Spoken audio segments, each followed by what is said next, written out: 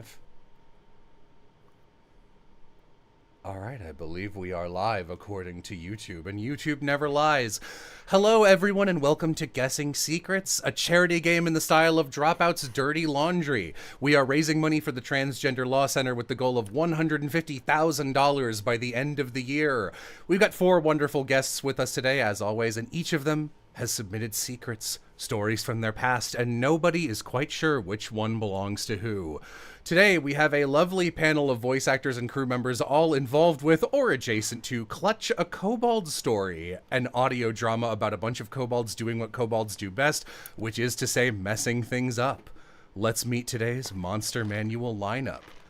When browsing the wizard's library, be careful which tome you attempt to reach out and grab, for there is always a chance to find fangs in place of pages, thanks to the deadly library mimic and voice of book, Caudle. It's me, Caudle. Hello, everyone. Deep in the bowels of the dark gemstone caverns, there is a monster who seeks to bring law and order to wayward rock formations. Be wary, traveler, for you may run into the Amethyst Arbiter and voice of Greets, Krystal. Hello. Hidden amongst the dunes of far desert lands lies a beautiful oasis, but be warned, the flowers there feed on the blood of weary travelers. Do not fall victim to the dusty old rose. Voice of Percival King and Epithet Erased, it's Sandra. Everyone's gonna die. Arbitrator. You put me next on this one? Last but not least, there is a grotto hidden deep in the twisting turns of a pitch-black cave. No light is permitted, only sound. And should you find yourself there, you'd best pray you avoid the master of sound, the deadly Bat Griffin and creator of Clutch, Kennedy. You know, that name does not roll off the tongue well in an intimidating manner at all. It's all in the presentation, baby. I would give that. And here's how the game works. Each of these lovely guests has submitted a selection of stories from their life. I will read out each prompt. Thank you, Anonymous, for $5. And you can all guess who the story belongs to. If you manage to guess the story's owner, you get 1 point. But if the story is yours and nobody guesses you, you get 3 points. So this is a game about lying, discussion, and throwing around accusations in order to get as many points as you can. But be careful, because there is always the possibility that the story could belong to me, and I am always a valid guess. And remember, this is a charity game. We are raising money for the Transgender Law Center. As always, we encourage you to donate to a good cause while the game is going. But once we have our winner, our guests will be able to read off their extra stories that were not chosen for the main game and auction them off for a price of their choosing. And I will say, one of the guests specifically sent me like 35 prompts, and they're really good. So we have, so we have a lot this time, which I'm very excited for. So the nexus of this one really is Kennedy. He was like, "Oh, I'll grab these people for you." So how well do you know each other, if at all? How well do you think you guys are going to do? So for the most part, like I'd say out of everybody here, I probably know Caudle the most, mostly because I've worked on a bunch of different things with Caudle in the past. Yes. Throughout a lot. I've known Sandra the longest. Sandra was with me at the first award ceremony that I ever got with Magus Elgar. I got to meet her in person in New York, and it was wonderful.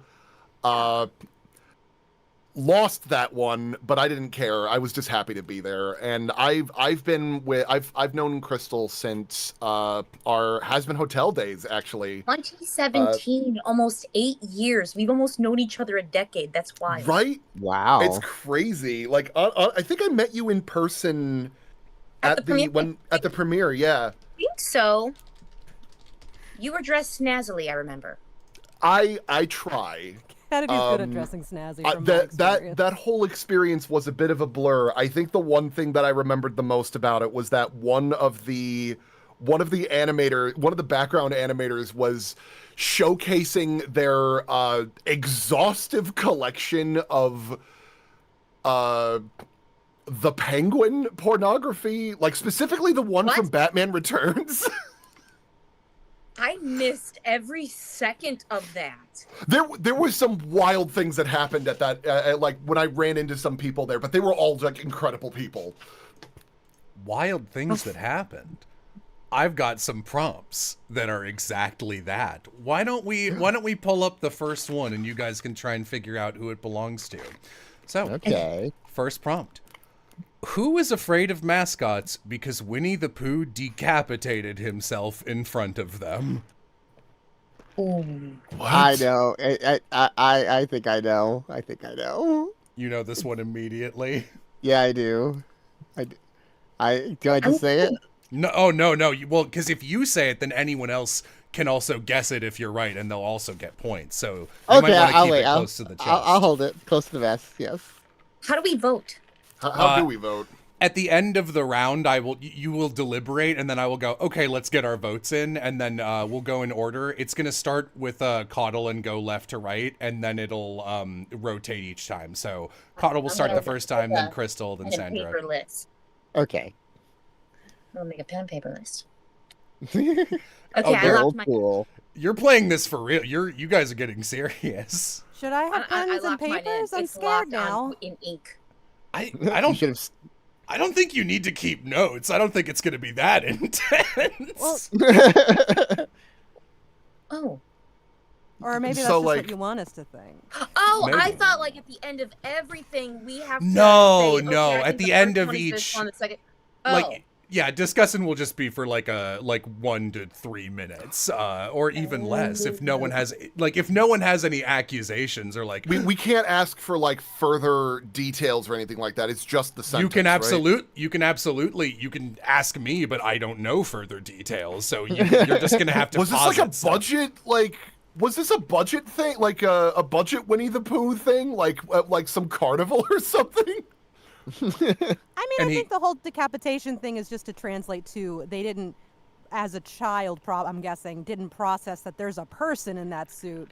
So just like the Winnie the Pooh taking the head off is probably like, Like when you say decapitated, They my watch brain. them at their break. When you say decapitated, my brain just imagines like Winnie the Pooh inside a guillotine, and that's just a very.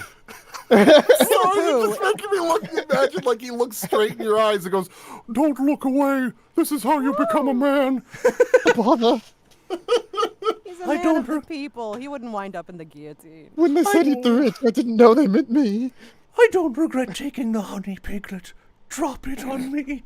Sting. Oh God. It was worth it while I was here. Oh God.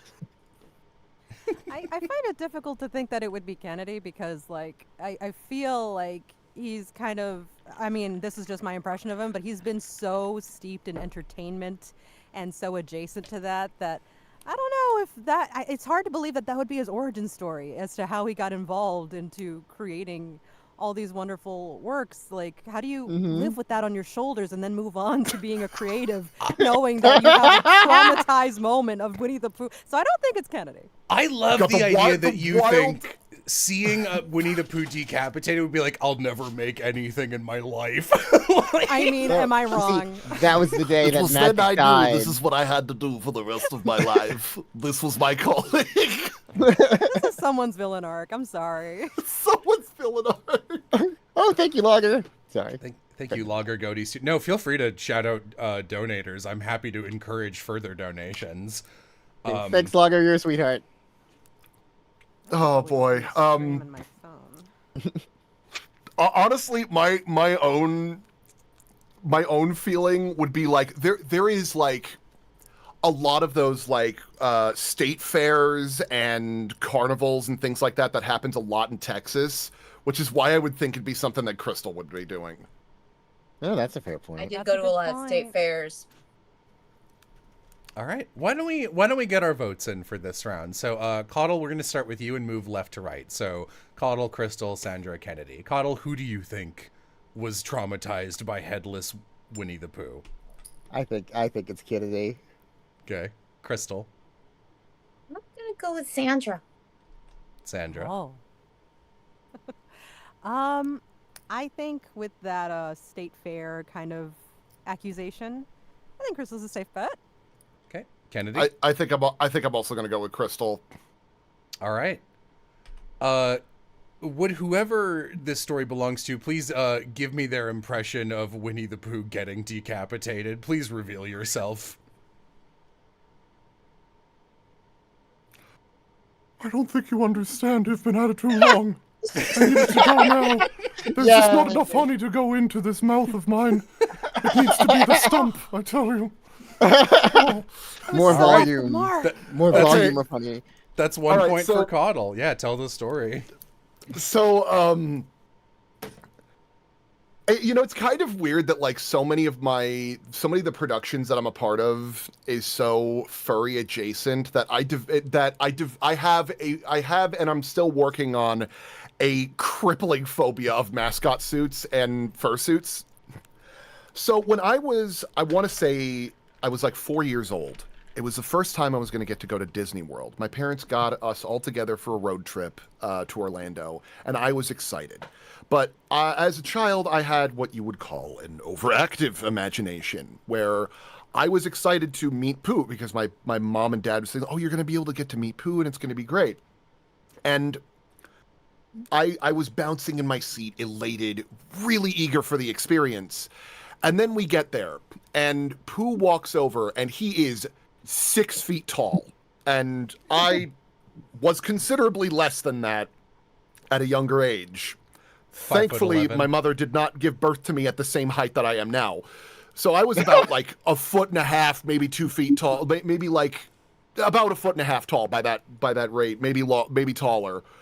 And this giant like mascot of Winnie the Pooh starts walking up to me. I start crying, and the Disney performer made a very ill-advised decision. He puts his hands up in a disarming motion and says, no, it's okay. It's just a costume. And he pulls his head off.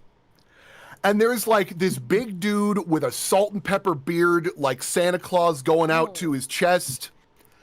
And I scream because from my child mind, Santa Claus murdered Pooh and is wearing his skin to entice me during the off season of Christmas. He wants my secrets. He's coming for me. You've been bad this year, Kennedy. Oh God, I was. So like anytime that like, so I've been working on it actually. I've been going to, I have a lot of friends who are furries who have been trying to encourage me about this. And also like, I want to actually show up at a couple of furry conventions because I work on Part-Time Dragons, I work on Lackadaisy, I work on Hasbin Hotel, and I work on Clutch, which technically is apparently furry adjacent. Scaly. So I'm trying to kobolds wean are myself scaly. off of that. I'm trying to wean myself off of that fear. Because I know it's incredibly irrational. Is your fear specifically that Santa Claus will burst out of a No, mascot? it is specifically that I do not trust. I don't trust. Like I have an inherent feeling of distrust on people in mascot suits, because there's that thing in my brain of like whatever is underneath there does not wish good upon me. And again, Five Nights at completely Freddy's irrational. will fuck you up. I have a question, because I know one other person with a mascot costume phobia. It is my housemate's sister, and she married a furry, so she ended up at a furry convention, like a deer in headlights. Like look, this looked like a small child in front of it the whole time. And for her, the more realistic the suit is, the worse it gets, and the toonier and cuter it is, the better. Like, she can stand the toony cute ones. Can you stand the toony cute ones, or are the realistic ones worse? No? Okay. No, because like the thing is with Disney, they go out of their way to make sure that those mascots are like matching the art style perfectly. True. You got that. It wasn't the vibe. fact that it was like cartoony or realistic or anything like that. It was the fact that the Winnie the Pooh, who is canonically like what, a foot tall or something like that, was 6 times their size. Yeah.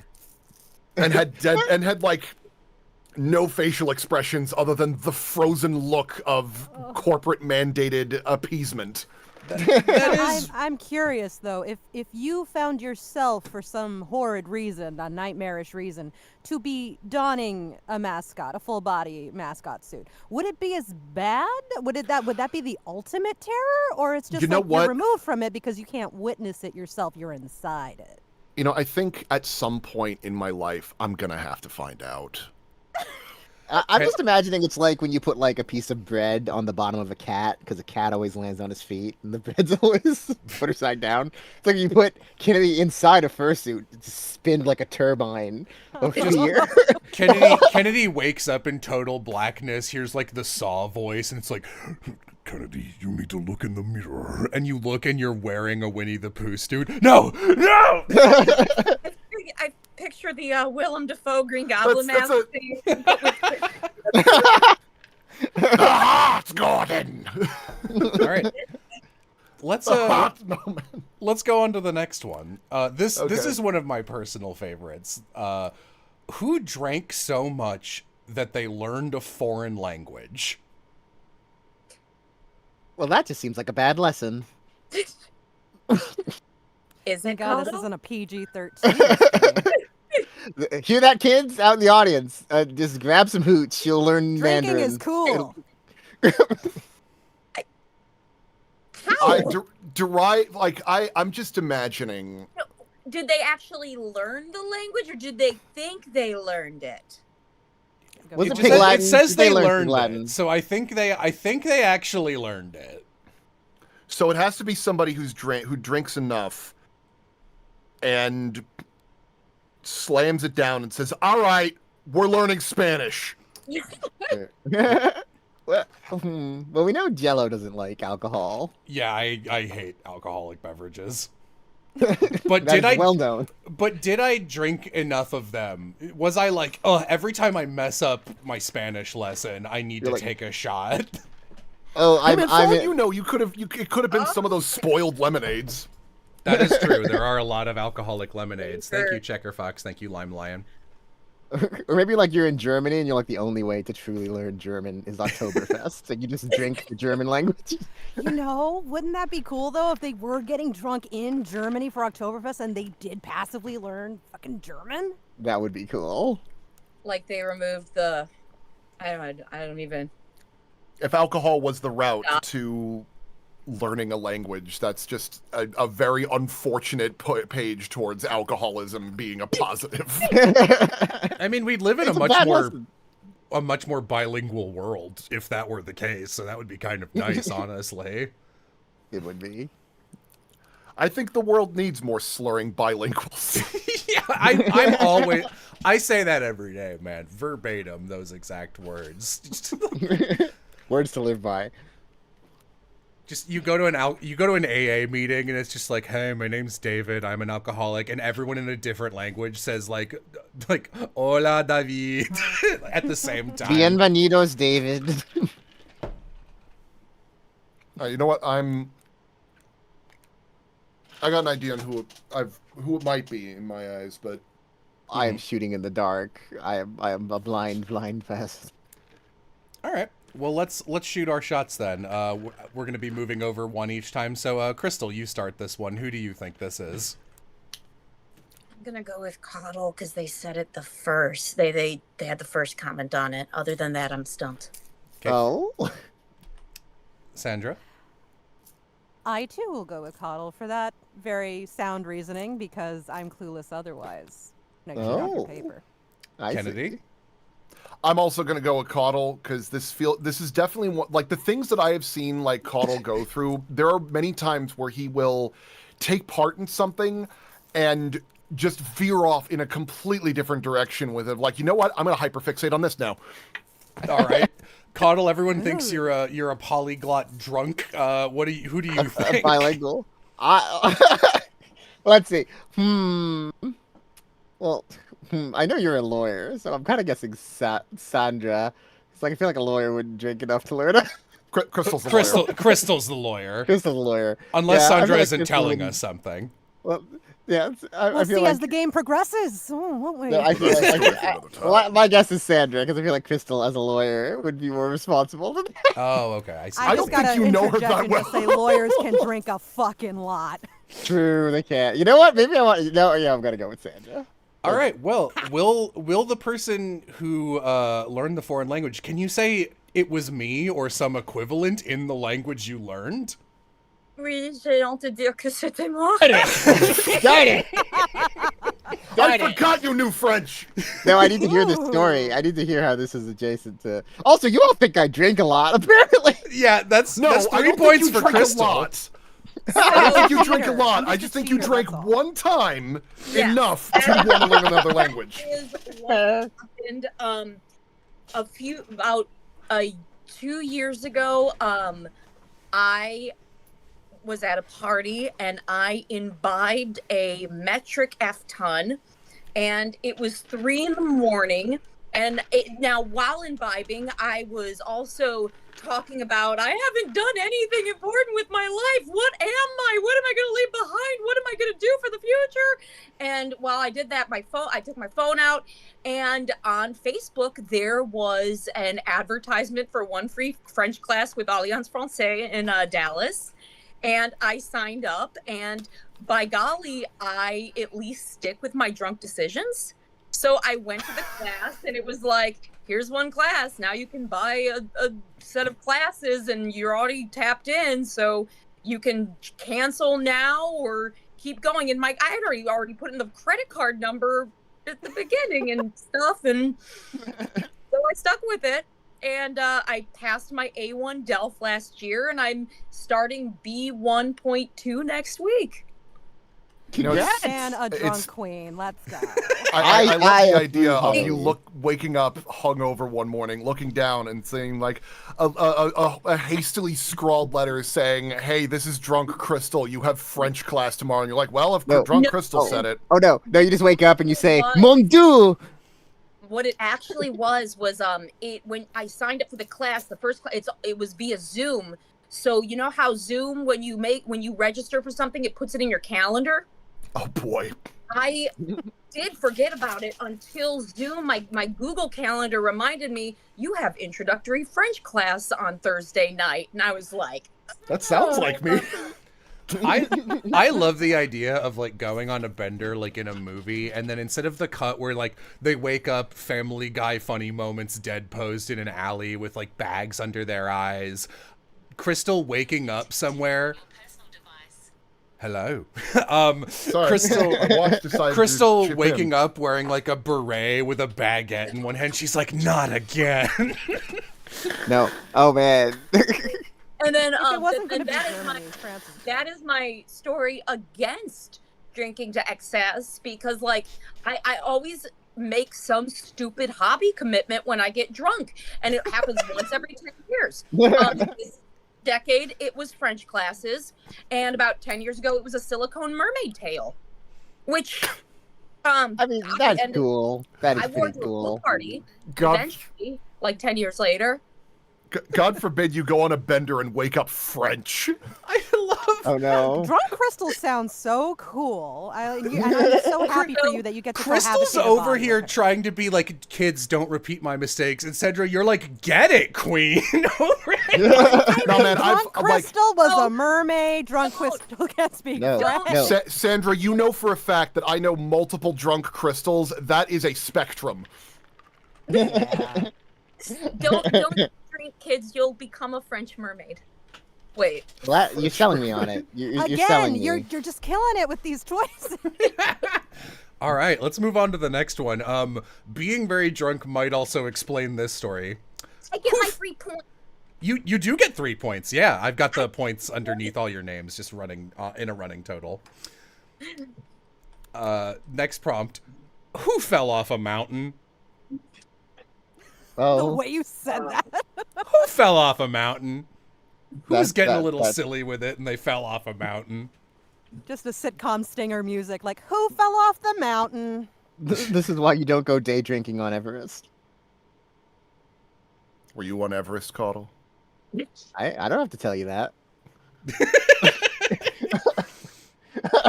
Man, if there's a guilty look on your face, Yeah, that Maybe was. the lawyer present. Is the mountain in the room with us, Caudle? it's the mountain in the room with the skull. I just look in the background and Kilimanjaro is hiding in my closet. There are 2 6'5" men in the room who could be considered mountains, so you never know.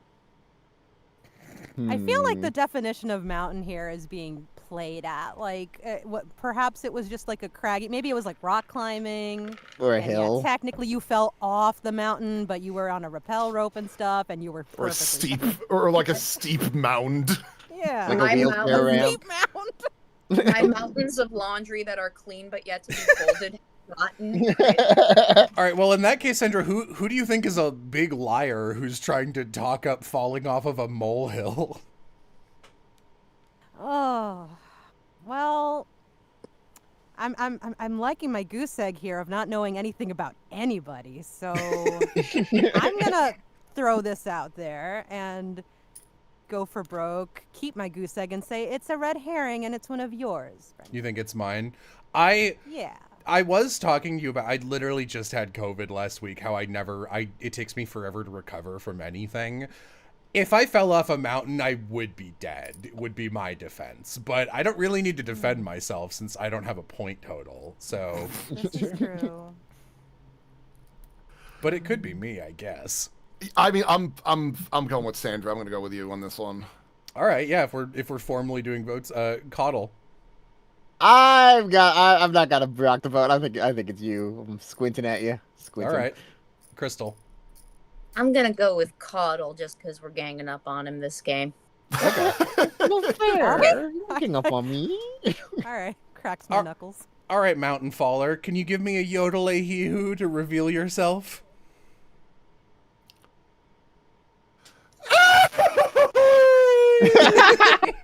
Dang. Where are you on a mountain? No wonder you went in with me. You wanted to throw off suspicion. Okay, Jello. Which mountain story? The Are we Bond referring one. to- Oh my the, God. The Bond one. You said you Okay. wanted to tell this, so I put it in there Okay. for you. There are multiple mountain stories? I feel like Yes, that's there just are something you multiple haven't told mountain me. stories. Oh. Okay, so my my family they used to, when I was like a lot younger, they would save up to go on a trip to Europe once a year for about like a week or so. We turned that into a bit of a family tradition, and I would go with my mom and my dad and my sister to Switzerland. Specifically in the Jungfrau Joch region, there is a mountain called the Schildhorn, which is where they shot the James Bond movie On Her Majesty's Secret Service. It is a gorgeous mountain with a rotating restaurant, a little museum about all the James Bond stuff, and a black ski run that goes all the way down to the main town. Now, for those of you who aren't familiar with the difficulties and stuff, in Europe, blue is easy, red is medium, black is expert, yellow and black stripes is called off-piste, which is basically ungroomed. I have been skiing for most of my life. I have been skiing since I was like 3 or 4 years old. I took lessons and stuff like that, and I've even like taken part in like races once or twice.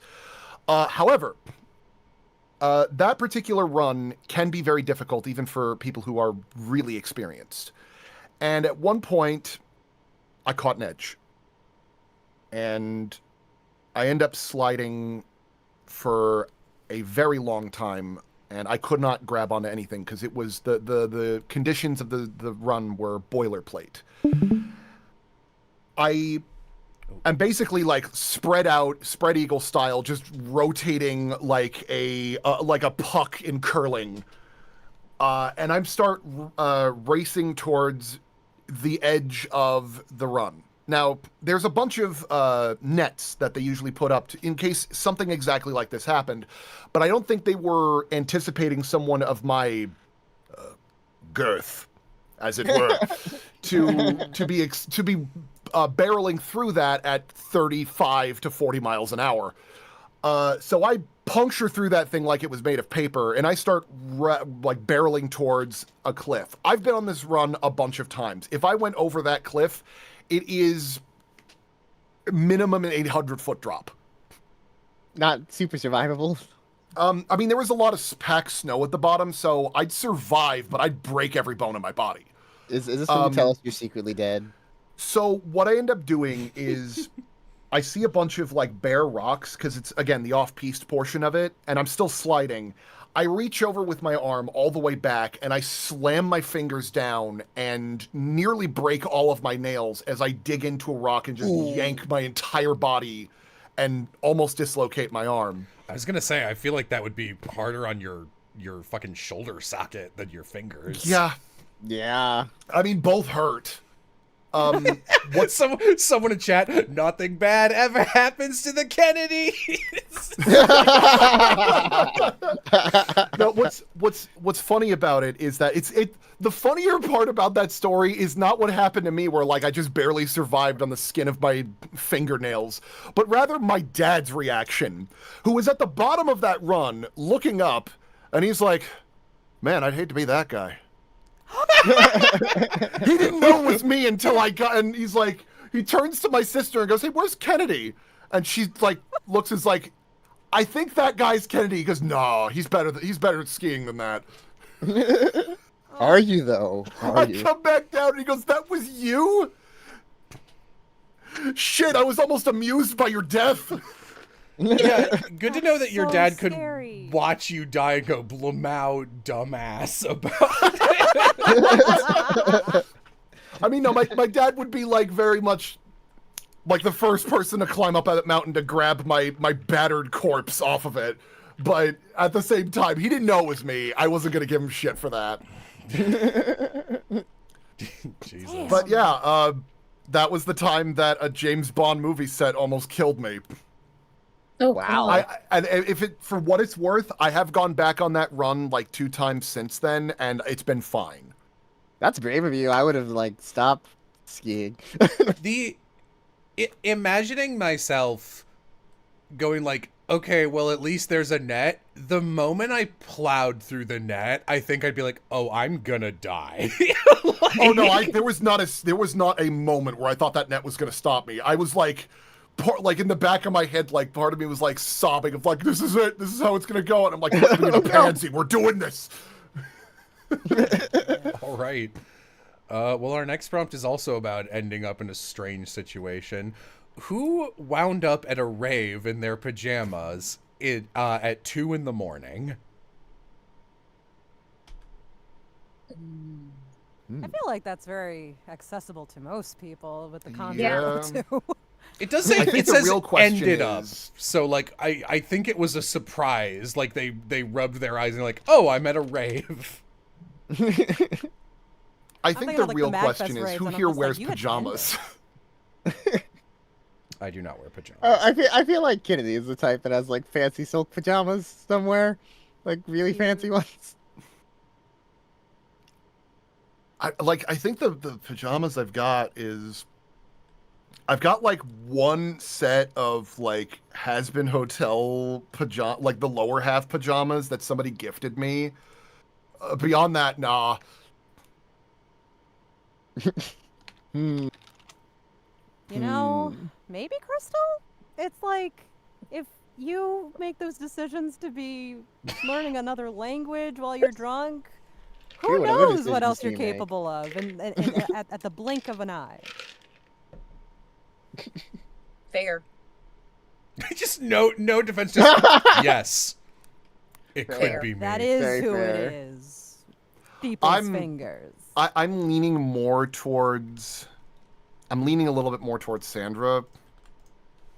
If only because like I have seen the kinds of living conditions that you've had, and I like the idea of Living like you. conditions. Well, like you're closer to like the New York area, right? Yeah, yeah. Yeah, like Phrasing that like, as I living imagine you conditions being in is like an wild. apartment complex where like that kind of thing might happen. No, true. Yeah, the ragers that go on in Long Island City. Yeah. You never know. Like, it could have been like a Halloween party or like a Christmas This is pajama true. party. Oh, true. Would that be ending up at a rave if it was a pajama party? I will go on record as saying my pajamas tend to consist of just like either the clothes from that day or simply my underwear because I acknowledge maybe I shouldn't fall asleep in the clothes of this day. I wish I had cute pajamas. You wish you had cute pajamas. Thank you $5 to the Transgender Law Center. Yeah. Thank you, Anonymous. Oh, I thought the Transgender Law Center actually donated, which I'm like... To donated themselves? I mean, Ouroboros of kindness. Picture of Obama giving himself a medal. Good job, me. Pat pat. Oh, that's... Trying to think here. Krystal, I love that you've been like extremely quiet on the accusation front because your job has I prepped noticed you. that. You're You know what? like I was gonna say, it's fair, but I could also see a lot of people. I don't know why. I feel No, like I your don't. line of Pretty with work 3 has points. No. your line of work has prepared you not to make accusations you don't have sufficient grounds to make because you're like, well, normally I get punished for this, so if I just throw something out there. If you all want to scare me, just say frivolous. This accusation, Krystal, you're being so frivolous right now. Frivolous. This Ew. Halloween, just show up in like a t-shirt that says frivolous. Just Ooh. show up in a Winnie the Pooh mascot outfit. The head pops off, and underneath is a big. It's the Merriam-Webster page for the word frivolous. In big You know, the fact bold that I've font. made this like public knowledge now, I'm never going to hear the end of it. No. I mean, yeah. Our Pennywise monster, it turns into the Winnie the Pooh, and then just like a bar grievance. And a mountain. This Also, psycho thanks for not $30, Anonymous. Thank you for Just $30. imagining Pennywise being like, look at this young boy, mountain, no! All right. All right, Yeah, Kennedy, you have first guess this time. Who do you think showed up at a rave in their I'm pajamas? gonna pivot at the last second. I'm gonna go with Krystal. Okay. Caudle, who do you think? I think it's Kennedy. Krystal. I'm gonna say that's a Jello story. Okay. Sandra. I will also say it's a Jello story because because I'm famous for both loving raves and being in pajamas. All right. you wound up there though. That's true. I don't wear pajamas though. But maybe they weren't mine, and it was an even more salacious story. All right. Surprise raver, can you please give me a to reveal yourself? Really? I don't get Yeah. it. Yeah. So I end up at a furry convention like once a year. I remember, That's like, the why. That's how. Yeah. Of course. So like Yeah, you submitted. Listen, so like Caudle, I know you the least of this panel, and you submitted that to me, and it was like at a furry convention. And I was like, okay, let me get Caudle's socials, and I googled you, and I was like, I'm not putting furry in there. That's a dead giveaway. I don't, Yeah. Which convention? furry weekend Atlanta. Oh, that's awesome. I like Yeah, that yeah. once. I thought it was fair because I do a lot of conventions, but I didn't know who else does. Yeah, I do a fair amount of. I've been to Dragon Con. It's a great con. But yeah, it was funny because like I do D&D pickup games. Well, not D&D, a game called Tiny Dungeon, but it's basically D&D light. So I do pickup games at conventions, and like I wasn't expecting it to be popular, but like I did like 12 games in like a day, and by the end of it, I was like, oh, so like my voice was gone, and I was tired. So I went up to the room to sleep, and I changed into my pajama, and I do actually have nice pajamas. They're like silky with like moons and stars on them. I have Love to that for ask, you. Uh huh. how twee was that Tiny Dungeon game, Caudle? It might have been very twee. It might have been exceptional. It was that twee. I see. Okay.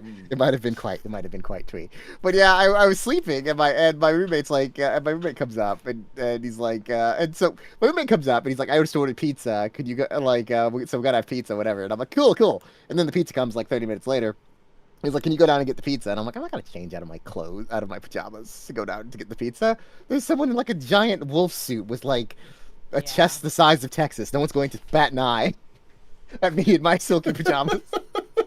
So, like, I go downstairs and I get the pizza. Like, I have no voice. I'm very tired. People are trying to say hi to me, and I'm like, or whatever. So, but I get back up to the room, and my housemate sleeps like the dead, like the absolute dead. Nothing can wake him. So I knock on the door, nothing.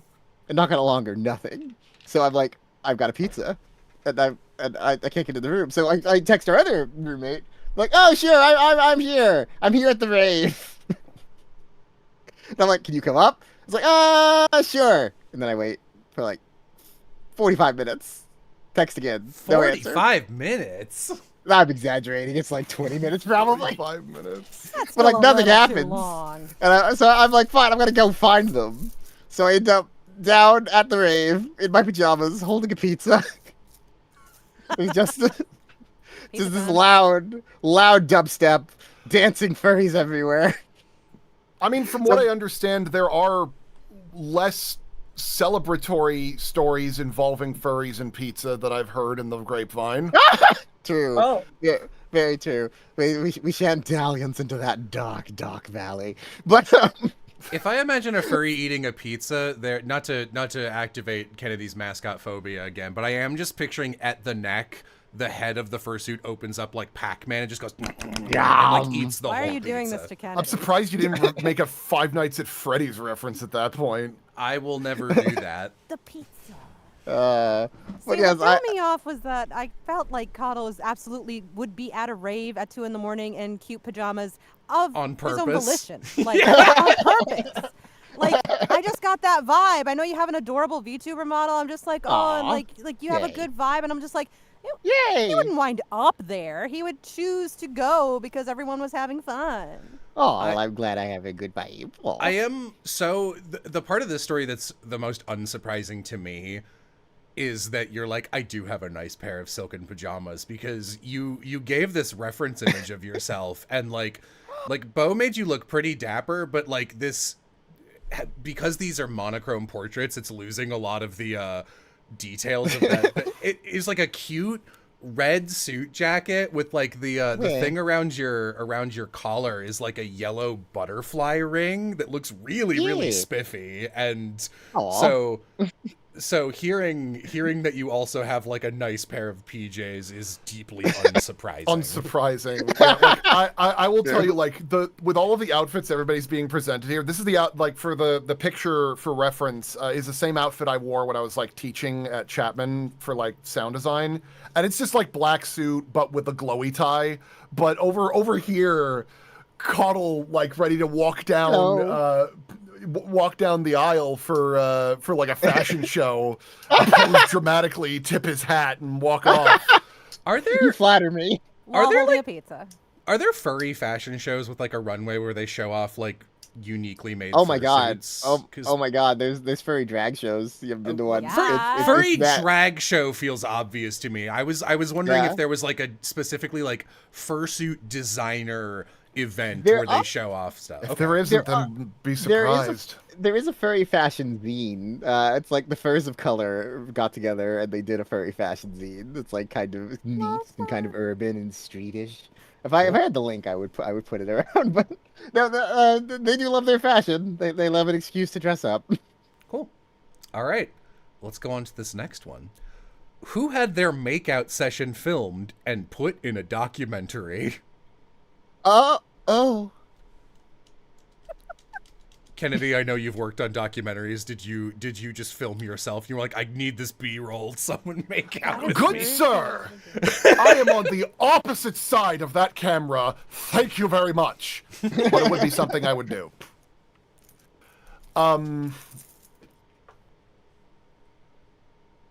In a documentary, What was the documentary about? I don't That's what know. I'm wondering. It just says Like- a documentary. It could be about like, in the con- anything. What if like, it was about making documentaries out? don't- That's not even like remarkable at that point. What, is a documentary about making out? Because like, when I see a documentary, I don't expect to see people like kissing. That's like reality TV. The idea Man, of watching... you can't have a documentary about making out. That's just called the CW.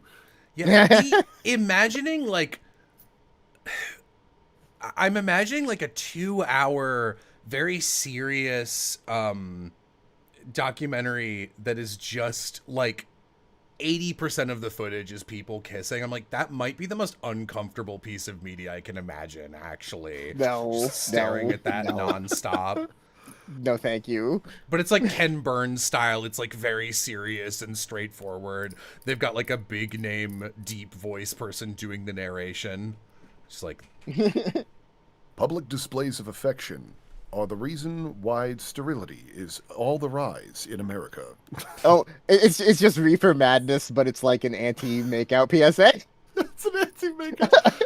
For those high schoolers making out in the hallways, they will eventually graduate and become completely alone. Did you know that if you Alone get forever tongue-tied? is the term they use for this. Did you know that if you get tongue-tied, it might stick that way? Explain that to your orthodontist. This reads a lot How more will you like, get a job? this and is become reading a a lot more productive like member those of public society? school PSAs of just like the bomb scare kind of like 1950s videos. Just like, did you know that you might get tongue-tied if you kiss in front of people? Duck and cover to avoid the women.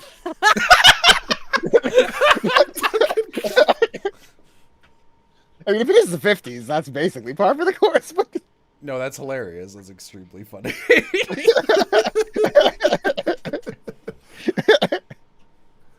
Oh, this is a challenging one. it is. Feel like it's Krystal. I don't know what. I'm still thinking about this bit where I'm just thinking of more like terrible 1950s anti-kissing PSAs where it's like, taste buds? The only buds little Jimmy should be having are his friends down at the soda fountain. No kissing wanna- for him.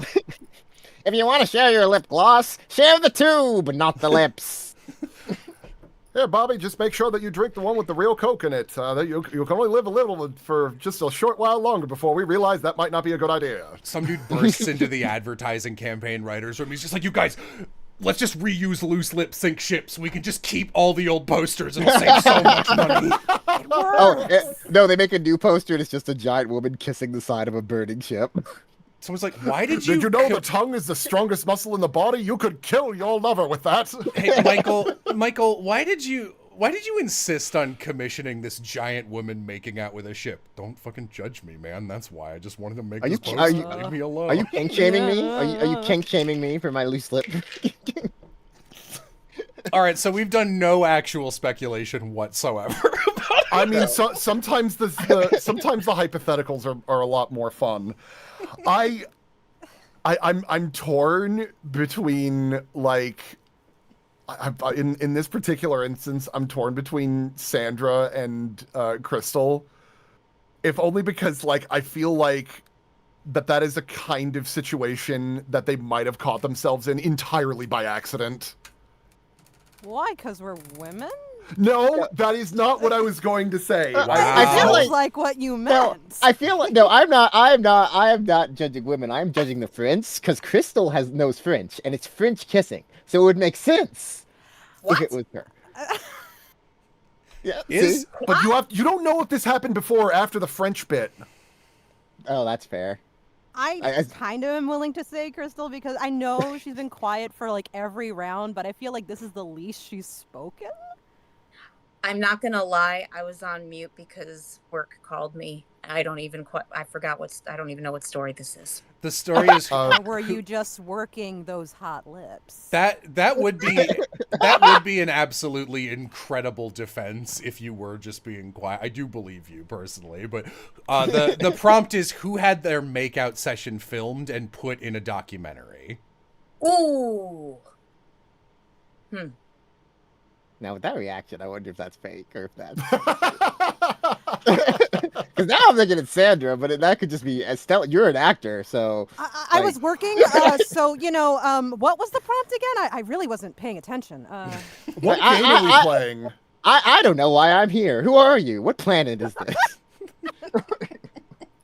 I'm gonna go with Sandra for the hot lips comment. All right. Let's get I'm our just good guesses at in. improv. Oh, Caudle, it's wrapped back around, so you have first guess again. Got it. You know what? Now I want to say Sandra. Kind of want to say Sandra now. I've got to say Sandra. I'm switching it up. I'm zagging on him. All right, Krystal. Sandra. Okay. Sandra. I'm sticking with Krystal. Kennedy. I'll go with Sandra. I actually was expecting Sandra to be like, I also think it's Sandra. All right. Can the person whose makeout session was filmed and put in a documentary, can you give me like a big cartoon kiss noise to reveal yourself? I hope it picks up on the microphone because it might just, Probably isn't. It probably just won't.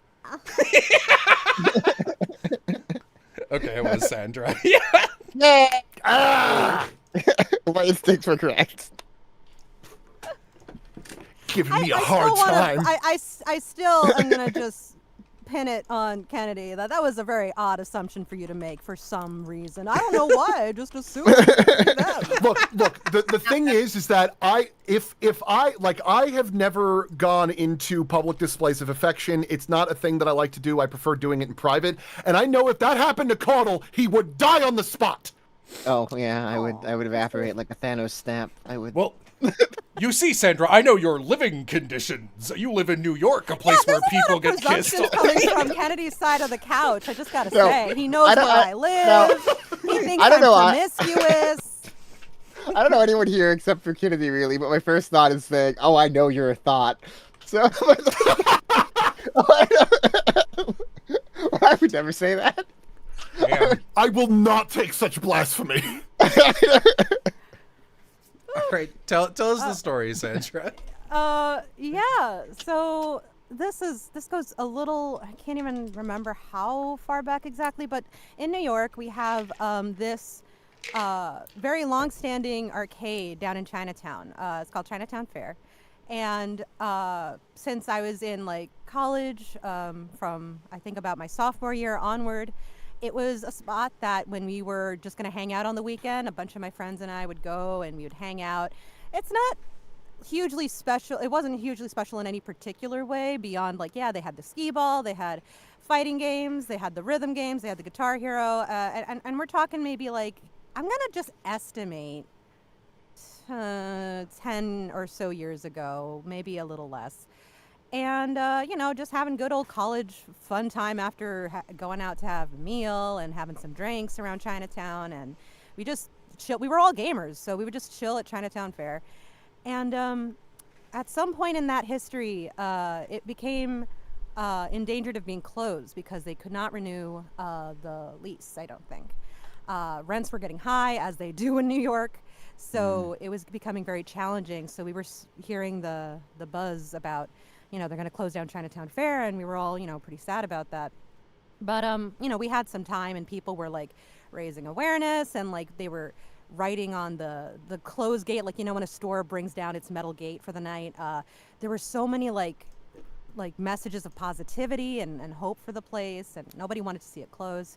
And during that time, I was still just dating my husband, and we had been dating for like a couple of years, maybe 4 or so years. And it was so freaking cold. Like, we just happened to be down by Chinatown Fair. We're just like, okay, it's cold. We're done with dinner. Let's just chill in Chinatown Fair for a little bit. We have to before we make go the out to train. warm up. I mean, I need your lip warmth. So yeah, but I only bring up that part of the story because of the winter weather. I had this particular blue hat on. It was this little sky blue hat that I had owned for a very long time, and it was a little bit like a beret, but not, and it's distinctive. So like, I recognize it when it's like, so we sat down, and before we went on the train, we were just like, yeah, I'm gonna miss this place and all, like, well, maybe something good will happen, who knows. And of course, we share a kiss because we're just like, oh, it's sad. One of the places we, all of us hold dear to us is going to close. So we just shared a kiss, like a simple kiss, and yeah, a little hand holdy and stuff. And it was cute and romantic or whatever. And that's the end of that part of the story. But fast forward, long story short, Chinatown Fair did not close down. They managed to recoup a lot of support and stuff. So they stayed in business. They did a big refurbishing, all that. But in between now and then, somebody who was also nostalgic made a documentary about Chinatown Fair because of the threat of it closing down. So somebody that night had been taking footage for that documentary, walking around, filming and stuff. And my husband and I were just like, yeah, like, why don't we look up videos of Chinatown Fair just like to reminisce and stuff? And no. we looked up the trailer of this documentary. In the trailer? Oh no! Oh no! I mean, we're talking like, it probably only still has like maybe 800 views or something. It's not hugely blown up, but it was clearly like a college student project level. Like they had a decent enough camera.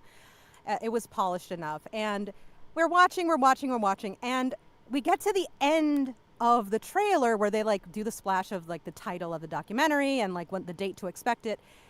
And that title card cuts out to the single, very deliberate footage of, I guess, shooting people leaving Chinatown Fair out the front door.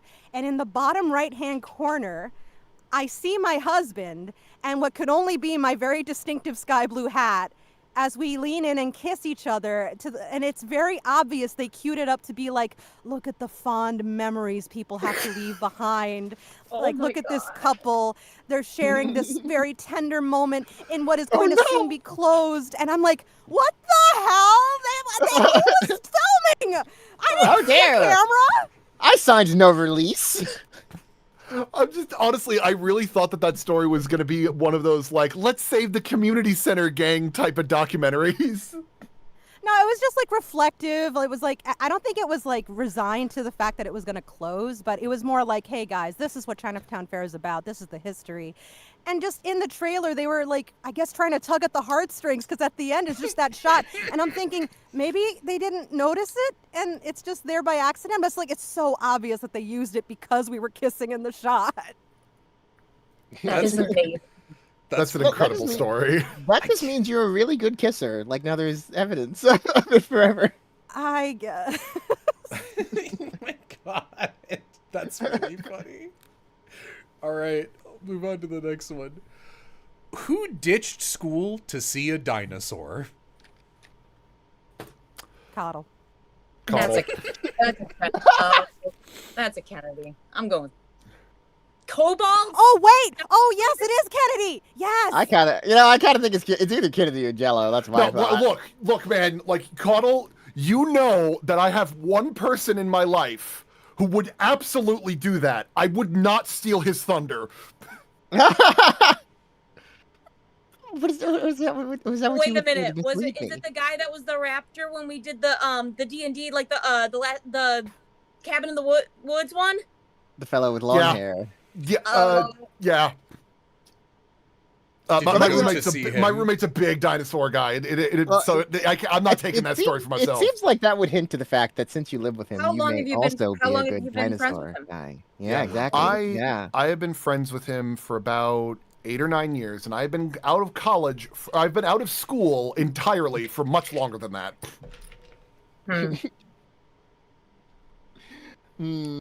I did like the fact that, like, as soon as he finished saying it, like, both Sandra and I are like, Caudle. Can I say, Kennedy, Kennedy, you had the fire of defense in you of someone whose best friend, there was like you and a Kennedy clone, and both of you were like, don't shoot. And there was like, which one do I kill? And you're like, wait, no, I swear, like you were incensed there the minute you were accused.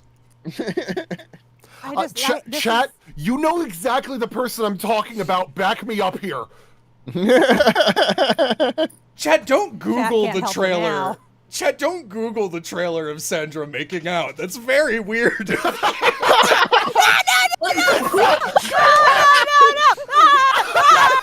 Oh, that's funny. Oh, that's quite funny. They found the trailer.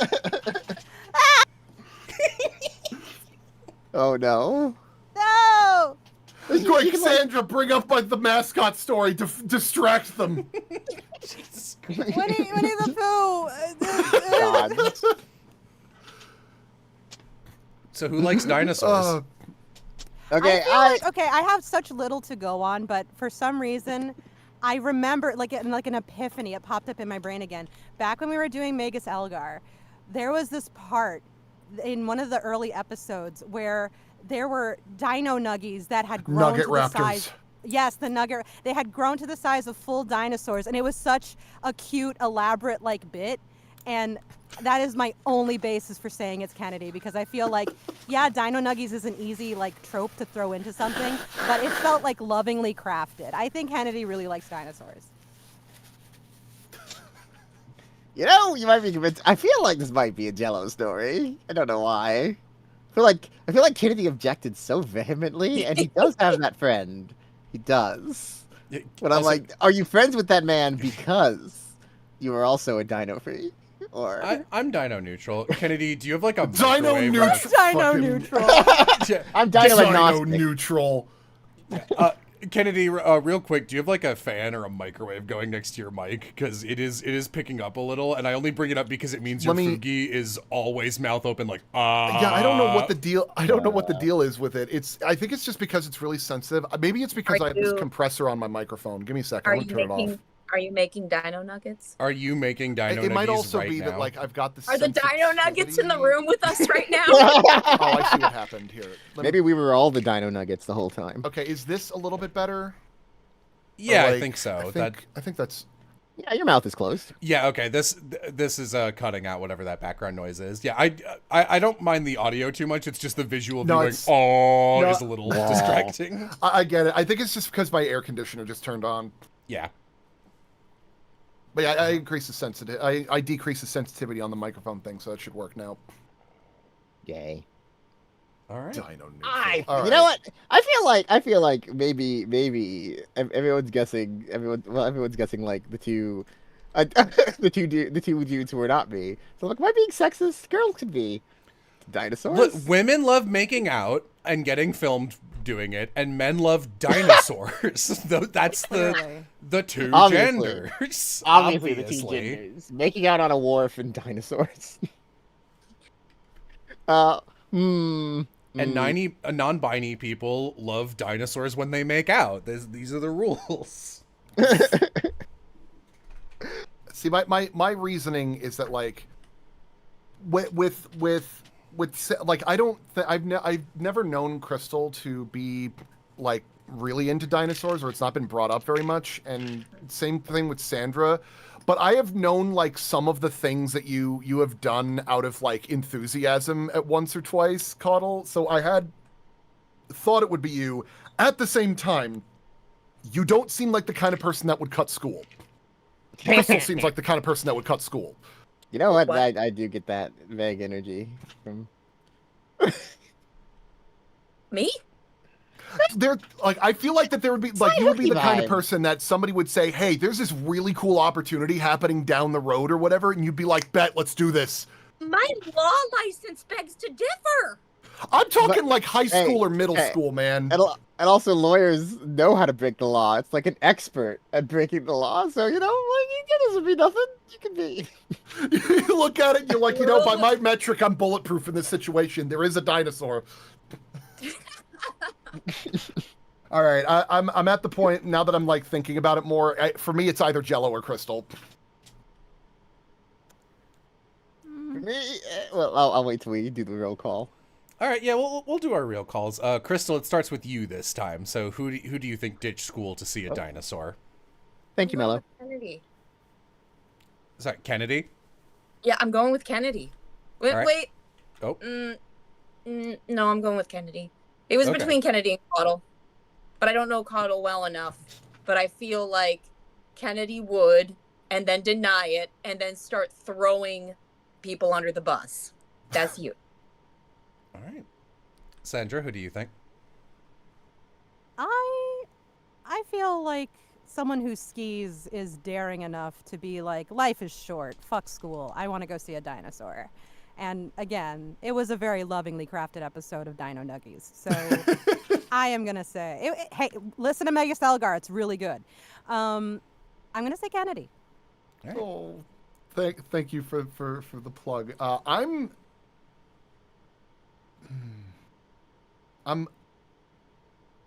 I was about to say like it's Krystal, but I think I'm at the very last second. I'm gonna go with Caudle. Okay, Caudle. I am warring between Jello and Krystal. Those are my two. I feel like Sandra might be the dark horse here because like she's sitting over there all kind of quiet. Like I don't know. Oh, mushrooms With my don't big hide old goose nothing. egg. If you like mushrooms, that means you probably like dinosaurs. But anyway. How do you figure that logic? Innocent. I am a member of the Mushroom Foragers Club of Georgia. I've met so many people who like mushrooms. Dinosaurs are a Mushrooms weird constant. cool. Anyway. Yes, they go foraging on weekends in the fall. I guess because you got to dig them up. Yes. Oh yeah, maybe that's the Oh. connective tissue. So now I'm like, Sandra though. Oh yeah, for Alright. people who can't see, like my avatar is like this cute little mushroom. That's a It's seed, so cute. That's Oh yeah, I thought you were just being insane. To be honest. All right, so you're going with Sandra Caudle? I'm gonna go with Sandra. That's what I'm gonna go with Sandra. All right. Dinosaur person, please tell us what kind of dinosaur was it? It was a T-Rex. I pivoted at the last possible second. Oh man, Krystal really duck and weaved out of almost everyone accusing her I to was no so one close. accusing her there for I was 3 so whole close. points. Why did I pivot? The mushrooms betrayed me. It I- was, I'm I- not watching this game. I'm it was terrible at playing it. 1997 Dino Fest, and they were unveiling Sue. Dino Oh, Sue? Fest? Yes, at the Sue? Field Museum. I've seen Sue. She's great. I had to. I still have the mask I bought. I freaking No. love Aw. dinosaurs. And then I did dozing with the dinos when I was younger, where you actually have to spend the night at the hotel. I mean, at the museum. Dinos. You have never shared this part of your life with me. I'm hurt. I am a rules. hermit. There is a lot about me, and one of them is dinosaurs. I will keep that in mind now. Also, it must be said, you said I wasn't the type to skip school. I was homeschooled. I physically couldn't. Not with that attitude, man. You went to a public school to hide from your folks. Yes, I went to a public school to hide from my home school. You are the kind of person that if you were to play hooky when you're homeschooling, you would go to a public library. Oh, I did that. I did that. Oh, look at that. Well, technically, I wasn't playing hooky. I did my homework earlier than I was supposed to. Then I went to the library. It was nice. Like Matilda. The Jacksonville Public Library, the main Jacksonville Public Library, is the largest library in Florida, and it's 4 stories of wonderment, and I will not have it besmirched. It's very good. Thank you, Dragoon Storm, for the donation. $30. Yeah. Woo! Yay! Wow, $30. Thank you. All right. Krystal fucking killing it. Just a little score update. Caudle has 5, Krystal has 7, Kennedy has 4, and Sandra does not have a single point yet. Yep. I wear it with pride. Like you're all like, you laugh at me because I'm different. I laugh at you guys because you're all the same. Damn.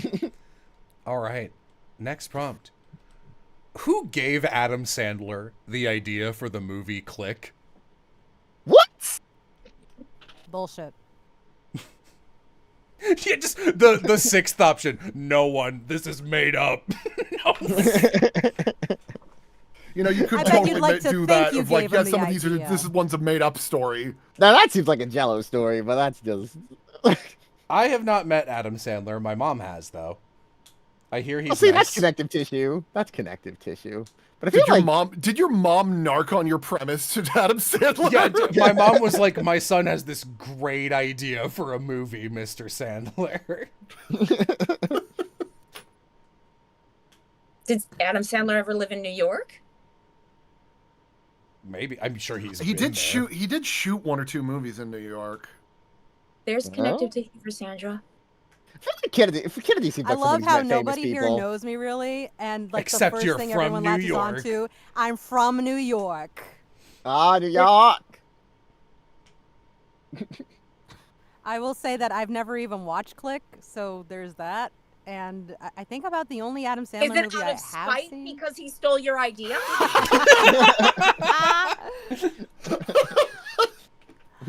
Also, I'm not really on the writing end. I mean, I write personally for myself, but I feel like That an makes it more ideas person. personal. Oh, like no, this is a dream I had. How dare you, Adam Sandler? How dare you harvest my dreamscape like anti-Inception?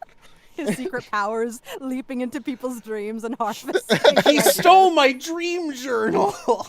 I am the Dream Walker for B-rated ideas for movies.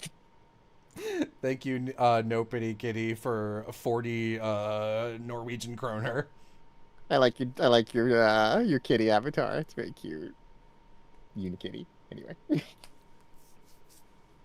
You know, I have not met Adam Sandler, but yeah, which of us has met Adam Sandler before? I feel like Kennedy would meet famous people. You live out there in LA. Like, I've lived out in LA for like, okay, I moved to LA in like 2010, and that Yeah, movie I don't is think it way overlaps. older than that. That's a fair point. That is a fair point. I feel How like old were all of us when Click came out? Even when I did don't Click know come when out? it came out. Yeah, Let me check. was it mid 2000s? I was probably like 2006. I yeah, was like 12. I was 13. 14. yeah, I was I lucky. had to enough. How have does been a in high. teenager I had to have gives been in Adam high Sandler school the around idea? then. Sorry, say again. I was just gonna say, like, how So does a wait. teenager get their idea to Adam Sandler unless That- passively through their parent who knows Adam Yeah, Sandler? yeah, Mm. exactly. I was about to say, I don't think Adam Sandler would steal a movie idea from a child. So maybe. We're vetting Adam Sandler's morality about stealing someone's idea. It's like, Mr. Sandler, I have an idea for a movie about a magical remote control. Yes, this is Starts mine, rubbing child. his head together and grows a mustache just to twiddle it. Like just like a fastidious little fly. He just rubs his hands together. Go on. Well, now I think it's time for me to reveal our secret extra guest. Come on in, Adam Sandler. Just like, yeah, it was my idea. I made up the movie. I stole it from myself. I'm here. Leo didn't do very well on Netflix, so I'm here. Why am I giving him a Gilbert Godfrey voice? The idea that any AAA level celebrity would be like, time for a career pivot. Let me hit up Jello Apocalypse's secondary channel to do a charity stream is insane. Speaking Thank of you. charity, thank you, Paz Del Flor, for the 50. Oh, Paz, thank you. Thank you so much, Pastor Flora. That's amazing. That's Jello, can I lovely. get a Percy fact later? We're doing something bad. Oh my god. We are indisposed. All right. But I will turn it over to Sandra because Sandra, it is your guess right now. So let's see. Who do we think gave know- Adam Sandler the idea for the movie Click? Thank you, just some loser for $20. Don't call him that. That's their name. How dare you? I'm gonna, I guess, you know, I have no shame in my zero score, but with that confidence, I have to go forward and say that it's Jello as a red herring because I literally cannot conceive of any other way for Adam Sandler to get a 14-year-old's idea and put it on the big screen. I gotta go with Jello. I'm also gonna go with Jello. It matches up too well. Okay. I don't even know what you mean by that. Like, there's no other way other than Jello Apocalypse as a 12-year-old boy. Caudle. Because you I outed just the imagine connection. your mom being the kind of person being like, Jello's gonna be so good in movies one day. He's doing this thing. Tell him your idea, Bubby. It's on you for having a supportive mom. Oh, okay. Disclaimer: I have never met your mom, so I apologize if that accent that I gave her was slanderous. Caudle. who do you think? I feel like I have to pick whatever Sandra doesn't pick because Sandra has no points. So I feel I feel like the chances of it being Krystal twice is very low. I feel like Kennedy has such a strange life that this might be something that has happened to him. But, I mean, although with Sandra being in a documentary, I'm like, oh, you end up on camera at random, so you might have been on a movie set. Adam Sandler. I'm gonna go with Kennedy. All right. Krystal, who do you think? I am stumped. I'm gonna go with Jello just because I don't know what even. I don't got one. All right. I don't have a I don't even have a segue for this one. Whose ideal was stolen from Adam Sandler or by Adam Sandler? Please reveal yourself. Okay, look, man. Yay! The biggest tragedy about this is that any evidence that I had for this has been obliterated because my Catholic school deletes the tapes.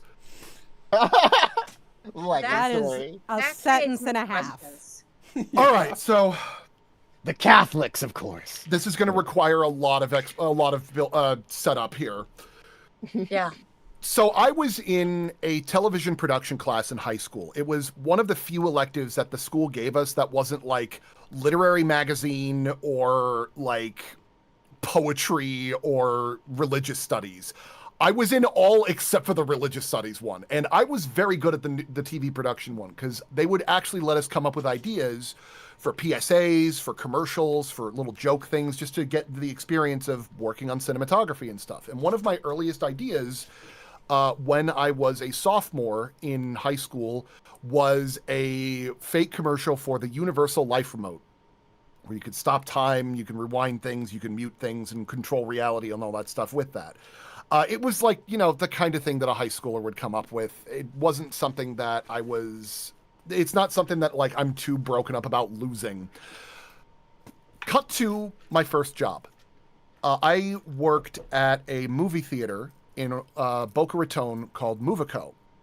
Now, near that movie theater is a private airstrip. And what I mean by near that movie theater, I mean like it is literally behind the movie theater.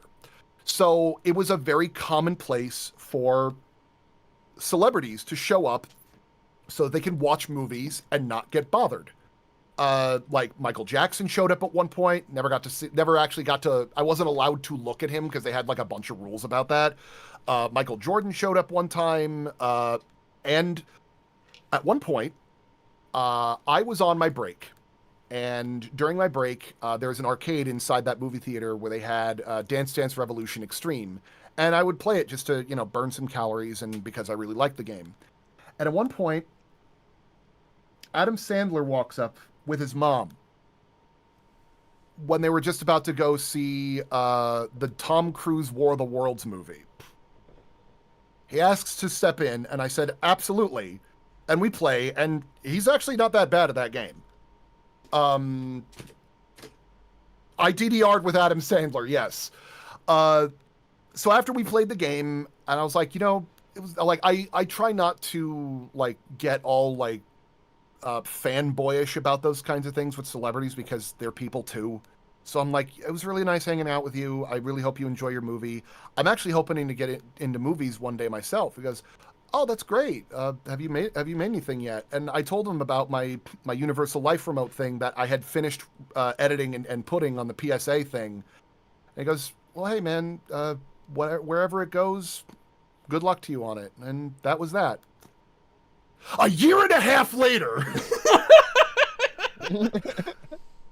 a timetable too suspicious not to have possibly been this. I see a trailer for this, and I scream in the theater, "You bastard!" I can only imagine it from like that Body Snatchers thing where like the guy goes. I have no physical evidence to be able to pursue this. I have no way of being able to provide this. That is literally the plot to Phantom of the Paradise. Oh my god. Isn't it? It is. It's one of those kinds of things of like, I look at the trailer for that movie and I'm sitting there like, there is no way I can prove this.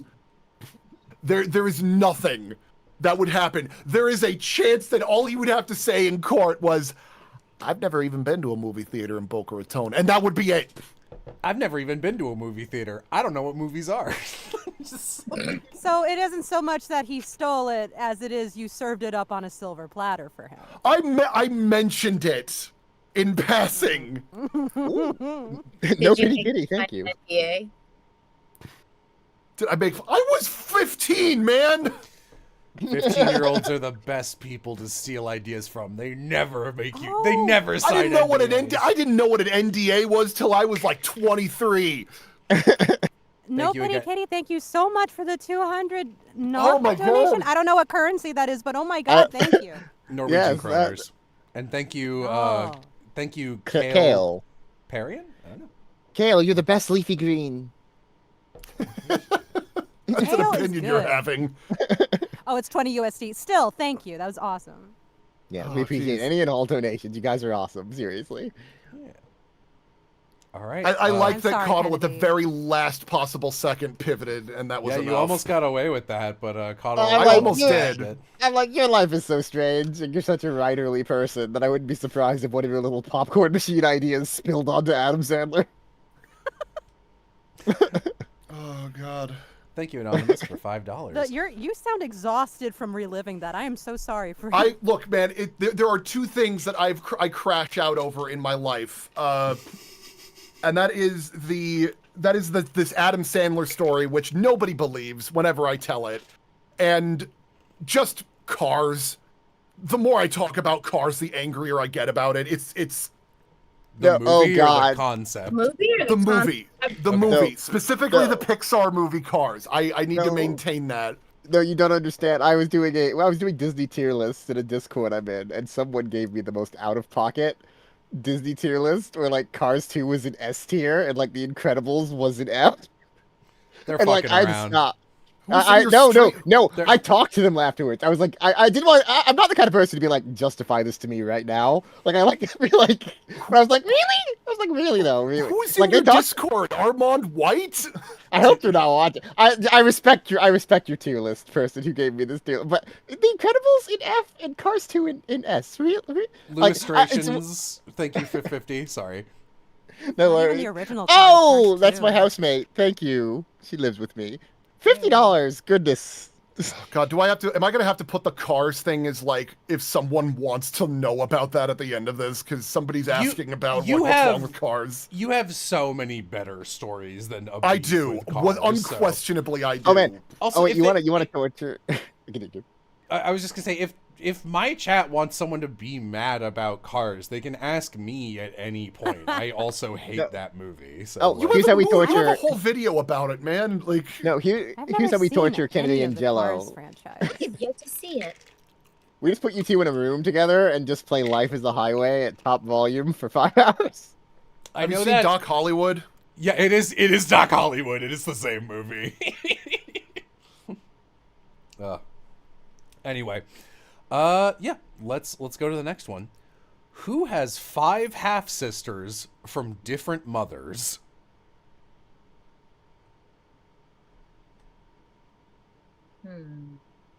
That's so like neutral. Like there's no distinguishing trait about that True. fact to assign it to anyone.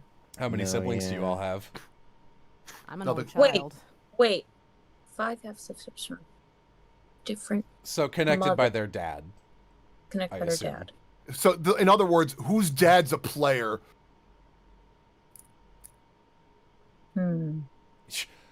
People accusing me. My dad looks like Hank Hill. I don't know. hey, Hank Hill can get it though. They Like, have websites for that. Ladies Can love Hank the Hill get it?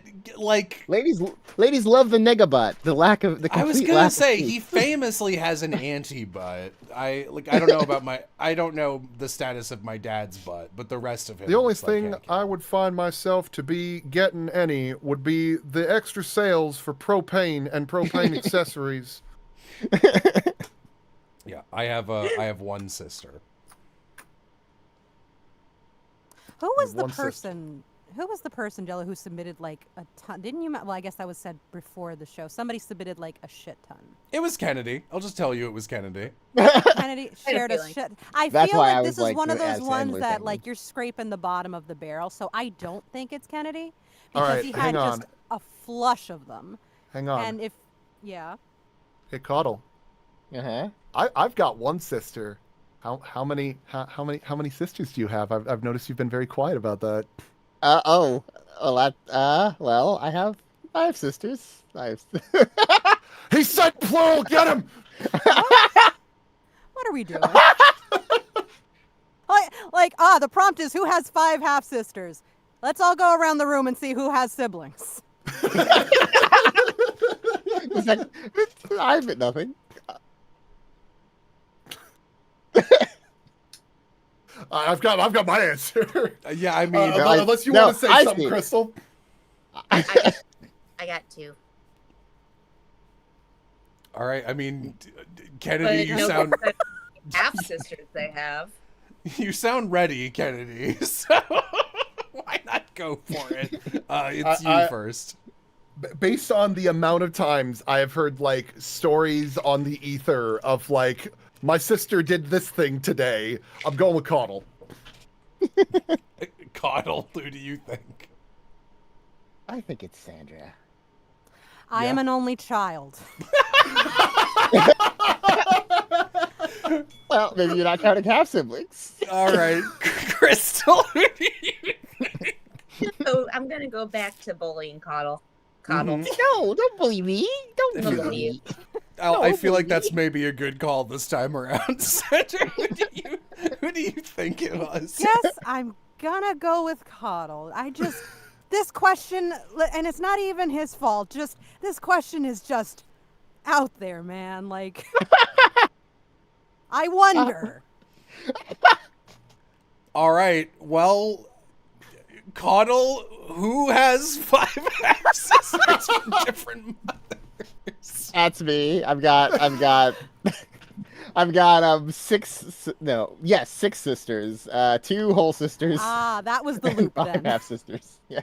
That You asked me how was- many sisters I said. I should have just said 2, and then I could have lied. When I was I didn't think about that till afterwards. I threw up a softball. I was like, how many siblings? And I was like, certainly he'll lie. Like, obviously. I'm bad at he'll lie. lying. I'm so bad at it. Well, I thought you would at least. I'm an earnest good boy. I'm sorry. A Even good if- noodle Said through and one through. sister, and then been like, and 5 half sisters. Yeah, I thought at least you, like, even if you were not going to lie well, I thought you would be like, I have 2. And no one would believe you, but you were like, I have 5. And it's 5 like, half- man, come on. We would be like, you lied to us. Like, no, I didn't. The half sisters make up a whole sister. Yeah. Oh, True, that's true. clever. You could have just been Those are like, the no, I 5 have half sis- 2 and a I half was sisters. 2 and a half waiting sisters. for you to do that, and you just throw me that softball No. with a noodle arm. No, yeah. Put my name at lot. the top of the board. And the worst part of this is you've ruined Sandra's streak at 0 now. How fucking dare you? I like Kusang. I need a brief moment and just need to go to the bathroom real quick. I'll be right back. All right. I love how honest you are. Where? I have a homeschooled little plushie of a man. I cannot. Thank you, Paz, for another. Congrats on a point, Sandra. Here's 50 euros. Wow. Thank you. Oh, thank you, Paz. You've been very I generous, so Paz. nice things. I Okay. like my mediocrity. All right. You want a Percy fact? I imagine if Percy, I don't know why this is the first thing that came to my head. If Percy was in a situation where in like a Western movie style setting, she had to do a sting operation, be like, I'm going to hide myself in this saloon. I picture her as like the saloon pianist, but she can't play piano. So she's just sitting in front of it, moving her hands up and down, hitting 2 notes rhythmically back and forth over and over again. She's like, this is the metronome song. So people have a rate at which they can do a hoedown. I'm not suspicious, by the way. You're used to be generous. able When to you were play saying the that, I thought you were going harp. to say 1 key. Used to be able to play like the heart and soul, like the do do do Do, do do, do, do, do, do. Yeah. but just over. That was the only thing I could play. Play House of the Rising Sun. Play Wonderwall. Do, do, do, do. I don't I know. played a little bit of piano, but I was always really bad at it. Same hat. I tried to learn mandolin last year, but my mandolin teacher did not know how to play the mandolin and was like one lesson ahead of me, and would spend our entire lesson time talking about his recent divorce. The scramble.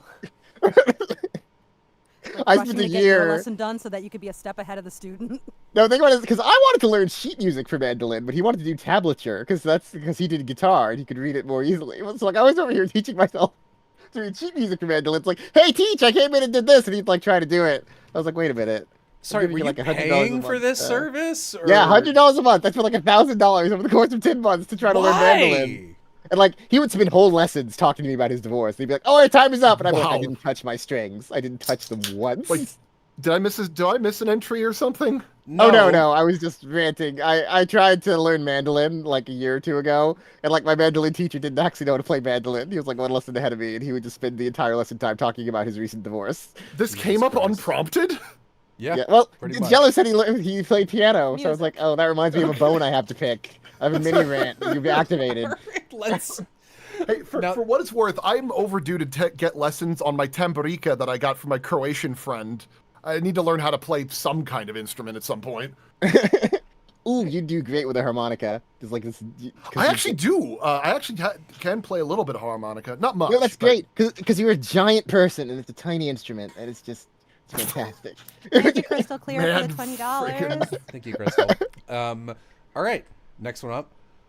Who told friends they couldn't meet up because of a family issue so they could go to the Ren Fair and then got caught by said friends? I I feel assume like- at the Ren Fair. So who was like, no, I can't hang out. Well, And then This is someone that needs that has friends, so I'm out. Oh, come now. I'm eyeing that mushroom Are you telling avatar me that Sandra has. French learning, mermaid wearing Crystal? You know doesn't what? have Fair. friends?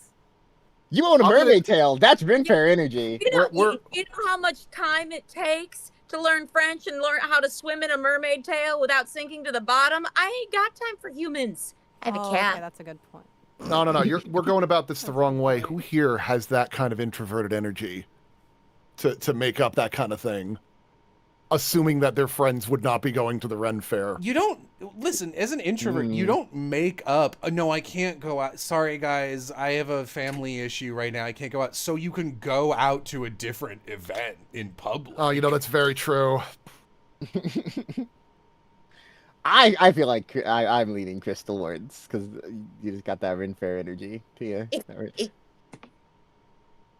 Look, I feel like Sandra with that mushroom icon on your Discord, you've also got Ren Fair Sorry, energy. 'Cause I feel like Mushrooms are Ren Fair coded? I'm I sorry. Goblin love board. you guys are really scraping the bottom of the barrel for any information about Sandra, and you could just ask questions, but you're like, no, she's from New York and she has a mushroom icon. I think I've yeah, got that is it. the thing that's baffling me too. It's just like I'm probably the most tangential person here, and like everyone's scared to ask me, like, "Hey, do you like this?" And what are your hobbies? hey, do you like What are Ren your Fairs? interests? What are Tell your me. Tell me dreams?" now. I am curious, actually. What was the You last like Ren Fair Ren you went Fairs to? less than people, or more than So- people. What happened? You like Ren Fairs more than people. No, I like people a lot. One of the reasons that I don't interact with many voice actors on social media or know anything about the people gathered here is because I have a group of people from college that I love Oh. my people. So wait, so what you're saying is you don't know us because you go outside. One of my best friends actually was one of my friends in high school, and I went to their wedding last year, which was a Ren Fair themed wedding, and it was awesome. Now, see, That that makes me sounds think you would awesome. lie The about going to logistics a of Ren that. Fair and get caught. That's what that makes me think. But Yeah, I would go with people to a Ren Fair wedding. So if I had friends that would go to the Ren Fair, wouldn't I go to the Ren Fair with them? I suppose. You can't tell because this icon is static, but I'm squinting. Maybe there's a reason that happens now, because like that first time you got caught, you're like, okay, I'll go with Ren Fair with you guys from now on. Sorry. Oh no, the I- Ren Fair of shame. I would love it if that Ren Fair, like, this is an incredible double bluff, and that Ren Fair wedding was this Like, no. story, It and is you the were thing. like, so it was just like, hey, are you showing up to the wedding? And you're like, I'm so sorry, I have a family thing, but you didn't even read the invitation to see it was a Ren Fair wedding, and you show up, it's like, oh my god, I can't believe you guys are getting married here. This is so awkward. That would be good. That would be good. I'm still, I still. I'm I actually kinda wanna pick- legitimately stumped because you've got to have a large group of friends, but be compartmentalized enough that some of them you would not expect to go to the Ren Fair if you wanted to go to the Ren Fair. I almost feel Tragically, like- that I does almost put feel a like- bit of a bullseye on me. Yeah, I was about to say that makes it seem like it's Kennedy because Kennedy knows I mean, but then everyone. why would you say that? I guess. Well, You are probably double- the widest dou- social circle that I even know in this group. You know, I misheard you, and I thought you just said you're probably the whitest, and I'm like, oh, that's. I mean, that is probably true. Yours is probably the widest social circle Wide among the with a people D. here. I'm only assuming. Wide with a D. Wide with a D.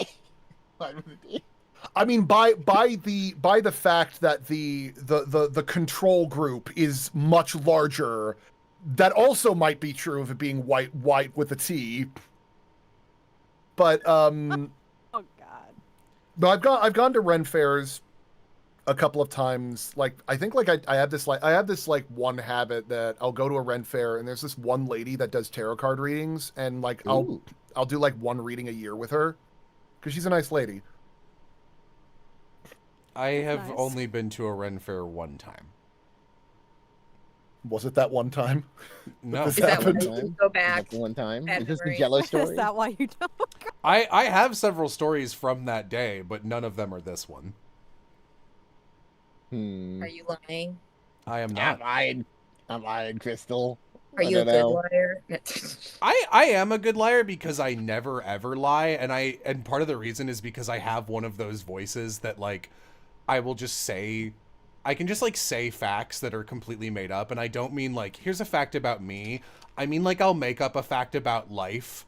Like this is I can't think of a good example, but I'll just be like, yeah, I mean like you know grapes like grow from the ground like a carrot, right? Like grapes are technically tubers, and the way that I do that, at least 80% of chat will at least be like, wait, no, Grapes grow from the ground? like You yeah. get some people googling. So I try not to because I'm a little too good about it.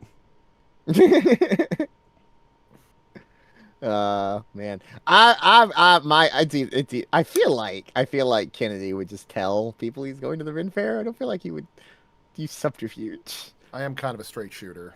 Yeah. He's quite a straight. I feel like, but that response, maybe that means you're trying to trick me. We've Yeah, deliberated a yeah. while. Why don't we get our guesses in? And Caudle, I believe you're first this time. Sorry. Oh no! Fine.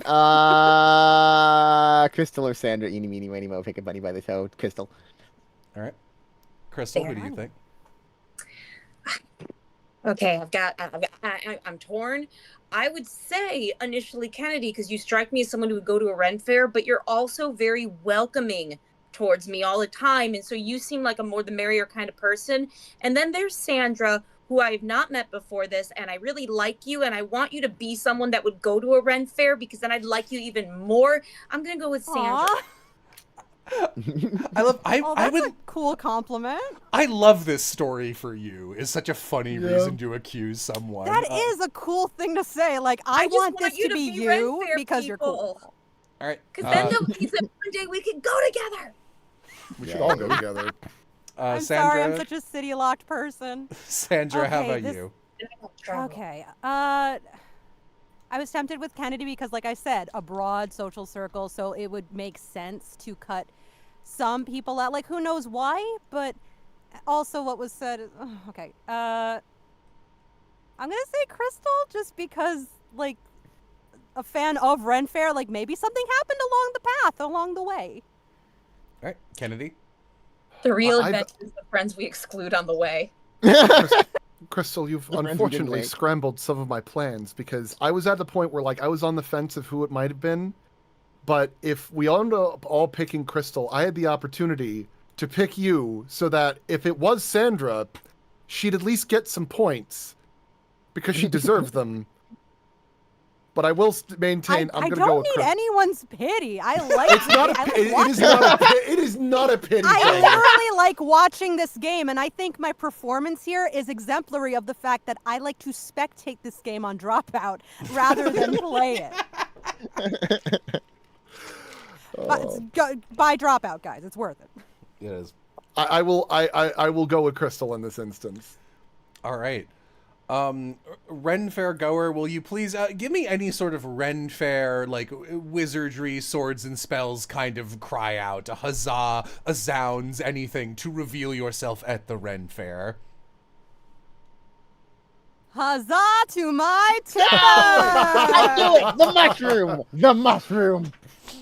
I don't understand why you think... The mushroom has nothing to do with it. I just like That's this artist. What do I you don't have believe against that. mushrooms? You think they're I don't so mean, no, I guilty? love mushrooms, so if somebody would go to a Ren Fair would like mushrooms, because that's a cool thing to like, and those two things are cool, so win. Well, that's precious. Yeah, no, I actually just came back from 2 Ren Fairs back to back over the weekends past. One Should've in listened to Tuxedo Mainstay. and then one in Sparta, New Jersey. No, that's cool. So yes, I am the type of person to head out when I can get a ride out because, as we've established, I'm from New York, and that's the only fact about me that exists. But I do have friends who live both in New York and in the tri-state area. So, and when we carpool out there, I make a good time of it. Several years back, though, when I was in college again, a lot of these are college stories. I had only just started getting to know my boyfriend's friends group. Like, there was that awkward, like, transitional period of just like, okay, he has his friends, I have my friends, we have our mutual friends. Now, this event in particular that they're planning will be a majority his friend group kind of thing. And I was down with that entirely. But as they were planning, I don't remember. I think it was either going to be at a bar or it was going to be like a meetup at someone's house. I don't even remember what the event was. But when it was propositioned to me at like on Facebook, when that was still like the hub to plan everybody's events. Oh yeah. She was like, "Oh yeah, it's going to be here," and then I looked at it and I was just like, this is going to be a weekend where my boyfriend's parents are going to be out of the house. He's going to be house sitting, and who knows? Like, he's going to be by himself, and he's like doing that situation where it's like, oh, maybe we could spend some time together, and like. I was thinking, yeah, that might be nice, like I don't feel like I'm up for this, like something to connect with his friends without him being like the bridging like component. So I'm Yeah, like, it's weird. maybe I could just back out of this. My parents usually need me on the weekends anyway because like they're getting older, they're getting up there in years, and getting out to wherever, it might be a whole thing. So why don't I just help my boyfriend house sit? And I just say like, it's sorry, my family needs me. And technically, like, his family needed him. So I was just like, I'm just going to help him house sit.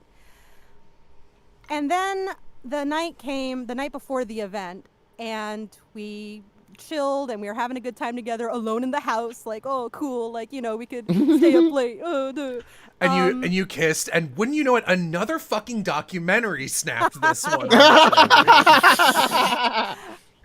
So, like, everything was fine. I just have a really bad memory. So when, again, this Facebook post about like letting people know, oh, we're going to a bar, was probably posted up like 2 weeks in advance. And I had already declined thinking like, I know that lines up with when my boyfriend's going to be house sitting. So I'm going to say from now, no.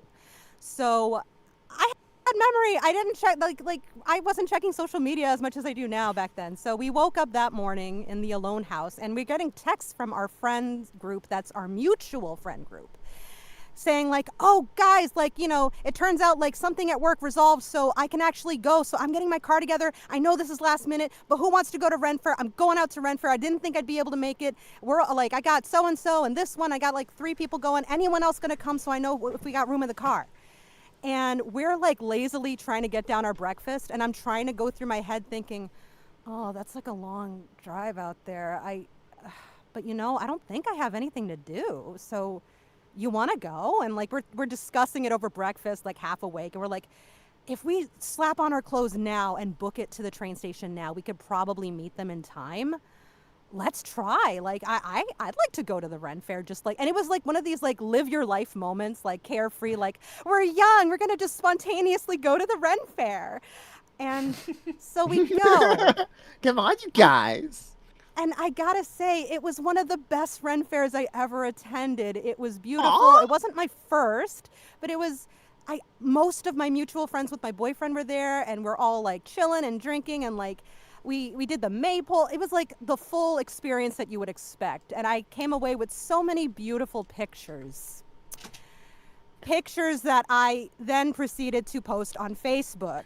Oh, Other no. people who had also taken pictures of me at the Ren Fair posted on their timelines on Facebook and tagged me in those pictures. So again, Oh, the dear. event was out of the bar event. I'm gonna just say it was a bar. It was probably, I don't remember what it was, but the not my friends event had concluded, and the one who had spearheaded it messaged me, was just like, really, like, I can't believe you did this. Like, just really digging it in. And I read it, and for a second I was like, what is she talking? Oh my fucking God. Was that today? Oh no. Oh no. Oh no. And it was such a bad fucking look, because I absolutely had used the excuse of, I'm pretty sure I'm going to have family shit to do. I'm so sorry.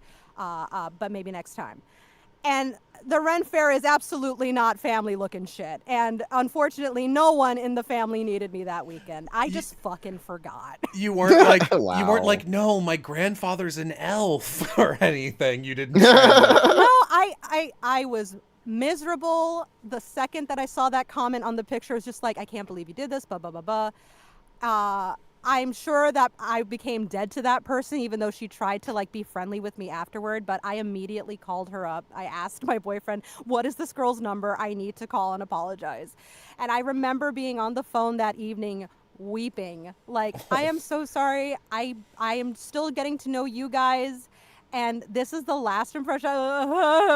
And like, it was probably one of the most pathetic phone calls, but I was so genuinely disturbed that the impression of me that I was left on somebody was like, this is the kind of person who'd lie about their family to get out of an event just to go to another event. And I was Yeah. like, no, I'm just stupid and I didn't remember. You poor thing. My goodness. Aw. Well, I'm So glad that's you that set the story. record straight. I mean, she probably didn't believe me. I'm to this day, I'm pretty sure she thought that I was just being a drama queen and lying through my teeth. But hey, I know the truth.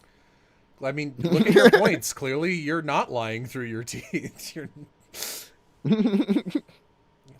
Sandra lives in New York. She has a picture of a mushroom, and she has very little points. Those are the things that you need to know about me. And she lies about family events. And she's a liar. Clearly, I'm not. All right. Next prompt. Who sold autographs in exchange for a mountain of Cheetos? I feel like that's Kennedy. That might be a Jello one. Oh, you know what? That's fair. That is fair. Who can Who say? here eats Cheetos? Not me. I don't like Cheetos. Everyone? That's nobody doesn't like Cheetos. They're so It's low just- on my snack tier list. I mean, I like it when they're in party Okay. mix. No, question. Are we talking regular puff Cheetos or are we talking the crunchy jalapeno I was Cheetos? actually gonna 'Cause those ask are the that. play. Those are the play. The crunchy jalapeno ones are the best ones. I don't really like any kind of Cheeto. They all taste styrofoamy to me. I got a question. Krystal, was it Flamin' Hot or like the crunchy ones? What do you mean? Was it the Flamin' Hot Cheetos or was it the crunchy Krystal? Or was it the crunchy ones, like just the regular? Crunchy You know, Crystal. crunchy crystal Cheetos, the Crunchy ones that Crystal. fuck up your teeth. The ones with geodes. The Breaking Bad crystals or the Breaking Bad Cheetos? I love What, that is you rocks of legit, meth? Kennedy. I love that you legit just tried to like rabbit season, duck season, Crystal. I saw that. I think I see a good point being raised in the chat. It doesn't necessarily have to be the submitter's autograph. They could have been like manning a booth or something. Oh, Oh, true. That leads That. me to believe that someone who frequents conventions where there are autographs and people who have booths maybe a frequent enough goer who would be volunteering for such a thing might be Cuddles. What? No. What? No, I don't even know what Cheetos are. I have no idea what Cheetos are. I have no opinions about them and how the That jalapeno ones are better than the normal ones. I feel like of the people here who would get asked for an autograph, it's probably Jello or Kennedy. But at the same time, you have Krystal- Sandra's point of No, like, no, Sandra mind blew me because I was thinking like exchanging yours, but Yeah, that also seems like you wouldn't care if you were getting Cheetos, you wouldn't be getting paid.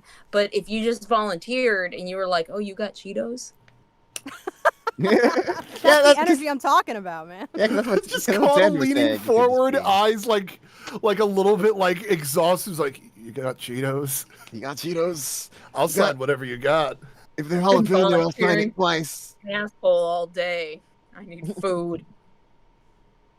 I feel like 'Cause, like, Jello I- is so honest about food that I get the feeling he genuinely doesn't like Cheetos. I don't like Cheetos, but that doesn't feel like- necessarily. I feel like not liking true, but why would you accept a whole mountain of Cheetos? for Yeah, an it doesn't. autograph I if guess you it don't doesn't like Cheetos? preclude me. Maybe it was someone else's autograph, and I was exchanging them for a table. I have table sat for other people before. I suppose. I feel like stating aloud that you don't like Cheetos in a crowded group setting is such a 'Cause- weird hill to die on if it wasn't true. 'Cause, like, I'm trying to remember, like, what was the last convention that you went to, Sandra? Because I know you did stuff for what was it, Brawl Stars? I do stuff for Brawl Stars. If there are conventions for mobile games, I am not aware of them. Mm-hmm.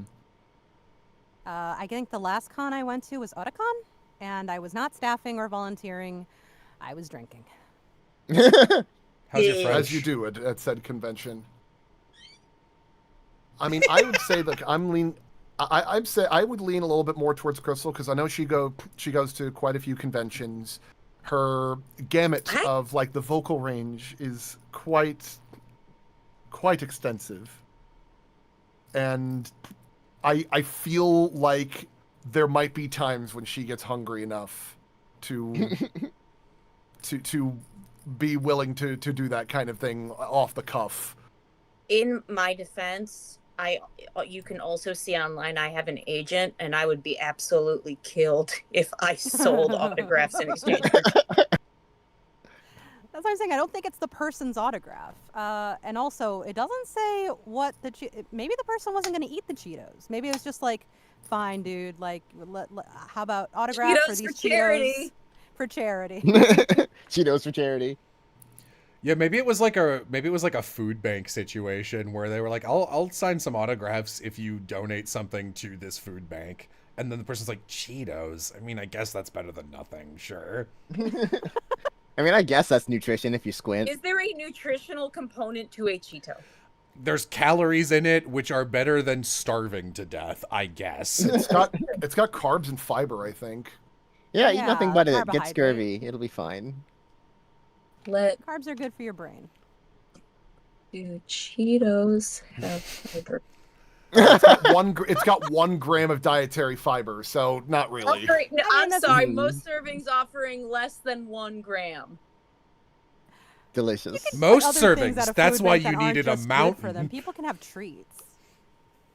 Oh, Flaming Hot have 2 grams. See? Obviously the better one. Ooh. Puffs have the least, 1/2 gram. And mostly air. Yeah. So that makes sense.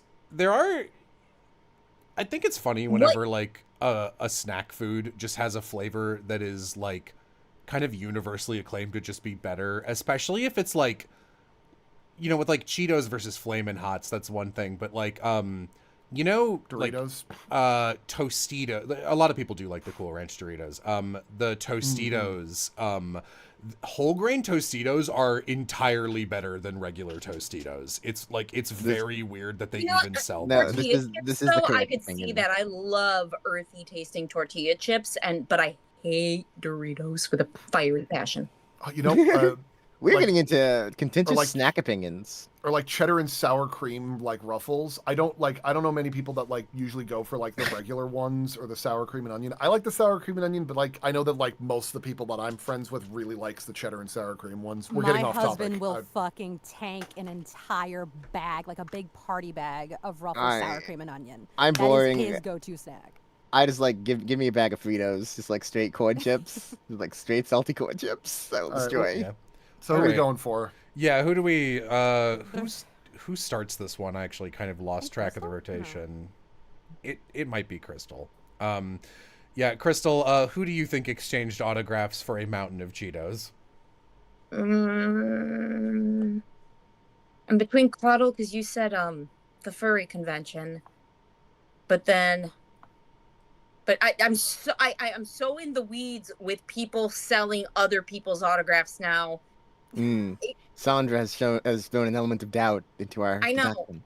But I don't- I have. I don't know you well enough to know how many conventions you do. I'm gonna go with Jello.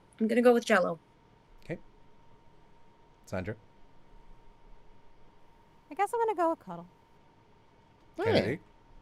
I will go with Krystal because I like the agent thing. Very good argument for that, but you haven't always had an agent either. And I feel like that you've probably done like more conventions than most of the people I know. In my young, scrappier days. So I'm gonna go with Krystal. And Caudle, who do you think? I'm gonna guess Kennedy. All right. Well, since it came up, mystery person who exchanged the autograph for Cheetos, just tell us what your favorite snack is, just in general. Let us know. Crunchy Cheetos. Good taste, but darn it. So right on the this- money the moment I had the chance. I actually didn't try to sell them for Cheetos. It was my very first convention as a guest, and I didn't think to make prints because I didn't think anyone would buy them. So I just showed up and sat at the table, and there were other guests who it was well within like selling the print for autograph era of anime convention. So everyone else had them. So the convention itself provided pricing sheets for autographs, pictures, phone messages, and all that, and you could write down whatever prices you had for each thing. I was just being funny and wrote Crunchy Cheetos for everything because I wasn't going to charge. I couldn't charge because if I was going to sign something, it was something that someone else had to bring, and I still don't charge for that. So I just wrote Crunchy Cheetos. But people went to like the gas station across the store. They went to the cafeteria and the thing and mounted a pile of Cheetos No, I love this. so tall I had to bring them in my second luggage because this was still Southwest Airlines where you could bring two. So I brought another one just in case bought something, but it was full of Cheetos. They carried me through the summer. I was studying for the bar exam. That's fantastic. Can I- That's can I just- fantastic. Can I just express how beloved you had to have been that convention goers had to go out of their way to find either a vending machine or go to a store outside of the convention just to get the chance to get an autograph from you? That is incredible. That they That like is you enough. Understand that if it incredibly- meant them having. I was gonna say that is so nice, but I will say I was a child tempered in conventions. I had been going since I was 15.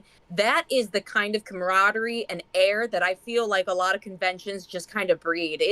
I love them, and you're just when you go there, you know you're surrounded by people that love the same thing as you, or maybe they hate the thing you love, but you guys love to debate about it good-naturedly, and it creates just this air of generosity and the desire to make inside jokes. And I think it would have been anyone, and people would have been like, that person wants Cheetos, I'm gonna bring them some Cheetos, because conventions are Lovely good. energy. It's such amazing energy you get at conventions. Because I go to a lot of conventions, and you're exactly right that they kind of breed that kind of let's have fun energy. But someone would enter the barter sure. system willingly. It was a few years later that someone from Cheetopocalypse was actually at KatsuCon. Oh, my cousin. And they came to KatsuCon with more Cheetos because they didn't know. Adam at that convention. They remember me as the actor they gave Cheetos to. Oh, that's fantastic. That's really funny. That's the other thing, is that conventions like their memes. I mean, every time, and that is, if nothing, if not very mimetic. And Yeah. at least at MagFest, like you have the Colossus, like, "Argh!" and like these like little jokes that float around, and that is absolutely ripe for just like, oh, like it's perfect. You could you give over some Cheetos, and it's like bartering. It's just, it would be a very cute story. If people want to take home cute stories from conventions. Yeah, Absolutely. nerds love to be a part of a bit. So if you offer them one, they will do it for sure. This is Absolutely. I also respect anyone who suspected me for this, even though I think it was mostly just Krystal trying to throw people off the scent. This is also was. like all the way something I would do, because I'm in a fortunate enough position where like my income comes from like YouTube and Patreon, and I get to do like anything I'm at a convention for. It's something I'm doing as a hobby. So I always anytime I've been with other actors who are selling stuff for like actual money because they actually are there to make money, I'm always like, okay, where can I sit away from you guys, because I offer things for free usually and I don't give a shit. So this is like completely something that I would be like, I don't know, you need to give me a song or something, or I will not charge to sign something you're handing me. That is crazy to me that some people There's do a- that. Firstborn. There's a few things that to this day I won't charge to do. So I still, at conventions, if they give me they know not to give me the pricing list at their own peril, because I will charge things. I will say that, like, with that bit, Jello, I'm kind of glad that you didn't torture yourself by doing asking for lemonades, because that is just ripe for abuse. People have brought me lemonades at cons before. Oh yeah, of course they have. Yeah. Do you like lemonade? I've done a bunch of I've done 3 separate like mega streams where I bought every single brand of lemonade I could find in a major metropolitan area and tried them all on one stream to rank them and see which one is the best. It got that was the start of this year-long thing this year. What is your favorite? I like lemonade. The best lemonade I've ever had is a Tampa, Florida exclusive lemonade that someone reached out to me to ship to me. And Hey, Florida rep. And he was like, I'm very proud of ours, and it is a blueberry lavender lemonade. That is Blueberry. I love blue That sounds lemonade. awesome. Very nice. Oh no, have I want to try this. I have a blueberry lavender flavor syrup that I add to lemonade, and I love that. So I 100%. And How do we Florida has feel? produce. How do we feel about lemonade with a bit of mint? Because I like. I like that. I do It's like that. insane Yeah, good. how uncommon that is in terms of like an actual brand selling you flavored I know, right? lemonade. Without No ruining it brand with sells honey or lemonade with something. mint. And I Mint mentioned is also really good in pineapple juice. It Yeah. is. I mentioned to the guy who makes that lemonade, because he had a bunch of different flavors, I was like, listen, man, your stuff's great. You need to put out a mint lemonade. You will corner the market immediately. Nobody does it, and I don't understand why. And he was like, well, you're gonna love our future product lines, winky face. And I was like, good, you need to be doing Is this that. the Tampa guy? It is the Tampa guy. I think Tampa has the fruit place that I want to order from someday when I'm making like real lawyer money, because I'm still baby lawyer. But there is a exotic fruit place in Florida, and my dream, which is stupid, I want to try a Gross Michael banana, or maybe Gross Michelle. Do you know what I'm talking about? I have no idea what that is. I Explain love that fruit. to me. Sounds Oh, lewd, go ahead. if You do. Go. anything. It's like Go. okay. So I love fruit, and I just love fruit and vegetables and produce so Yes, much. But Preach. the Gross Continue. Michelle banana is an old banana. It's like the first cultivar of a banana that we had in the United States, and it tastes the way that Banana candy candy. that is Yes. like Yes, Crunch and the Laffy Taffy, because that flavor profile was based on the Gross Michelle banana. But Yeah. due to a blight, they were no longer marketable to mass produce. So now they're practically extinct here, and no one can really find a Gross Michael banana unless you actually, I've said it I don't know if it's Gross Michael or Gross Michelle, but you can't find that banana unless it's like a No. private grower. So I've Like an never aviary, not tried an one. aviary. And like I think we have the Banana Cavendish now. The Cavendish is the banana that took over from it. It doesn't taste like the Yeah, candy at all. I No, knew I love about- fruit too. Krystal, fruit high five through the internet. I Yes. knew the banana history there. I actually thought that banana was fully extinct. I didn't know they made it anywhere anymore. That's cool. Yeah, It catches, what it I'm catches learning is diseases really easily. it's very easy to distract this panel with food stuff. So I'll get back to the prompts. We're almost through the We're all hungry. There are 4 left. Oh, thank you, Kevin Roy, 75. Oh, thank you. Appreciate it. Thank you. Beautiful. Next Thank prompt. you. Who walked to the park in their sleep multiple times? So who is a chronic sleepwalker? That sounds like a Jello story. I am a sleepwalker. I do sleepwalk. Or I used to. Now I just say insane shit that Amy writes down. Just out of pocket nonsense. She literally sent me this like last night because I said something to her. I'll look at what it was. I'm looking at the chat. I might need to say Jello too. Yeah, everyone Chat's thinks it's me. very confident. Yeah, Amy DM's latest sleep talking. Obligate or innate to obligate. I'm gonna ask if I'm gonna spray you with water. Like everybody here says Jello. Yeah. So like, I haven't slept. I have never sleptwalked and woke up in a place I wasn't asleep in. I guess it doesn't. Well, say woke up. technically, if you woke up, you were at least asleep in that place for some point. Yeah, but like I've never woken up outside of like literally the bedroom. So unless someone watched me walk to the park and then reported Walk on back. it, yeah. That could have happened. How close Although do you I live to the also I park? also have to add, as someone who's supposed to be like the red herring, like bundle of answers sprinkled throughout to throw us off, you're doing a terrible job of just convincing us that you could be a possibility by being straight up and being like, yeah, that could be me, but also I've never done that. Well, it's I true. think that the I- part of it is supposed to be like, I could have done that. Yeah, I could do that. Who knows? Maybe it was me. I know that like I have done a sleepwalk exactly once in my life. The problem with that was that my living condition made that so I could not go anywhere without severely injuring myself. Were you on a boat? Did you really injure yourself at the park? Yes, I was on a boat. Oh. What is the sea if not a giant park? Hang on, Not a chat. boat. Didn't Jello pee in a fridge while sleepwalking? No? What the fuck are you talking about?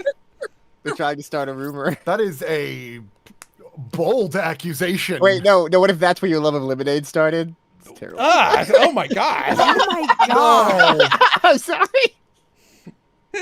That's so specific. What happened to the Slaps good noodle from wrist. earlier who wouldn't cut school? The plushie of a person. I'm sorry. Because like I think I remember, like I vaguely recall a moment when Caudle told me about sleepwalking one point in my life, but I don't. It's such a vague memory. I'm not certain. I think I sleepwalk once or twice. Like, but Is I this a like made a common sandwich. thing? Or- It's Sleepwalking's usually like not sleepwalking's. It's not rare. It's usually associated if you're like really stressed out and not getting a lot of sleep. Usually. 'Cause, But like, there are sleep some other talking, I'm more extenuating familiar with. conditions. Sleep talking, I'm really familiar with, like, cause I've been in rooms of examples of that, and but actually getting up and doing things, but you're fully asleep, that is novel to me, at least. Sounds I- incredibly frightening. I know my ex-girlfriend did that once, where she got up and like started trying to have a conversation with me, and it was mostly because it was like during our thesis feel like- at Chapman, and I'm like, okay, you need to get some rest. I feel like Krystal's been weirdly silent. I've never I feel slept like- walk in my life. Could be a. Just like you never had the Cheetos. Just like you I never- didn't say I never had Cheetos. I just asked what you were talking about. I No, think no, we're it's- allowed to lie is the thing. People are Yeah, like, we are. but this. We could just say, no, actually, I have no sisters. No, actually, I'm allergic to Cheetos, and it would be fine. I'm allergic to sisters. we're also. we're also honest. But yeah, I've got my hunch. All right. I think it's Sandra starts this time. Is it? Oh, You know, not to get points clearly, but just to camaraderie with the chat, I'm gonna say it's a Jello story. Okay. I'm gonna go with my gut instinct, and I'm leaning towards Caudle on this one. Caudle, who do you think? I think it's Jello. Thank you, Benedict. Krystal? I'm gonna go with Jello. All right. Sleepwalker, let me know, are you snoring wise, are you a snork me or a honk shoe kind of snorer? Give me which one. A like or a me. One of your choice. Oh! Yeah. No, I have various parasomnias that have done completely out-of-pocket things in my sleep. It's various. Yeah, I talk in my sleep, I walk in my sleep, I've made sandwiches, I've rearranged bowls into strange patterns on the kitchen table. It's awful. I remember the first time it happened, I woke up and I was like laying on a slide. I was like, I'm dreaming. And then I stood up and like the sticks in the dirt of the park stuck into my feet because I was barefoot. And I was like, I'm not dreaming.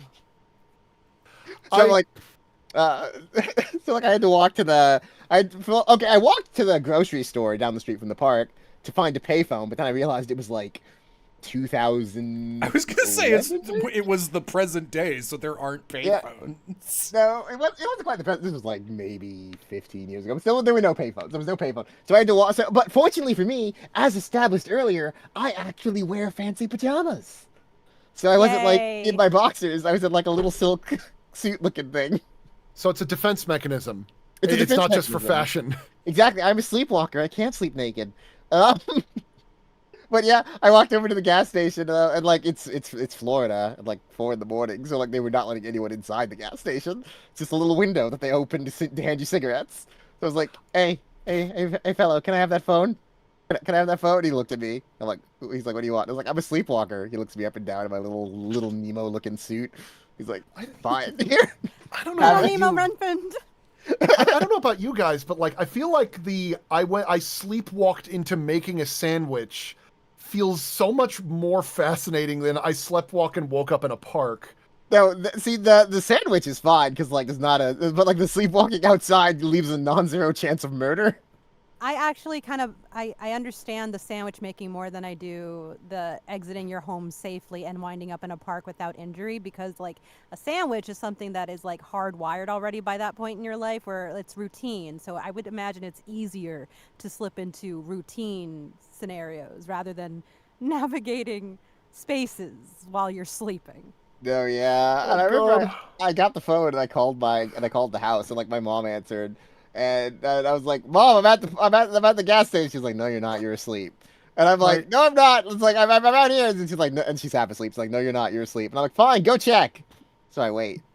And then I hear her scream. My roommate in the side chat is saying, tell them about my separate sleep persona. You're saying I don't know if I want to do that.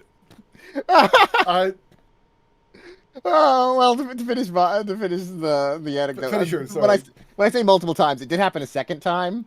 And the second time, I ended up at the park, and my parents were so scared at this point that they were tying my room door shut with a dog leash. Like, and then I couldn't undo the knot. I had to do the knot. And you became a furry? That's crazy. I know. Hey, I was a furry already by that point. Unrelated. Yeah, wait, how maybe I missed it. How old were you both times this happened? 14, 15? Okay, Somewhere yeah, around there. that's about Not right. super old. But yeah, like the second time it happened, I called and nobody answered. Like so like a homeless man offered to walk me home, and on the way home he told me that it was his birthday and that he'd just gotten out of jail for 20 years. And I didn't ask him what he'd done because I didn't want to know because I was walking with him alone at night. And we had to give it, and like I got to the house and I opened the door and like I woke up my mom and dad and I'm like, Mom, Dad, a homeless man walked me home. You have to give him some money or he's not gonna leave. And they were horrified. Go on, pay the man. No, they gave him $5 and he left. I'm like, That that man could have murdered me. Yeah, that's about the best way that could have ended, frankly. That's crazy. No, he's like, I remember he said to me because I was awake at this point. He's like, if I did something to you, would you remember it, or are you still sleepwalking? And I was like, I need to get home. That's not a good question. No. You know, speaking of bad ways that story could have ended, who almost killed a teenager with a golf club? What? I assume by accident.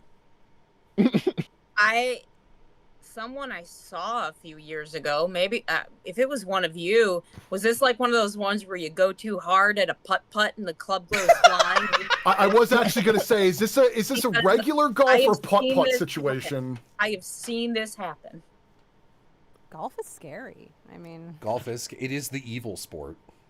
If it is a mini golf story, follow-up question, did the child deserve it?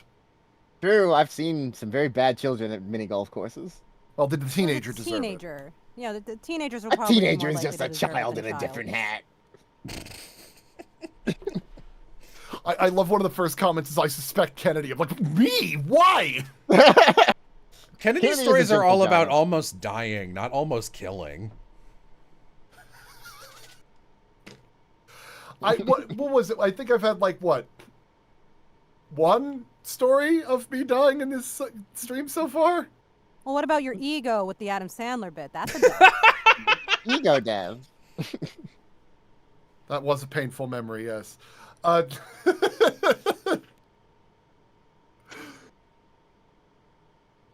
Oh god, I'm not sure. Oh. Do we know lawyers anything if play this was golf? was Sorry, it mini what? golf or regular golf? It says with a golf club. So they might not have even been playing golf. They could have just been like, "This is in the house. Throw." Whose parents golf? Mine. Oh. But I feel like One. mini golf is so Every divorced from regular Sunday. golf. I feel like mini golf is more dangerous though, because Than golf? yes, because people go if they don't have golf etiquette. Like, But, like, you just go to mini golf to like hang out and mini golf and stuff.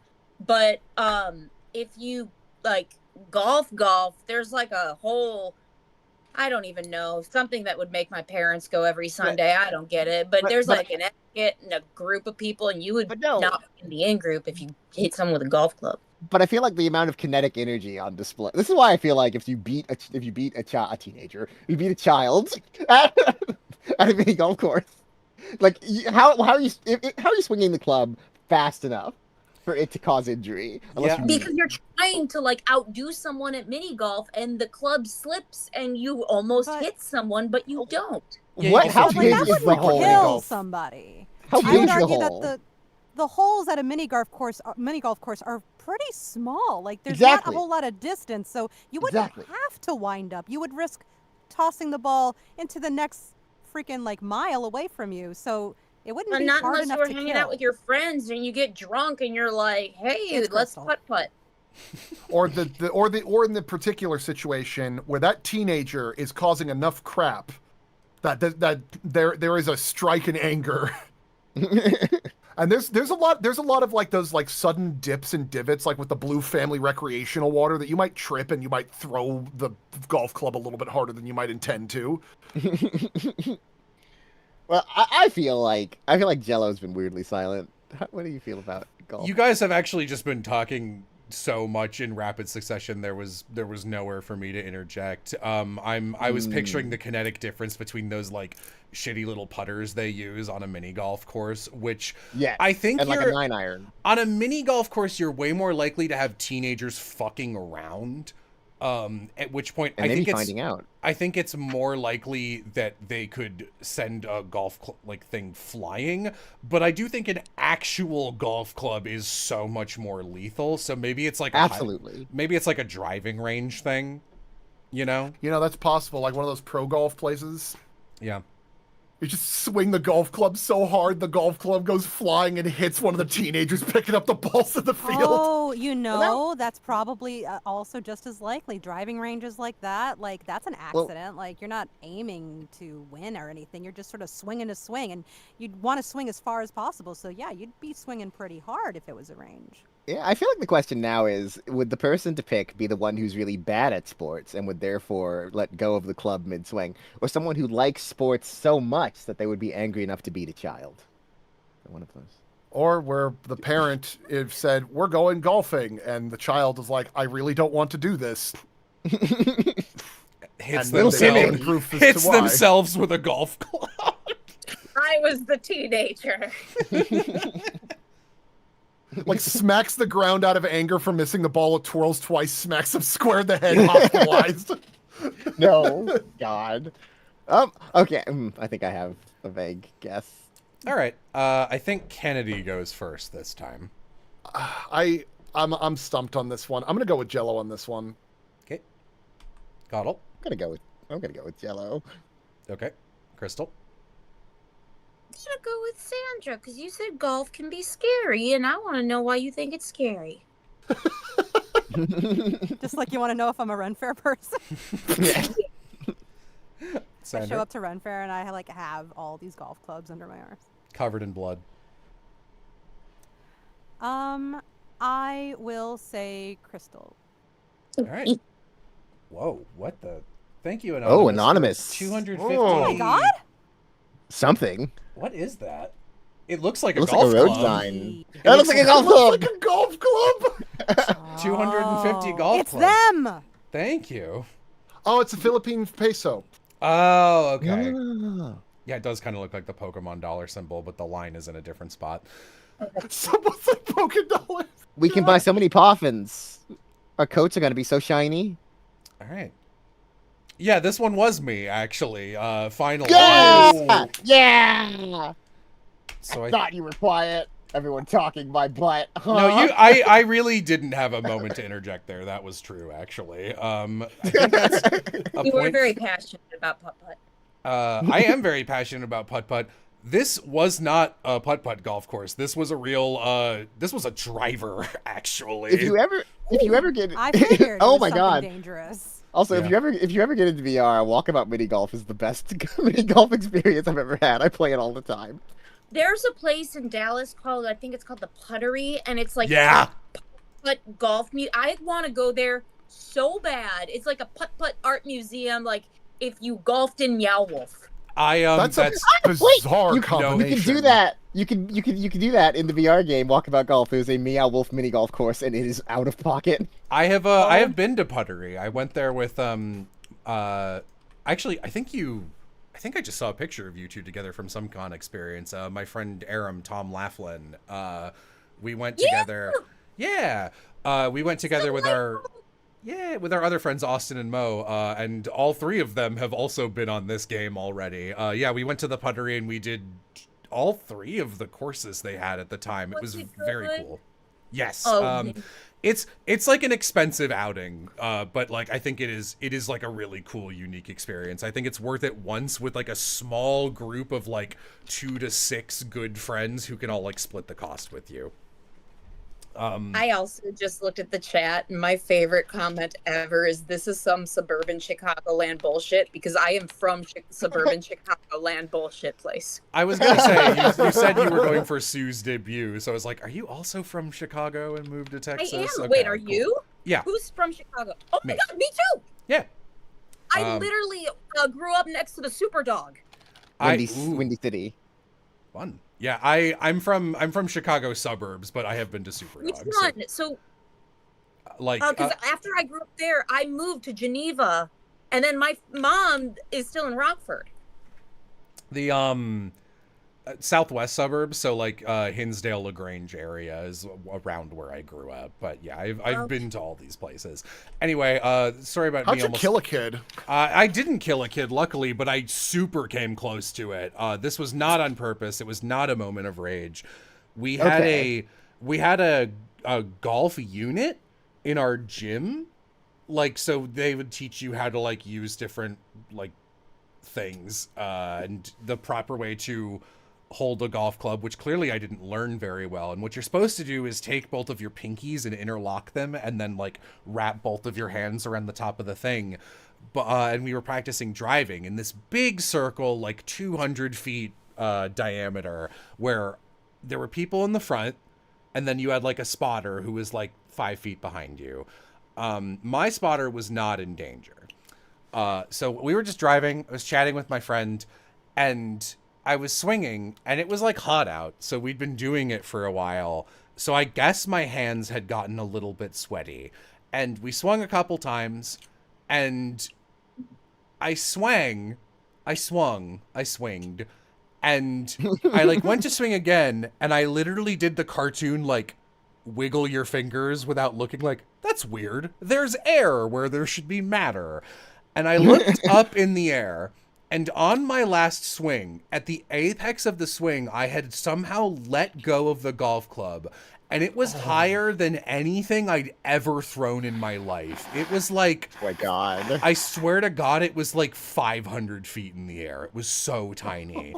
And we, like, me and my spotter and our other friend who was next to us, were looking up at it like, wow, that's a really high golf club. And like, there was ample airtime that we could stare at it for a while. Then I went, oh, that could probably hit someone.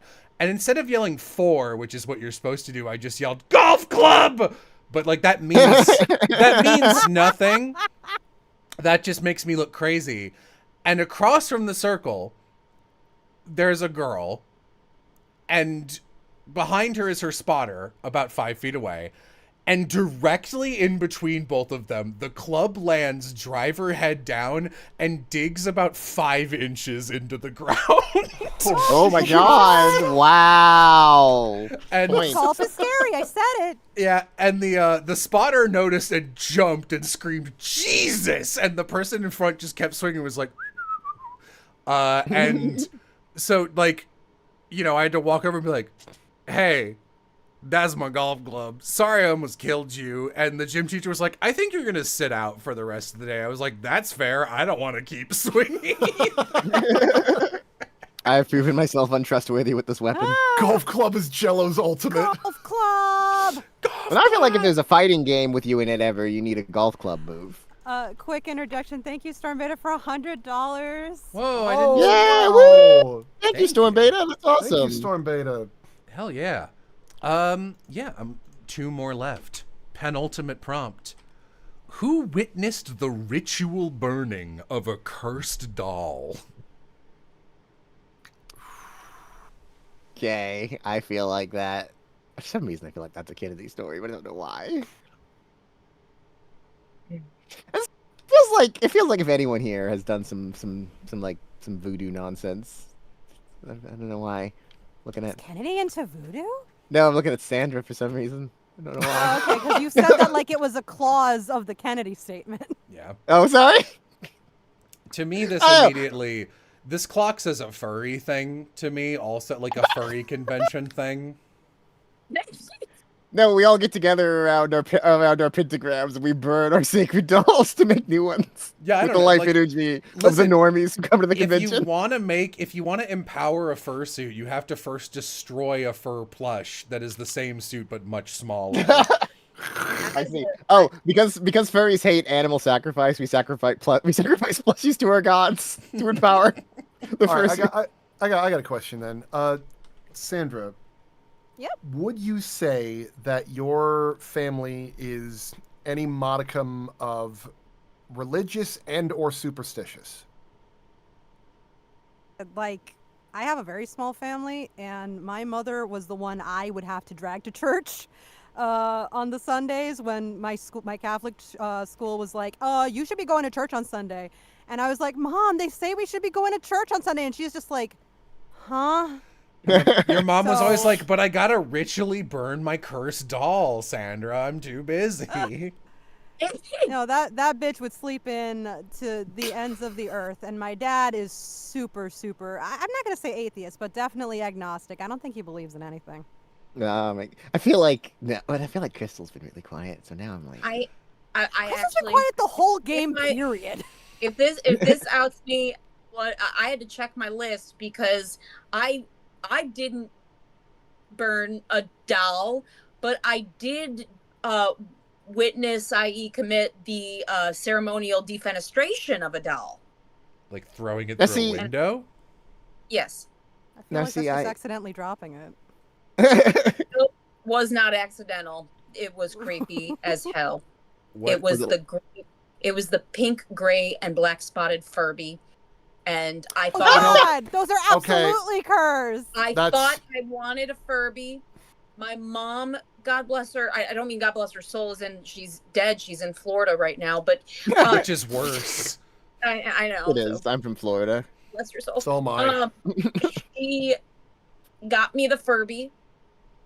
And she was like a single mom. She worked so freaking hard to get me just stupid toys that ended up becoming my segue into animation and voice acting. So I'm so grateful. But my God, she got the Furby, and day one scared the living daylights out of me. And I went to a sleepover, and it was the brand new doll, and I thought maybe I will learn to love it and hate it less if I bring it to my friend's house. And turns out all I did was creep out my friend too, and we threw it out her window. Through Those things glass? talk at night. What? No, not through the glass. We opened her bedroom window on the Okay. second floor. You and said defenestration or whatever, so I thought that involved glass actually shattering. No, it mainly just involves No. ejecting from the window, whether it's I open or think closed. it just means ejecting My- because oh God, my oh sister. God, French knowledge, because the word for window in French is fenêtre, which I assume comes from Latin. So defenestration just means out or unwindowing. Oh, okay. Oh, that's funny. The I always latent assumed French it- powers My- are emerging. Lawyer here with the Latin facts. My sister dropped my Furby into a pan full of hot oil, and the fur kind of started melting, and I saw its robotic carapace struggling for So, life. so what As I'm it sank hearing into is the- every single one of ordered- you witnessed this, but only one of you submitted it as a story. Yeah. That's what's No, wild. I'm back about on it. And the Sandra. thing is, I'm back on Sandra. No, I'm a kiddie. I'm a kiddie. the thing is, like, this is not the first time I've heard of someone complaining about their Furby being like either possessed or really fucked up at night when it should not be. Yeah, because I have one of don't- those stories. Oh my God! What is wrong don't- with Furby? Everyone's Ending been you burning it. traumatized. I mean, like, I do have like a cursed doll story. I did not submit one though. Mm-hmm. Are you sure? I'm definitely sure. This Yeah, sounds like Jello, what was the? Did it say cursed doll? It says cursed doll. Oh. I don't know if that's but like also, a cutesy Or- use of the word cursed, like, you know, in like the modern internet slang of like Yeah. Furbies are Or like- cursed, or like if it's or like actually a- a haunted doll. Or like a real sword. Oh, this is challenging. It is. I'm now leaning back towards Sandra. you're welcome might to be- it. This might be Jello. I'm just Like- a little like weirded out because now that Jello has said that about it could be the vernacular of just curse, like, ew, this thing is ugly. Now I don't know what to think. Sure, It could be a I'm Barbie in doll. the dark. Feel Or like a really cringe doll, like, oh, this is cursed. Like, who would This is make a like an Adam cringe Sandler doll. doll? I mean, weird Barbies are a thing. You're cringe, Furby. You get defenestrated. It's like an old doll from like the 40s that's like really racist or some shit, and its depiction of a minority, and it's like we have We to have to do destroy something it. about fucker this. now. We have to cancel this doll. All right, look, I'm trying to run through my head of like people that I know here that would be in this situation, and I feel like with Sandra, she might have like either been very close to a person that has owned the doll or has owned the doll herself and needed to do something about it. Krystal feels like the kind of person that like I think like one of her weird friends might invite her saying, "Hey, we're getting rid of this doll, you want to do it?" And she'd be like, "That sounds like a good time." And Caudle feels like the kind of person that would stumble into this situation. It's like, "I don't want to be here. I didn't In his want to be here, pajamas, but evidently. I'm here to support my friend who is terrified." Yeah, I have a pizza and my silk pajamas. Let's burn this doll. I'm in the park. A homeless man walked me to his favorite cursed doll. We're gonna In my burn it in the park. defense, them dolls ain't gonna burn themselves. All right, let's get our guesses in. I don't know where we are. Kennedy starts, I think. No, I already did mine. It's Caudle. All right, Caudle then. No, I don't want to go first. Okay, I'm gonna guess. I really don't know. I'm gonna guess Jello. Mm-hmm. You think I'd do two in a row? I would. Yeah. Krystal, Yeah. what do you think?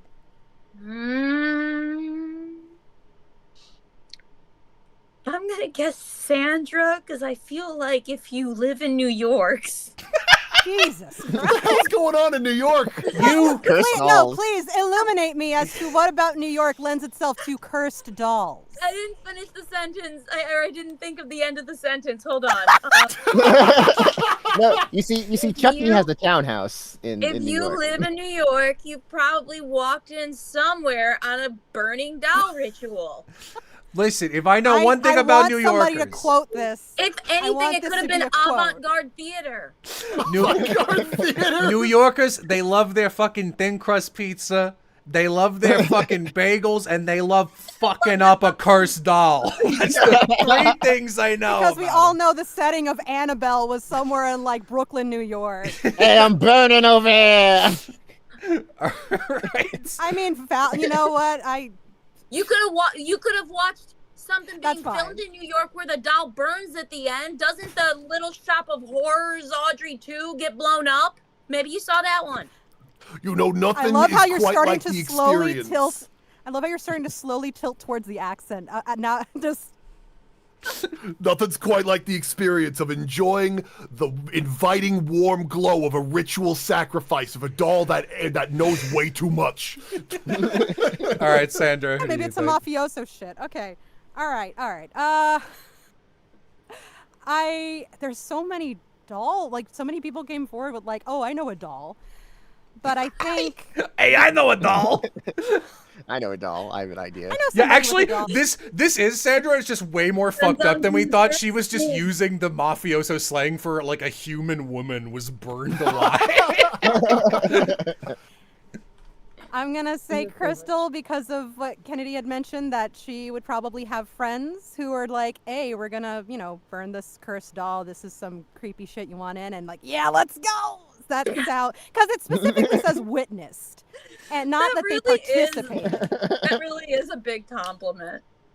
So, awesome. But yeah, since it's going on witnessed the event, I I'm gonna say love Krystal. how many of these accusations are Krystal and Sandra like flinging back. Like, I think this would be you because you seem like the kind of awesome person who would do this. Oh, thank you. Just back. I love that story for you, darling. Yeah, I love that for you. Meanwhile, I'm over here like, well, I think it's Kennedy because he's seen some shit. Yeah, Kennedy, who do you think? You fell off a mountain. I'm gonna lean more towards Caudle because I feel like this is something that one of his sisters has done and he got roped into it. Okay. One of his myriad sisters. All right. Witness is the doll in the room with us right now. Can you please give us anything you want to say in your best New York accent? Nah, man, that doll's burning in hell. I knew it. I knew it. I should have gone with my instincts. That doll is fucked. Well, now I must hear how you knew the doll was cursed. I'm sorry, repeat that? Now I must know how you knew the doll was cursed. What? Okay, well, I guess witness ties into a lot of it because this is all just me being an audience to this. But my parents are not, or at the time of this, were not super, super duper religious. My grandmother, however, was very, very much not like super Catholic religious, but she was pretty much very involved with like the local group of old ladies who are just like, hey, let's get together, have some coffee, and then let's talk about, what we see in our tarot cards, or like let's do some like readings together, and like look out for one another, light candles for one another, pray for one another, like a prayer group, but a little more like, I guess, not conservative Christian. It was a little more Esoteric. expansive than that. Yeah, well, it involved, like Haitian ladies and like, ladies from the Dominican Republic and stuff. So like there Oh, that was sounds fun. more expansive culturally than just straight up Catholicism. So she was known for that. And but she was like the kind of lady who was like everybody's friend in the neighborhood. Everybody knew her. Like they wanted to come to her and be like, oh, I got to tell you this gossip about so-and-so. Like she was a social butterfly. And that lended itself to me being dragged around to a lot of, female lady neighbors, like houses against my will, and just being bored, and in the era before smartphones, and, I wasn't allowed to own Game Boys. So I would usually just have to sit there and either tolerate waiting and waiting and waiting for her to be done with her chat sessions, her gab sessions with these ladies, or play with whatever children those neighbors had, and pretend to be friends. Like, I don't know if everyone's just like Oh familiar no, with I that. know that. Yeah, That's no. type. Yeah, yeah. That- No, yeah, no, yeah. Yeah, that like phenomenon of just like, well, we're not friends, but our moms are friends, so I guess we have to be friends. And one of those friends, just because of happenstance, was the daughter of one of the ladies who owned local dry cleaners in the area and lived above it. So we would be like, anytime we went over there, I was like, "Are we doing laundry?" Just like, "No, I'm just here to talk to, whoever." And they would chat. And one of these visits, I'm dragged over, and I'm expecting to play with the owner's daughter as she and my grandmother head outside to have their chat. And I'm like, huh, okay, that's weird, but I'm just going to play with her daughter. Like, we're going to read our, coloring books or whatever, like our Barbie books or whatever, and just talk.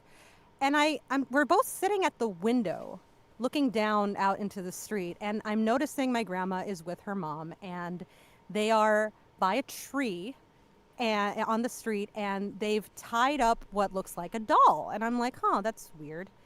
And there's like candles out, and I'm just watching this, like, not even understanding what's going on. And I ask her, like, what's your mom doing out there? And she's like, oh yeah, that doll's bad.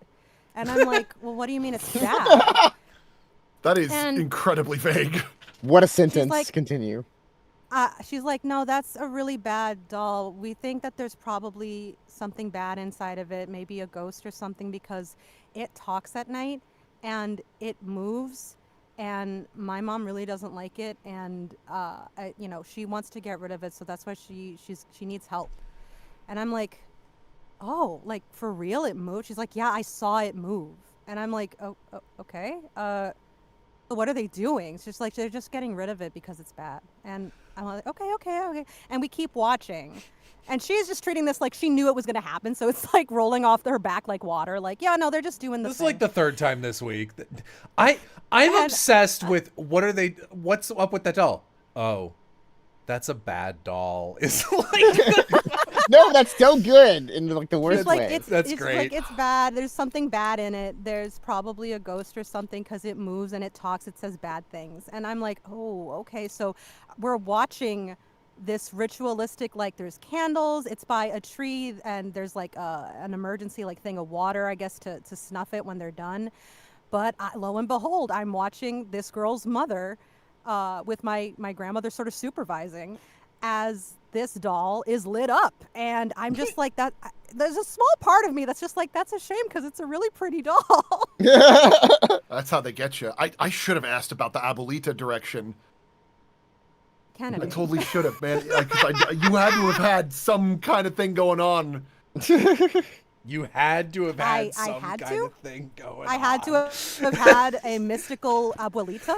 You Is wanna- that More weird? you than wanna- I should have asked. I should have asked about your Abuelita because I know that, like, my other friend Krystal, Who is Hispanic? who is also yes, Yeah. had some stories too of like Yeah. that. Kennedy, is the Yeah. mountain you fell off of one next to a hole you kept digging for yourself conversationally? I feel that I am just gaffing all over the place right now. It's tragic. Did they Oh goodness me.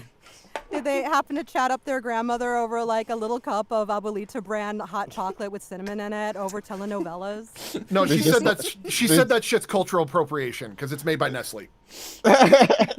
Jesus Christ.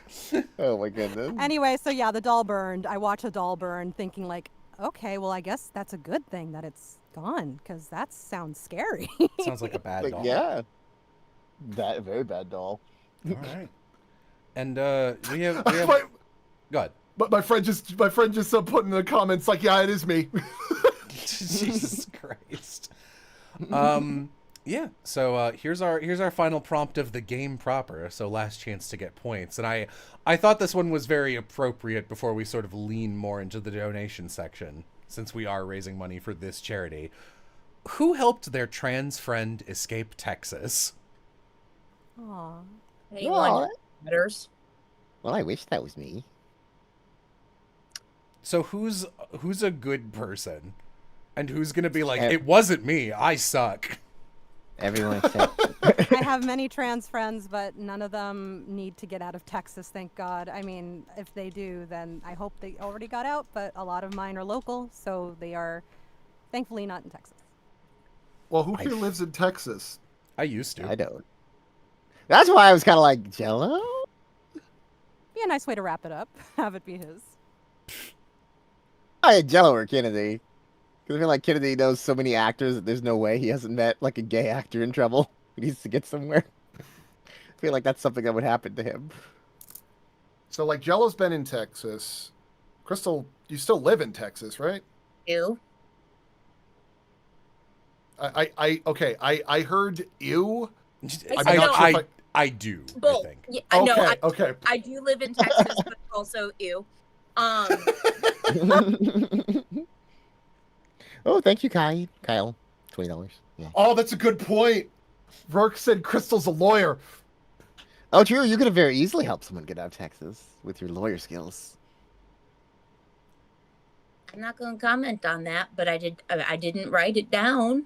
That So seems like a I'm- very With my hand, and like she's writing with her foot. I feel like anyone here is a good enough person to, and if you have the opportunity to, you should, because Texas can get a little crazy. Yeah, I am curious what this specific help entails. Like, were they like a co-driver actually being like, okay, I'm gonna help you move out of the state? Yeah, Was 'cause this that's the thing, financial? you don't have There's to a lot of be- things like helping. You could help someone like at their job, if they need somewhere to stay on the way. So it could be anyone in Texas if they're going to California or trying to get to the Midwest or New York. If you're on the way, That's true. It doesn't have You to could- be someone who was in Texas to help their Well, friend escape Texas. No, that's Or what I they- was gonna say. You could just send money or and their like that could stuff so help. that they could get out safely, get Sending their money would stuff be a way to if they're do in a it. bad situation. I feel like There's ways everyone Kennedy- can help. in the time I've known Kennedy, I know that he puts himself out there and is like really No, that- like That's what I'm tries saying. to help people. Huh? Yeah, exactly. And he knows so many Yeah, gay like- people. For things that like you wouldn't expect, and very sociable, and I think a lot of empathy for those social ties, even if they're brand new and fresh. I think he's got like this kind of ability to act on that empathy a little faster than most of us would, because we would be like, oh well, I don't know, can I do that? Should I do that? Like, I think for Kennedy it's a little more immediate, so I think that's possible. I think that's things where that- I'm leaning. That's where I'm leaning. I love Not- that as a reason to accuse, because like, how do you defend against that? Like, no, I'm not that kind of guy. No, I'm not. No, I mean, I'm- it's like the thing is that like it's more of like the specific type of help that I end up giving people. It's usually like within my local area. Like I try I try not to telegraph if I'm doing charity work, because I feel like that's like Where do you live? invalidates it. I'm in California now, and I was originally in Florida. Okay. That does not narrow you down at all, because you could be on you could help if you were in California, you could help someone move by having a place to stay when they get there and look for a safer place to live. Yeah. I mean, or I've also you like know, done people donation who- things. I've done some like And you charity used to stuff. you but- used to live in Florida, so maybe this trans person was like, I have it too good in Texas. Can I go somewhere that's worse? Actually, The Sunshine State, everyone's favorite. Well, like if it's definitely like someone who is trans who had to leave Texas, it had to have been like within the last decade or so, I think, because that's when it was starting to really kick off of that being like problematic or something. Yeah. So that would have been around the time that I was in California. I think it's I think it's Kennedy or Jello. Crystal's in the running. I don't know why. For some reason, my brain is skipping over Sandra. I mean, the don't only know reason why I would think it'd be Jello is because like we're doing like a charity for this kind of thing, which Exactly.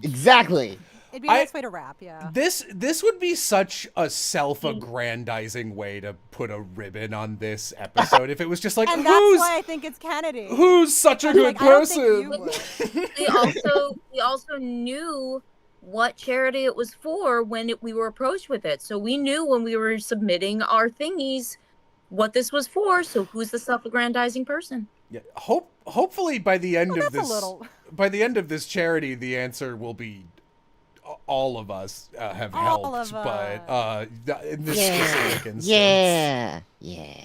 But specifically, it had to have been help them get out of Texas. that's true. This, I believe, So this that- charity that- is. I believe the. It's been a couple months since I like read through them to select them as the like this is be the year-long donation thing, but I believe the Transgender Law Center is based in Maine, and I think they are specifically like elite, like they fight anti-trans bills in court at a federal level. I think that's their big thing. Okay, so because like I'd say that the evidence, the strongest contenders are like Jello, myself, and Krystal. Caudle, where do you live? Well, Georgia currently. Okay. I mean, A little bit of an easier keep thinking of them transition going than towards all the way to California. East Coast, or no, West Coast. I think Georgia would be east from East Coast. Kind of. I live near Atlanta, about 40 minutes outside. Hey, that's where I just caught COVID.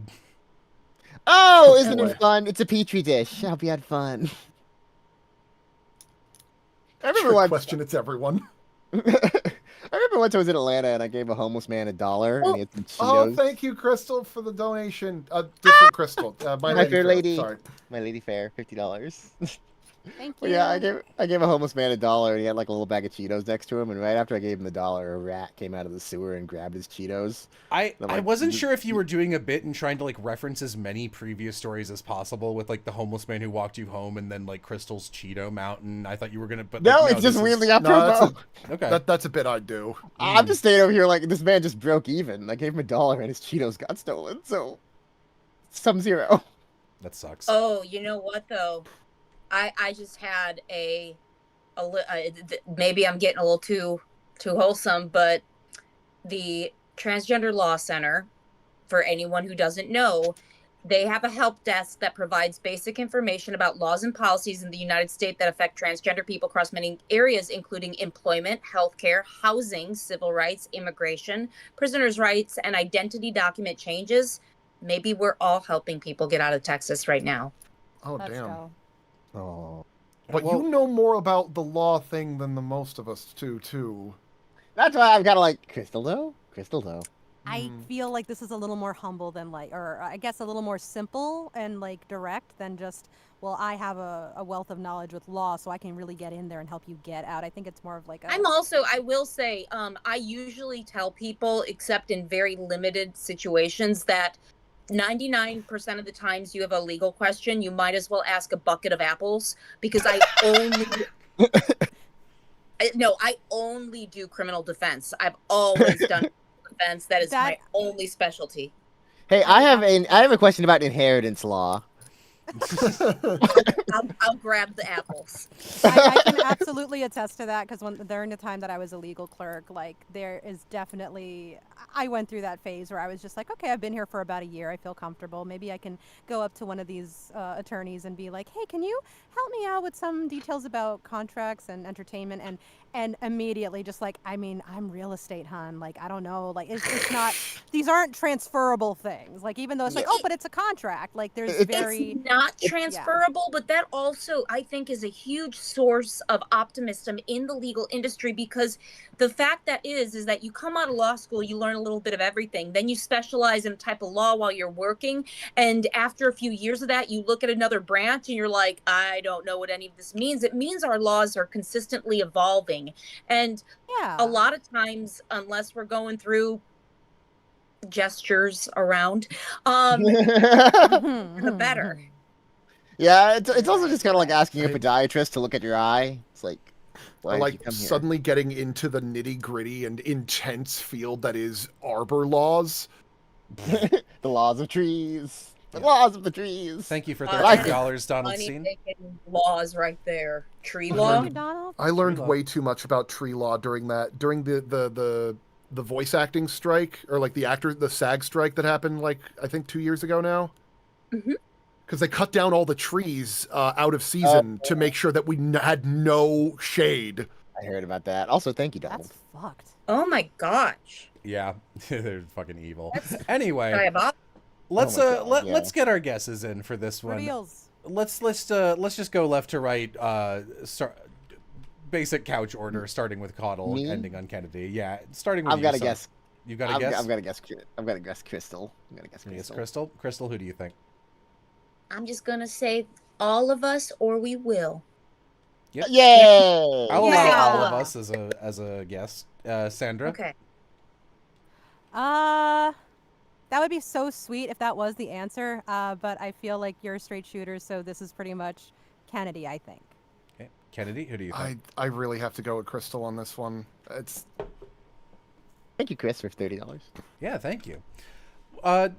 Person, why don't you thank all our donors to reveal yourself as our representative who helped a trans person?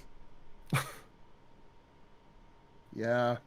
I knew it! I knew it! I knew it! I really Good appreciate for all you. the, I all can the have a stuff that you point guys have because all done. of Kennedy is part of all of us. 0.5. I'll give you a 0.5 I- because it's gonna look so bad on the yeah, that looks awesome. Actually looks less bad than I thought it would to be. You know, it's actually kind of funny because like I really thought that like if this was gonna be like my winning bid, because if I got the 3 points at the end of that, that would have been like, oh, that would have been so clutch for that. Clutch. Not on my but- watch. Okay, so what ended up happening was I have a friend of mine. I'm not going to say their name for the sake of like their Yeah. own Yeah. privacy. They lived in Texas for a while, and there was a very rare opportunity for them to come and visit me. And I wanted to show them like a nice place and all that stuff. And they had never left Texas. They hadn't even left their hometown. So when they came here and saw like everybody just treating them by referring them by their proper pronouns, by just being very friendly, very open, all that stuff, instead of like a feeling of suspicion that they were so used to getting from strangers, they said, I think it's time for me to try and start moving out. And we started like discussing and trying to plan things out, because like they had never gone to college or anything like that. They had no experience with that kind of thing. So at first I was just giving them advice of like, okay, here's a good place you can live, here's a place you could save up, here's a way that you can get your money in order and get your car and all that. And then the governor thing happened, where a governor wanted to start putting people who were undergoing like HRT on a list, and somebody got ahead of themselves and made a list, and it leaked. Oh God. And I'm not going to go into any details about it, but suddenly the situation was a lot more dire than we had thought.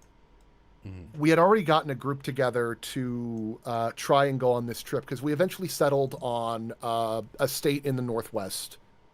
But it was going to be a very lengthy drive, and we had like 5 people going with us, and we had to have like one person staking out at the place that they were going to be living in. And I flew to Texas, and I took part in a multi-state journey with them, like financing for the gas, for hotel arrangements, trying to keep spirits up, because none of them had ever done like lengthy travel before. And I've done, if any of you know anything about me, I've done a lot of travel.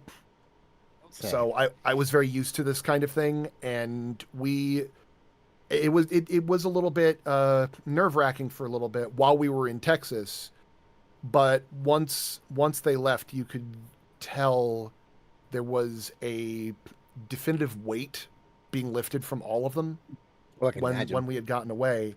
I mean, it was still like, that was only like part of the journey. When we finally got there, like it was still hell, you know, figuring out living arrangements, figuring out all that stuff. And also the I cannot understate the challenging aspect of having to unpack all of the emotional stress that comes with having to do that, and also like all the stuff that you had to kind of keep bottled up for a really long time that you can finally now let out. And But yeah, who went ahead and made a list? I don't know the exact name. I do know that there was a governor that was in Texas that had it was a big story about him wanting to like make a big list of people that are just getting this treatment, and like some of those people had folks like showing up at their house or their place of work. It was That is terrifying. Was it a governor or was it Ken Twisted. Paxton? 'Cause That's It might have been. It might have been. says Ken it was Paxton. Attorney General Ken Paxton. correct. Thank you. Sorry. Thank you. I know that There you go. I don't remember the specifics about that Mhm. particular bit. Yeah. Mhm. But yeah, needless to say, it was a bit scary. Now, like, I'll make it abundantly clear. When we drove out, we weren't like being chased out or anything like that. Nothing like that. It was just kind of a quiet pack up and get out kind of thing. But it was a little tense. Yeah. But they're doing all right now. That's great. They're like again, living conditions for that kind of thing is never going to be like an one and done kind of easy. Like they still have like a lot of things that they're dealing with, but I was glad to at least help them. Yeah. I know for sure. Like that's half the work. I feel like in the queer community in particular, like there's kind of this secondary puberty you go through when like you escape from your surroundings and get to be yourself for the first time. And I feel like giving someone the opportunity to experience that second round of growth and kind of supporting them through that is really important in the queer community. So it's just a good thing to do. Yeah, my mom, before she retired, she was a psychiatric nurse, and she actually explained it really well because she used to be a psychiatric nurse in Philadelphia, where there was like a very strong queer community there, because she was there with my dad during the AIDS epidemic.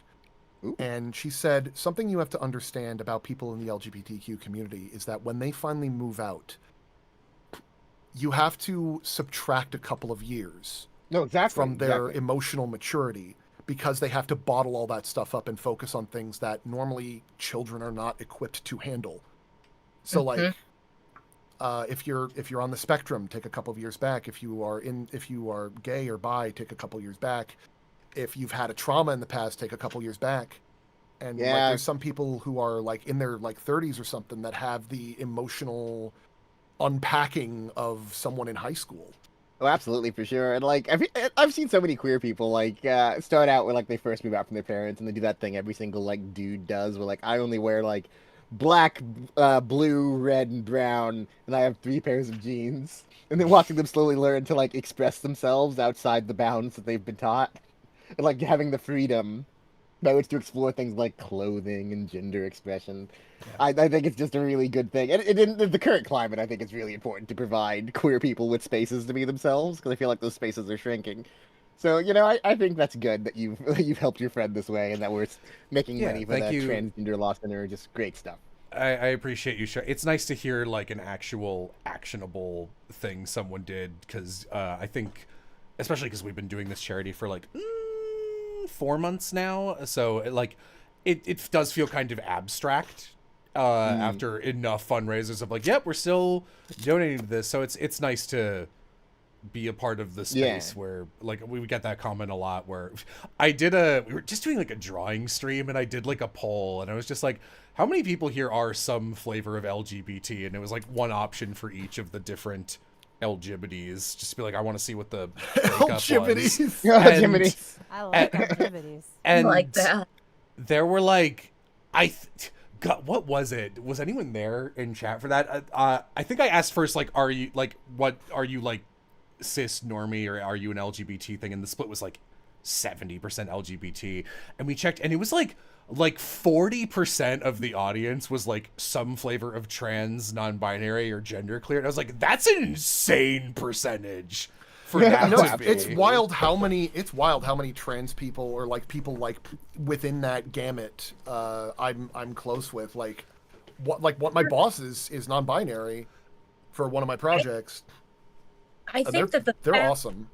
I think that the fact is that's not, even though this is a targeted charity, and it might attract more people than any like a different charity would who can be affected by it. I also think that that is actually a good representation of our population as a human race, because so many people will talk about that gender and sexuality is a spectrum that is a lot of societal expectations.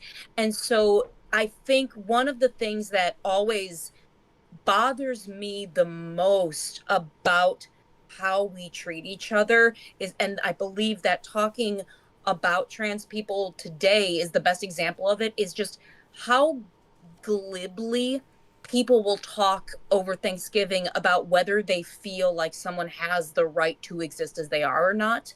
Oh, absolutely. And Yeah, for sure. nowadays, people discuss it like they're discussing whether they think it's going to rain or not. Do I think a person should just be allowed to exist without apologizing for it, or love the person that they love, or love themselves? And it to me, the glibness which with people debate something that just shouldn't be debated, is that's what causes the despair.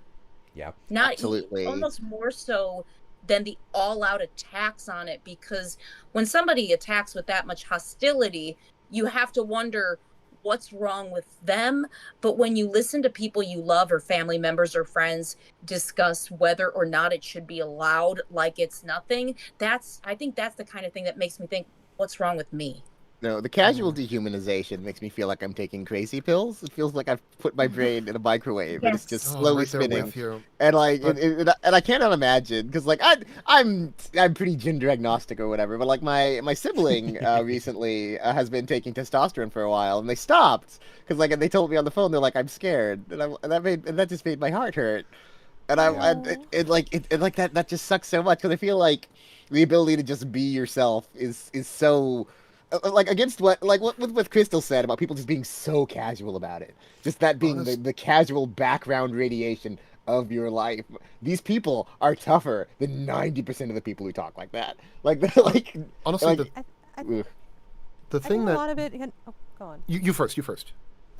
I feel like another contributing factor is just that there are people now who are brave enough to explore this spectrum and explore the different terms and the different identities that we are just starting to explore and just starting to get a handle of. While there are others who feel pretty grounded in the society they've been raised in already. They're like, oh, do I check all the boxes for a normal unbothered life in society? Better not question it further. And anyone who does, they must be weird, they must be off, there must be something wrong with them, because they are wrinkles in the fabric, and we can't aberrations. have that. There's definitely an apprehension, and it's not to blame anyone for that, because the hostility that you could be met with is good reason Insane. enough even in to- passing, like even just saying something relatively close to "I think that trans people exist" is enough to get someone to get up in your case about it. But- Yeah, Oh, because absolutely. people, when confronted with new information and when confronted with something that might lead them to believe that what they've held to their heart is wrong or is changing, people get scared. And when they're scared, they get defensive and sometimes violent. And Yeah. that is just such, on top of every other change you have to endure as a queer person, on top of every other new thing you have to handle, you also have to do it in this hostile environment where people they care more about the safety of their perception of the world than they do about the people who inhabit it. And that is one of the most frustrating Absolutely. things. And I think that Absolutely. is such a damaging mindset, both to the people around you and yourself. But I notice it with much more than sexuality. You know, I always wondered, like, why do these people care so much about people that will never affect them, that aren't forcing them to do anything? Why do people want? And it's not just a matter of people want to exist in a certain way. They also want the validation of being right. They want to see everyone else making Absolutely. the choices that they made. And a lot of times when I do talk to people and kind of even just try to gently ask them, like, why does it matter to you so much? Why do you waste this energy on making other people live a life that they're saying won't make them happy. And they talk about the fact that, well, when I was younger, I couldn't just do this. I couldn't make this choice. I Oh, didn't yeah. have this I opportunity. hate that. I hate that. It's so much self-imposed. It's so much self-imposed hate, and they're keeping themselves down. And because they feel like they're not at that point in their life yet where they can make those decisions, or where they feel safer being Absolutely. honest with themselves, they And force everyone else to live the lies that they had thrust upon them. absolutely. And I feel like the thing that makes me the angriest, the thing that makes me the absolute angriest is that all of this, like the hatred's always there, don't get me wrong, like look at the 1950s. But I feel like in the age of the internet, the people with the worst intentions have weaponized the reflexive hatred of the masses. And like Mhm. there's this whole thing of like empathy is bad is the thing that they're pushing now. And that's because if you think empathetically about a queer person for 5 seconds, you might change how you vote, and then Billy McYacht wouldn't get his like $5 billion tax cut or whatever. Right. Like the people who So- are pushing the anti-gay, anti-LGBT stuff don't really care about it. They just want the voters to vote a Yeah, certain way. exactly. So I think they've I- and they've I was- just supercharged all of this hatred against the community that has done nothing wrong, just because it's an easy scapegoat. Because I cannot imagine a thing more othered to the American yeehaw cowboy idea than being trans. So people's first knee-jerk reaction is to hate it, and then you get on the internet and some random person just blows on that feeling with bellows, and next thing you know, you're a mind-rotted goblin on Facebook for 5 hours. Yeah. And I- it's Oh, just- you villain that shit. the, I that the empathy. Oh, what sorry, were you gonna say? I do think, because I could listen to this for like 6 hours, but I also don't want Yeah. to keep you guys No, here fair. forever. And since this is like a dono thing, I do want to like try and transition Oh, yeah, back yes, to of the. course. Would you mind if I had one last thing before Transition. like we got into it? Yes, sure. Yeah, one more. One more. I appreciate it. The one thing going off on what you had said, there's one last thing that I feel like should at least be considered for people who are apprehensive or are feeling like it's either everyone's all in for it or everyone's all against it. And that is the dynamic that the conversation I had with my mother when I was talking about wanting to do this thing. My mom is one of the most empathic people I know. Like being a psychiatric nurse, that's kind of a requirement. And the thing that really got to her, she has always been an ally. She's always been supportive. She's always been always wished the best on everyone around her.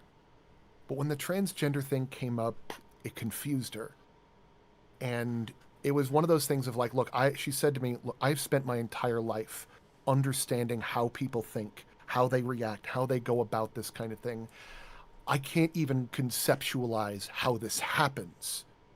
There was no education for that from my field because it was just something so uncommon that now I'm struggling to be respectful and be mindful of these people because I don't know if I'm going to stumble into a microaggression doing so. But she sat down and she had conversations with me and people close to me to try and better understand how even to communicate, your immediate thought is, how is it difficult to communicate? You're just referring to them by the way that they wish to be portrayed. And my mother said, I could not always do that when I was a psychiatric nurse because there is that very real instinct of talking to somebody that wants to be expressed and talking to somebody that is experiencing a potential problem. And I understood that she wasn't coming from an area of aggression when she said that. But when I explained it to her and she taking the time to understand, I think should at least be acknowledged and appreciated as they're trying to work their way through understanding it, because it can be very complicated to a lot of people. I think the fact that she admits that you admit that you don't understand it is actually one of the most empathetic things in the world, because empathy is absolutely. really meeting somebody where they are. And if you can say, hey, I don't understand this yet, but I've also been in situations where nobody understood me and they're actually verbalizing, I need help understanding. It's meeting people where they are and admitting Yeah. when you're having trouble getting there. And I it's, think it's meeting them with questions is the thing, like empathetic, honest, interested questions, which I think is the solution for empathy always. and I'll shut up after this, but it's Yeah, all, same here. I will just say, if I can say one thing to bring the Krystal portion of tonight over, it is just, I'm begging people, please do not lose your empathy. People will tell you, oh, don't be Preach. empathetic, be sympathetic, be compassionate. But those empathetic is the only thing out of those three feelings that does not come with a sense of supremacy.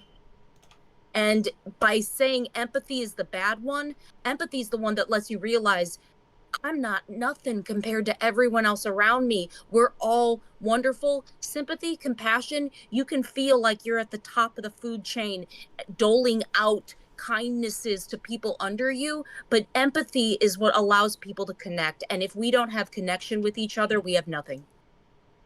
Exactly. Yes, that's a good note to end it on, I think. Thank Yeah, you. I you'll- don't think we can do a better one on that. And like, yeah, like I don't even want to stop this, but also like I feel like we could probably talk about this No, for you're 4 fair, more fair. hours. So It's almost as though the kind of people who would go on this stream have a lot to say about this topic. yeah, it's crazy. So anyway, I have a list of extra stupid things that we can hopefully auction off for additional donations. And if I know it's midweek, it's Tuesday. Some of you guys probably have work week in the like just another day of work in the morning.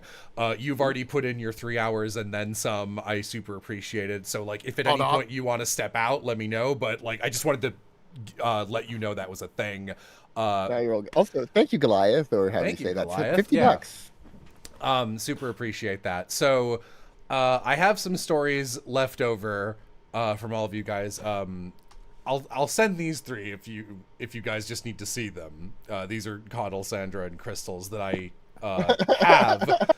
And then I've got like a big scroll for Kennedy's.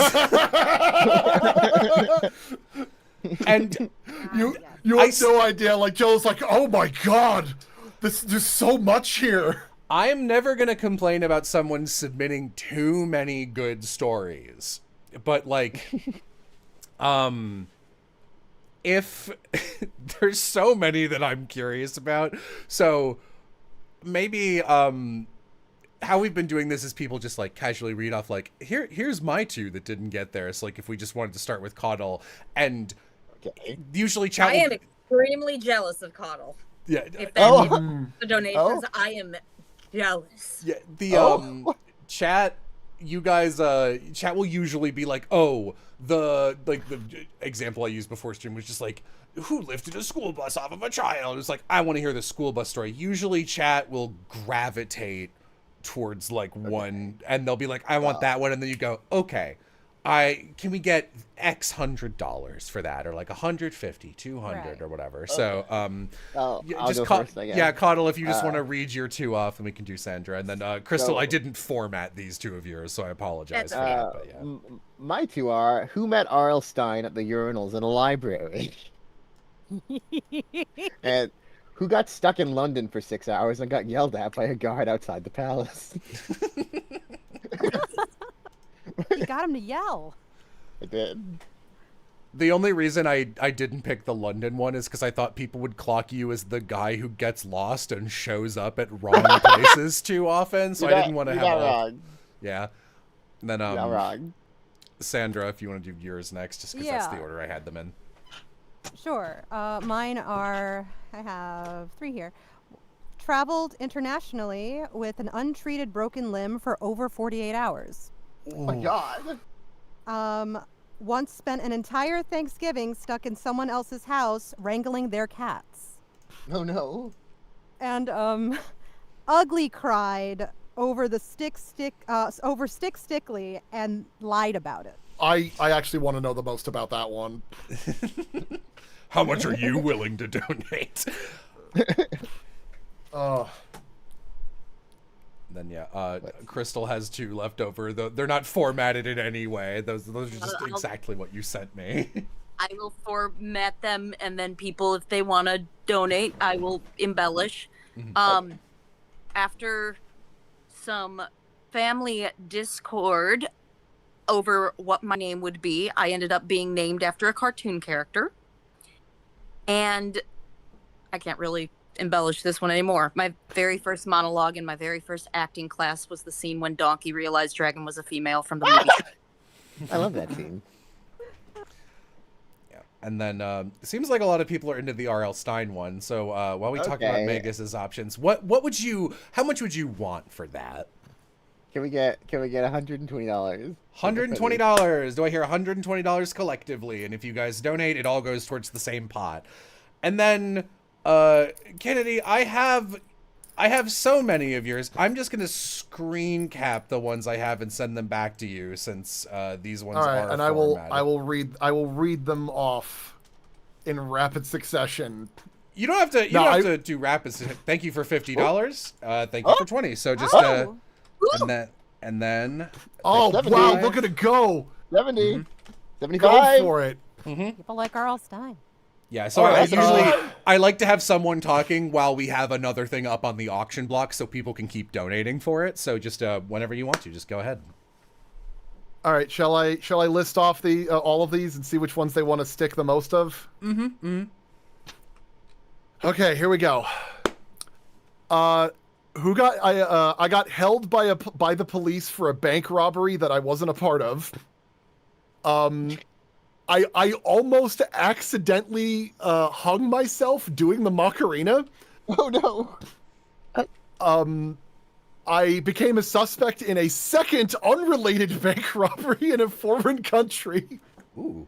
Thank you, Storm Beta, for $100. Oh my god! I helped my father create a pirate radio broadcast to sow dissent in a convoy out at sea. That's the one I want to know about, because that sounds so fucking awesome that I like. Yeah. I prevented a guy from getting expelled from flunking out of high school by making a film of him making out with his girlfriend. I snuck a grill into a movie theater and cooked a burger behind one of the staffers. I got into a fist fight with a director to prevent him from... I almost got into a fist fight with a director to prevent him from putting vomiting and urination in one scene in his movie. Oh. I accidentally amputated my sister's finger. All right, that's not even halfway through that list, so let's keep those floating in the air, and because we have $95 towards whatever the next thing is. So Caudle, I think they've unlocked your R.L. Stein story. Can you tell us about that? Okay, well, I grew up as a Goosebumps kid. I loved horror as a child. So I knew R.L. Stein was going to be at this place. It wasn't like I ran into him at total random. We were going to a book signing. You woke up after sleepwalking, and R.L. Stein was the homeless man. Who And I had to give him $5, or he'd send me to Welcome to Dead House. But yes, I went to a signing, and I brought my copy of Welcome to Dead House and all that, and I was really excited because I'd had all the books, and I started having nightmares at this point. Is when my parasomnia started, so my parents were threatening to burn them all. Oh my god! I was like, no, don't do that. I would like to get them signed. So I took them to the signing, and I was like, okay, we're here early. I'm gonna go to the bathroom, and I'm gonna pee, so I don't have to pee when I meet R.L. Stein. So I go to the bathroom, and I'm like, oh, there was a short, balding Jewish man at the urinals. How many urinals close is too close to check if that is R.L. Stein? Just all by yourself, handsome. So I kind of okay, 2 urinals is close enough, right? Because there's nobody else at these urinals. So obviously I'm kind of trying to see if it's R.L. Stein. It's no, I just start peeing with R.L. Stein. It's oh yeah, that's totally R.L. Stein. But now I'm peeing with R.L. Stein. So how do I just be hey, I love your books midstream? Is that how this is gonna go? Is that how my meeting with one of my writer viewers is gonna? Did you check if he was R.L. Stein by kind of leaning over and seeing that green slime was oozing down the back of his urinal? And that's how you could tell. I checked him for monster blood. Mm-hmm. Oh, but he's a very distinct face. So it's I clocked him immediately. But I kind of stopped peeing, and I'm okay, I'm just gonna go over to the sink and wash my hands. And he kind of walked over to the sink and washed my hands. He's so you here for the signing? I was yeah, yes I am. I'm glad I was obvious. So watching me pee. Yeah, so you watching me pee? So Watching me pee. yeah. Like, no, Did you get to like say hi properly afterwards? I did. He was very, very nice Good. about me getting 2 urinals away from Glad him. he is. He walked me to the front of the line with him, because there was not really anyone in line yet. He walked me to the front of the line, he signed my copy Welcome to Dead House. He's like, that's my first book. And I'm like, that's why I brought it, I love you! Ah! But, Oh. but, I I didn't embellish on it because it wasn't my lie. But I will say the reason that the Furby story was so big for me was because of how it wasn't upset that my mother was that I threw away the doll she spent like probably 3 shifts at Jewel-Osco at. It was the fact that I have creepy dolls that I have loved since I was like 4 that I still have that I brought to Texas with me, including my drawstring Freddy Krueger and Slappy the ventriloquism doll. Yeah. That I had no problems with, but the Furby went out the window. Can I also well, the just other ones say, didn't talk. if I hadn't already confirmed that you were from Chicagoland, you saying your mom did multiple shifts at Jewel-Osco would have also made me go like, okay, Chicago, right? Yeah.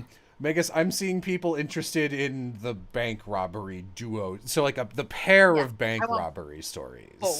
And we already have 115 in the bank already. No pun intended. But Also, I just people want to say thanks, folks, for buying my story. I'm flattered. That's great. I love raising money for this. Thank you all so much. I do want to tell the Macarena one at some point if they're up for it, but I feel like that one's a special kind of weird. So why don't you? I'll tell the bank robbery one at like 78,000 in the donate thing, which is like another. It's like another $100, I think. Okay, cool. Yeah. And then how much do you want for the Macarena separately from that? Can we get? I will do the Macarena one if we can get to. I feel like I want to go big on this one. If we can get it to like 79,000. Ooh, that's spicy. Okay. That's a big one, but it's again, it is a really fucking weird story. Thank you for your donation. Yeah, no, I go big or go home. Thank you, everyone donating $23. I'll tell other stories on the way up to it, but I'm saving that Macarena one. That's gotcha. Yeah. So just so you guys know, I can't see the current donation total on the YouTube backend, so you'll have to tell me when we hit that. Well, we hit 78,000 just now. Okay, great. So the two bank robbery stories are very separate Thanks, from Kyle. each other. Thank you for $1,000 immediately. Oh my god! Are you kidding? Oh my god! I didn't Kyle! wanna, I didn't want to put it on him, but I was like, Kyle loves to randomly drop $1,000 to this donathon as a joke, so he's probably gonna do it. $1,000 as a joke. You Wow. Yep, My God. And every Wait, time I'm quick round like, of Kyle. applause. And every time I'm like, Kyle, how do you keep doing that? He's like, I work at the post office, which is like what a super spy would say every time they're asked. It's like the $1,000. Guys, I didn't even get through half of the list of the things on here. I didn't even mention the ancient tortoise sex. Do you see why every out-of-pocket story made me think Kennedy? Do you see? Yes. Anyway. So I guess give us the bank robbery duo. Bank robbery. Okay. So there were 2 separate instances. Once when I was 9 years old, and another when I was, I believe I was 15. So when I was 9 years old, I was in Bali.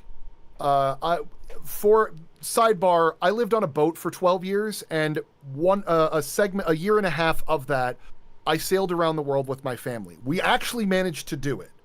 Like, I went through everything. And there was a lot of crazy stories on that, but if I told all of them, it would very much give away the game away, so I couldn't, like, just outright say it, because if I had any sailor stories come up, they'd be like, Kennedy. So, we get to a point where my dad has to take out some more money from the local bank, and I'm going with him, and this is around the time where I am still, like, just marveling at the idea of just being out in just foreign countries and stuff like that, even though we've been doing it for a while.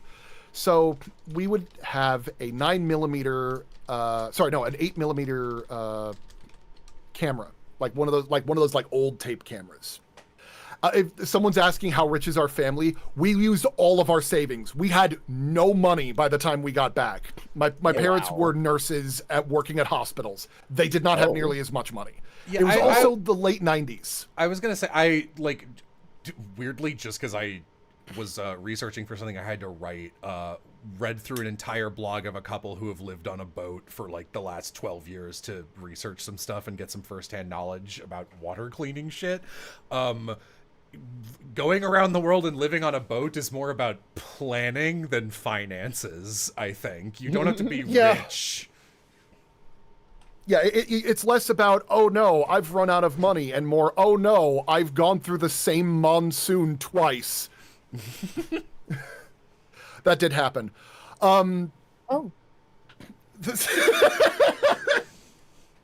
Anyway, so when we get to the bank, my dad is at the front desk, and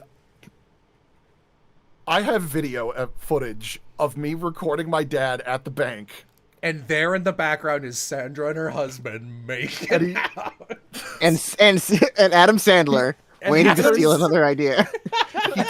He turns around and sees me, and his eyes bulge out of his head, and he starts gesturing madly to like get me out of the building. And my dad's like, he's waving at me for some reason. I don't know why.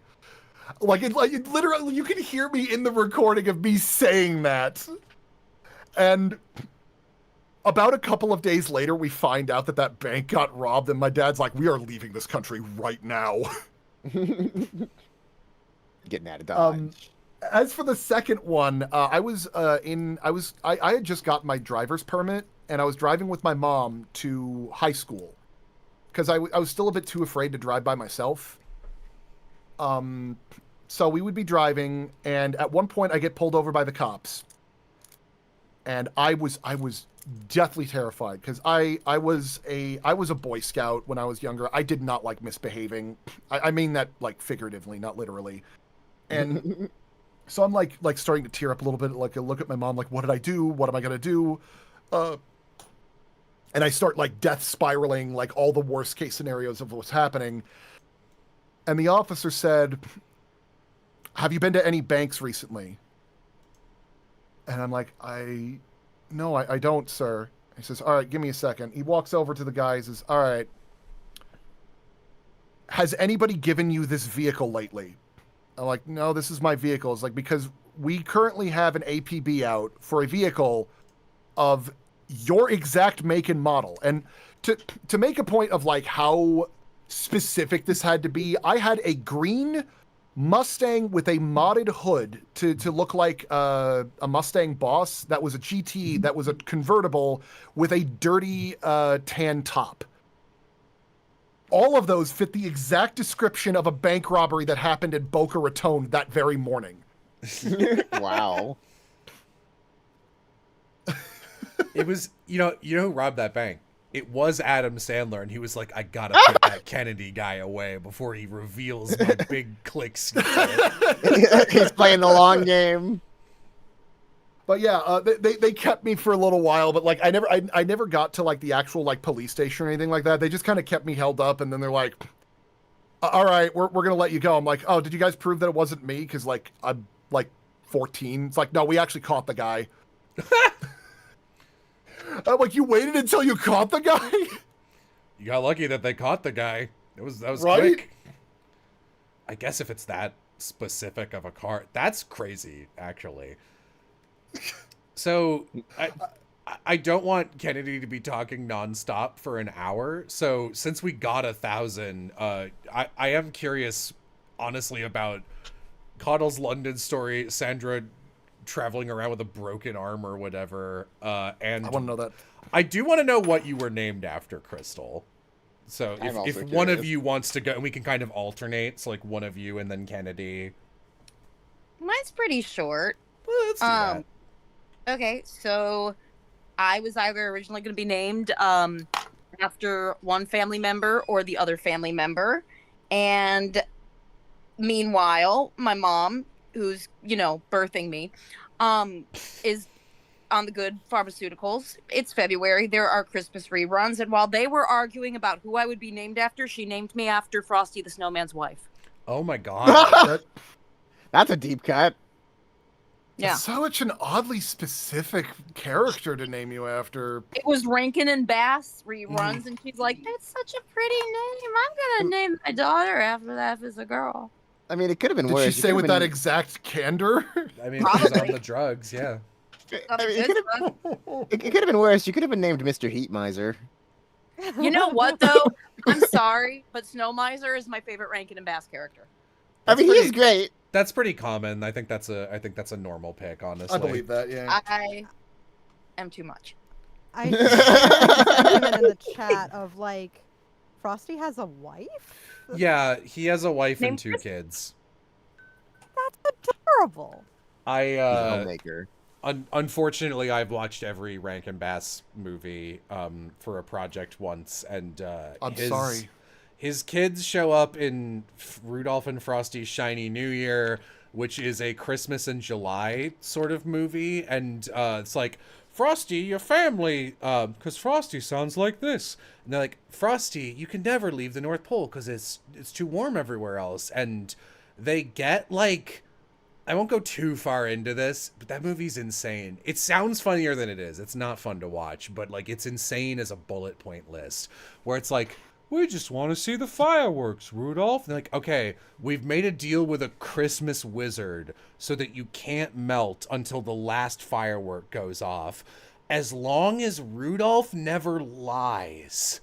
And then this evil Waluigi reindeer, whose name I don't remember, tricks Rudolph into not he doesn't even lie, but it's just like, well, which is it, Rudolph? Which one do you care about more, your nose or Frosty's life? And Rudolph's like, I guess I care about Frosty more. Was Roger from American Dad in that one? That's the voice he was doing. Like I don't know what to tell you. Thing. Yeah. This wasn't in the video. I didn't have time to talk about. Look, it's not a good movie, but that's... Anyway, Frosty's whole family dies in that movie, but then they undie because it's a kid's Me too. movie. Yeah. Yeah, so, Oh my God. Kennedy, why don't you tell us about the Macarena? Oh, okay. I want to be better. All right, so it's the mid '90s, and young Kennedy is around, I want to say 7 years old, and I was really into the idea of getting to do performances for people. Like I really enjoyed entertaining people a lot. I used to do like fake radio broadcasts on the cockpit of the boat to my parents. I didn't do it over the broadcast, over the radio or whatever, just to like improv and act out things. I was part of like a play, but I never got to perform against like a big audience before. And I got in my head that for the first time, I was allowed to go up on the bosun's chair, which is like this seat that attaches to the mainsail line, so that you can go up and like do repairs on like the weather vane at the very top or whatever instruments or anything like that. But we ended up getting like some pretty strong harnesses that were designed to keep us from falling overboard during really bad storms. So we went to a restaurant one day, and I was talking to the waiter about the idea of, I would love to do like a show performance. And I was really, and because I was a young kid, they're like, sure kid, whatever. And my parents were like, yeah, I guess you could do it. And like there was a lot of back and forth until finally it was the moment where I was going to get to do it. This was not like a lengthy planned thing. This was I had the thought in my head at the restaurant, and by the end of our time at the restaurant, I decided to do it. And so we start playing the Macarena at max volume on the boat's like internal like stereo system, blasted as loud as it could, poking through like the windows of our boat. And I strap on a harness, and they pull me up, and I start doing like a sky swinging show, doing the Macarena. Uh, nobody is watching. Absolutely none of the people at the restaurant even noticed. I didn't care. I thought that I was entertaining them. I didn't know if they were watching or not. Because it was pretty dark out by that point. But, you know, there was lights on me and all that stuff, and the lights kind of kept me from being able to see everybody on that. So the show is about to end. I sit down on the boom of the ship. That's the long pole that's attached to the main mast where the mainsail goes up on. And I'm light enough that I can sit on it. And my sister's like, all right, I think we're done. We're going to go. And I'm like, okay.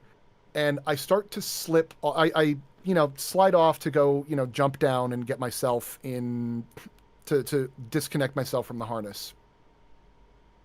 The harness snaps and wraps twice around my neck.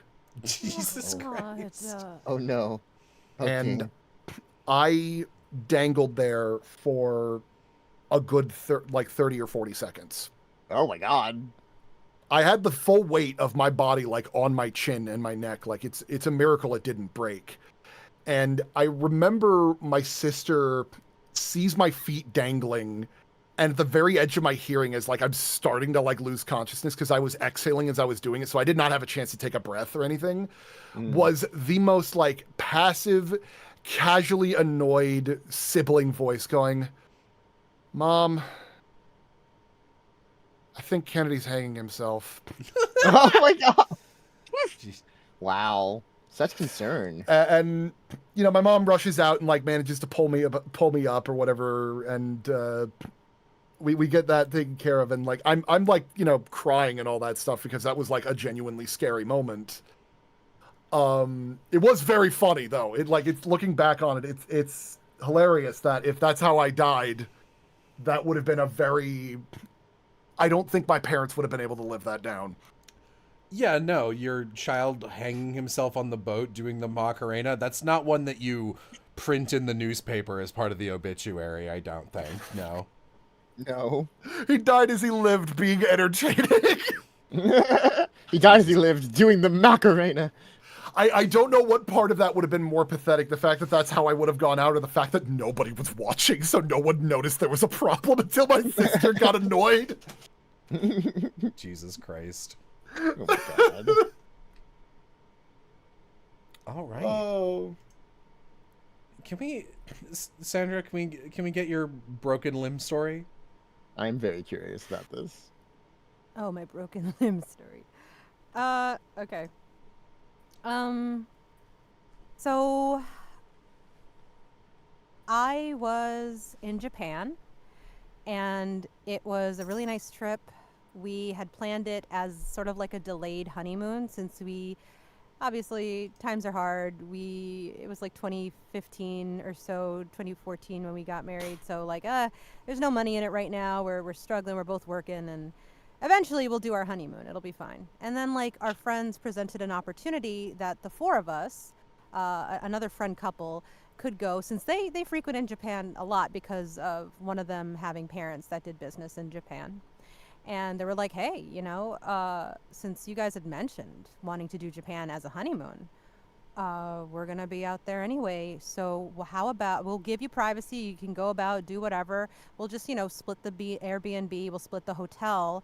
We were thinking of doing like something like 12 days, if that's like and we said, this is a dream come true. Like, we'll absolutely pull up, what we can, but having another party to split up those fees and everything would be a dream. So we shared that experience with our friends, and it was a lovely 10 days out of the 12.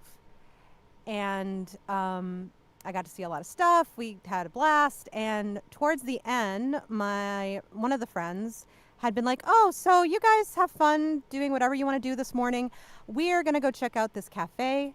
It's like a butler cafe. I don't know if that's your thing, but it's going to be in this area. So if you'll be there, meet us. The butlers come like, out with yeah, hammers sure. and they break your legs, and it feels amazing.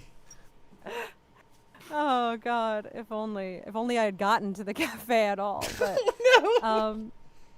yeah. So we spent most of that day just chilling and shopping and stuff, and then we were like, I guess we should go check out this cafe. They're gonna be there anyway. But we're newbies in Japan. We don't know where anything is, so their directions weren't like as clear as I would have liked. So we were poking around the streets, and they're kind of laid out in a little kind of a hard way to determine what's on what level. A lot of stores are like on an upper level, so it's like, yeah, you might be in the right spot, but you got to go upstairs.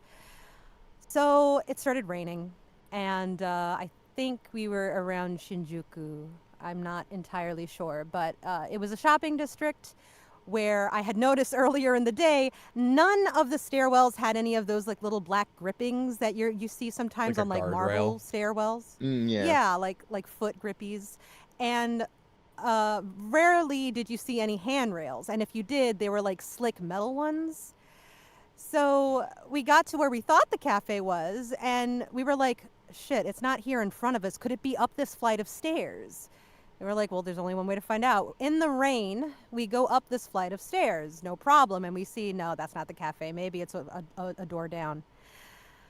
And then my husband goes down the flight of stairs, okay. It's very, very wet, though. I try to go down the flight of stairs. I make it down like maybe the first 3 steps or so. And again, this is like stone, like slick polished stone for decoration. I slip and fall forward.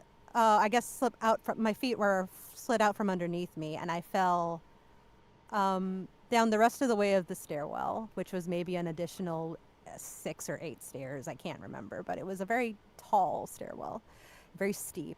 And I landed on my butt and back, and I was like, ah, God, that's terrible. Oh, man. He's like, oh, you okay? You okay? Wow.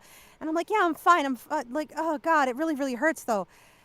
And I didn't realize I broke my ankle until I tried to stand on it. And then I realized how broken it was. And I was like, oh, I must have dinged it really hard because this really freaking hurts. I can't, like, stand. No. And that was because it was broken all the way through. Not the Oof. flesh, but like the Ooh. two bones that make up the lower part of your ankle. It wasn't just one of them, it was both. So I laid there in the rain, weeping my ass off and like going like, how, like, what do we do? How do we get back home? I don't understand. Like I'm not going to get back home. How do you get back home in a situation like this? And he's like panicking because we don't speak the language, and he goes over to the nearest 7-Eleven and tries to get help. People are passing me in the street, some who are pausing and trying to communicate with me. Others are just sort of doing the thing you do when it's like you see a stranger screaming in the street. You just keep your head down and you keep walking. And it was raining too, so I can understand why they kept moving. But eventually, we got me sorted out. Ambulance came, examined me. I got to speak to some English-speaking doctors, and they did x-rays, and nothing could be done there in Japan. I couldn't have surgery or anything. And we only had 2 days left in the trip anyway, so what we decided to do was leave as soon as possible, because that makes sense. I broke my ankle. I'm in a different country. I should probably get surgery as soon as possible. Yeah. But that's not how things worked out. Because at the hospital, they were kind enough to give me painkillers, the crutches, and a splint, which the way they assembled it on my leg looked a lot like a cast. But it was just a splint with some bandages around it. And when I attempted to leave on the earlier flight to get back home, I was considered a flight risk, and no amount of translation we tried to do with our Japanese friend, who also happened to be, contactable by phone. We tried to interpret it through her, but no amount of talking we could do with this flight, personnel at the airport would convince her that I wasn't a flight risk. We tried to tell her, I did not have surgery. This is not an open wound. This is not a closed cast. I can fly. I've been given the okay to fly by the airline, which I won't mention. Can you not fly if you just had a surgery? Like, what's the issue? No, there? you can't, because the altitude is a greater risk for clotting. Hemorrhaging? Okay. Yeah, because the thinness of the air. Like, it's a difference in pressure. So Okay. if you've just had a fresh wound, it's dangerous for you to fly. Oof. Yeah, it's an air pressure thing. I did not know and this. so But she was under the impression that I had, like, she saw this thing, she thought it was a cast. And she outright refused us at every turn. We tried everything. So the only option left was to stay an additional day in a nearby hotel by the airport, where we called up. Fuck it. It was Air Canada. Fuck you, Air Canada. No, fuck Air Canada. They're terrible. Like, oh, they're so fucking bad. They're really this bad. The worst possible way you they're could. awful. They are awful, but the only option was to stay an additional day.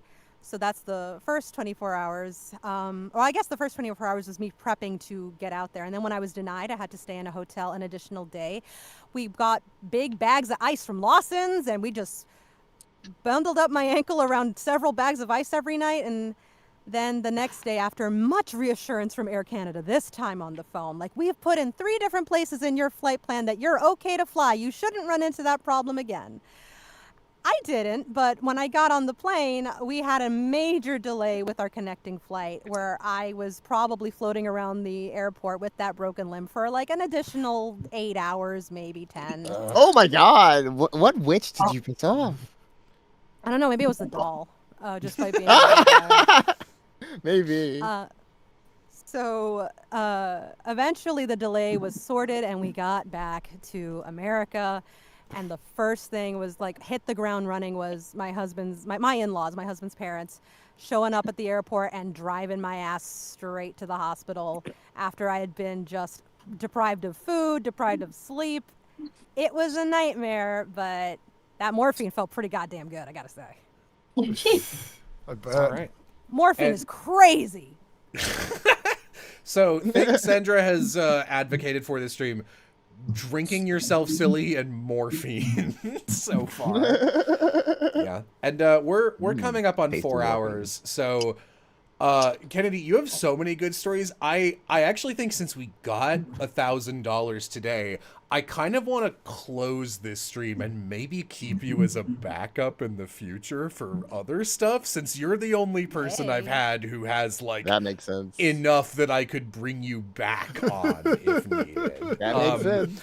And I really love that the opening that you presented to this whole opportunity in the first place was, I'm like, was you contact me? I'm like, why would you want me? I don't really do anything like that, like intense, that I draw a lot of star power. And you're like, I don't think you have, like, one of my fans like referenced you by name, and you have like a lot of crazy stories. I'm like, oh, that's a good point. At least one person in chat whose username was Bondfall007 was like, you started telling the I fell off the James Bond mountain story, and they go, see, this is why I recommended Kennedy. And I was like, well, Bondfall, you're gonna love this story in particular about falling off a mountain. But yeah, if thank you guys all so much for coming on here, and also for, I saw a lot of people in chat really enjoyed the like 45-minute long, like very serious, grounded podcast we ended up doing in the middle of it there. But like,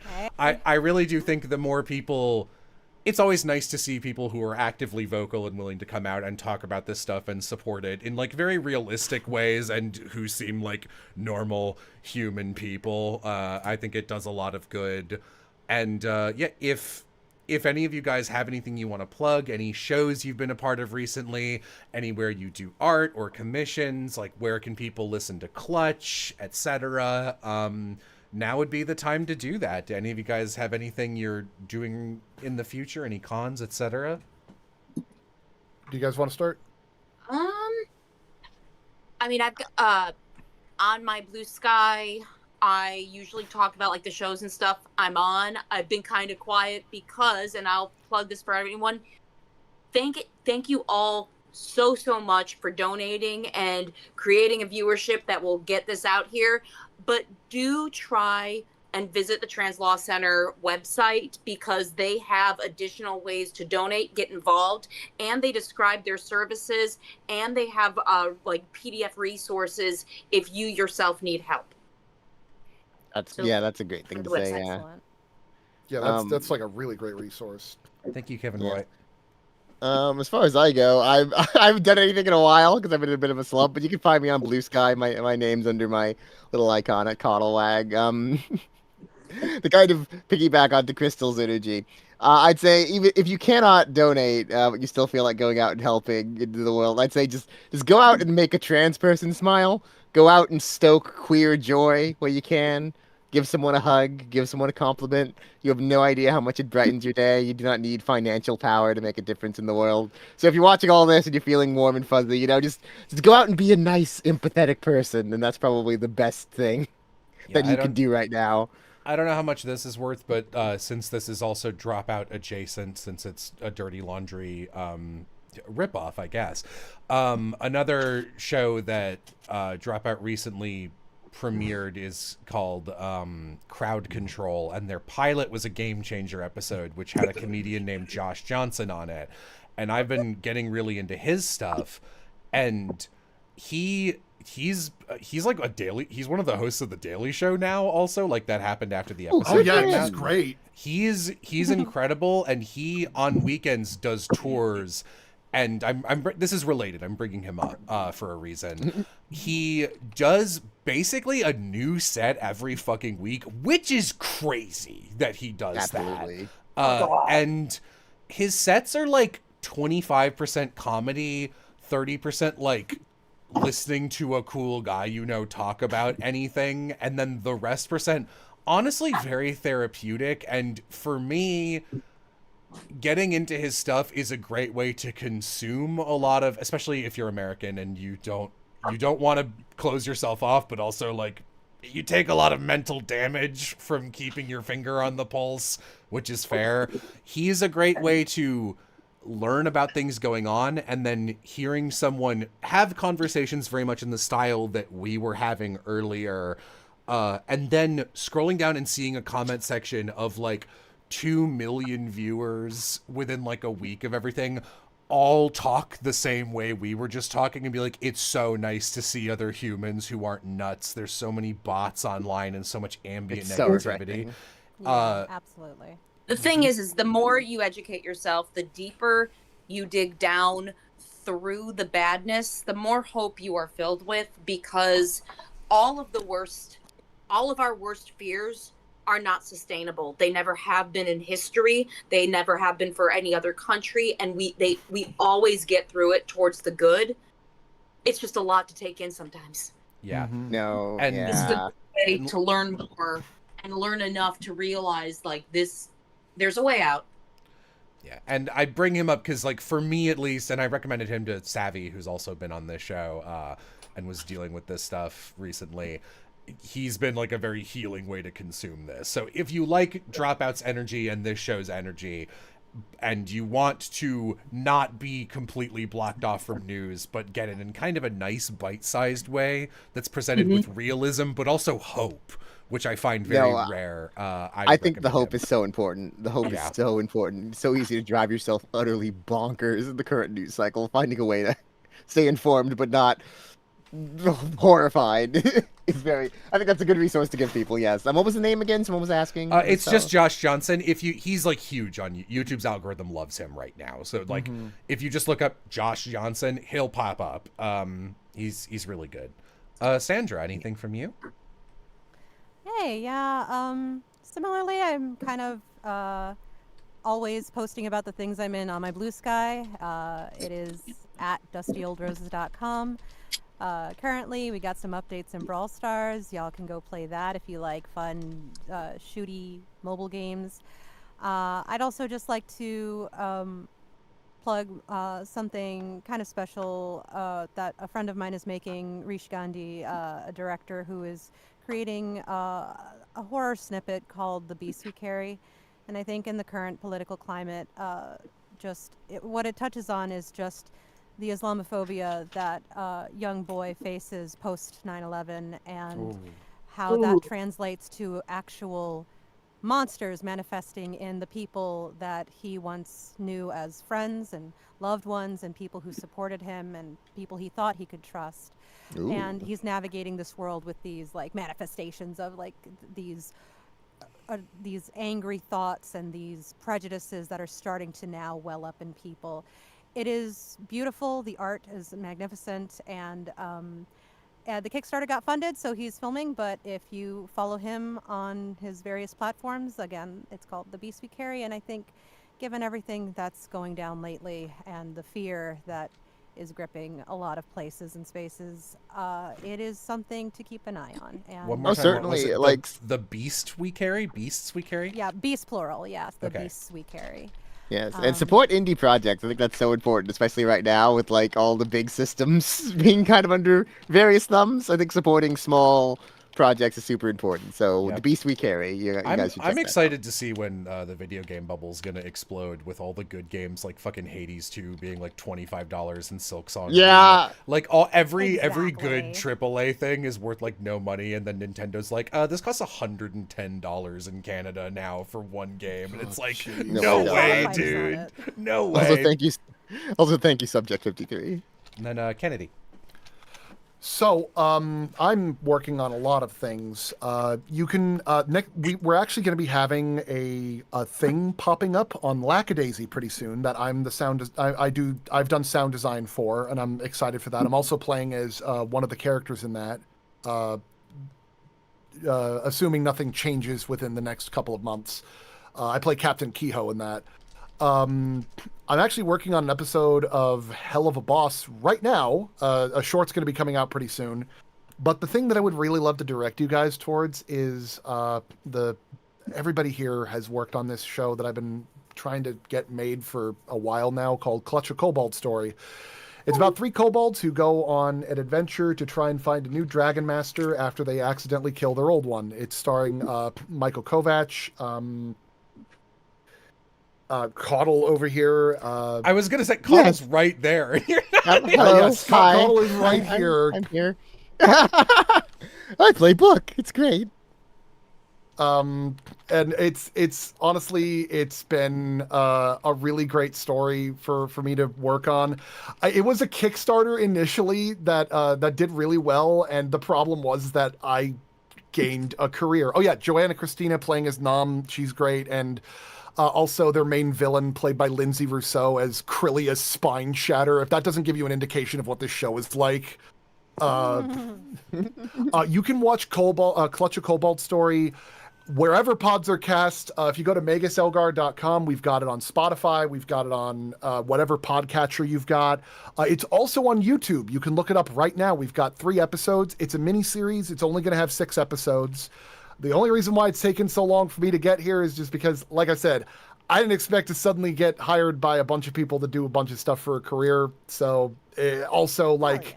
My composer disappeared in Turkey for a little while, and a couple of other things happened. Do you mean My the life country, is a or did cartoon character. they disappeared in the country, Turkey, or they got like really into Thanksgiving for like a little bit? No, the country. Apparently, Discord was illegal in that country because it was, and I quote, abetting terrorism.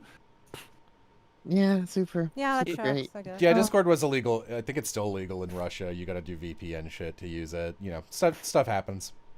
Yeah, but yeah, if you want to look up on YouTube, Clutch a Kobold Story, or if you want to go to like maguselgar.com, I'll type it in the chat here. I'll also watch maguselgar.com. Everybody here, Sandra was one of my lead actresses in that show, and it's how we met.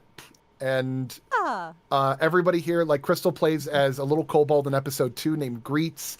Jello plays as 2 characters, one as Elder Toofus, and a character that's coming up in the new episode for episode 4, which I plan to release once my final mixer gets off of the feature-length movie he's currently working on. Oh, fun. Yeah, and for Sandra over here who's- played as Lydia also in episode 3. For anyone who's a deep Oh, that cut was fun. fan of our streams, the voice I am doing for Elder Toofus, who is a teeth-obsessed kobold, is literally an impression of Austin as Cappy Red because he's into teeth. So That was you doing it? yeah. Oh, I didn't know that, actually. I had no idea.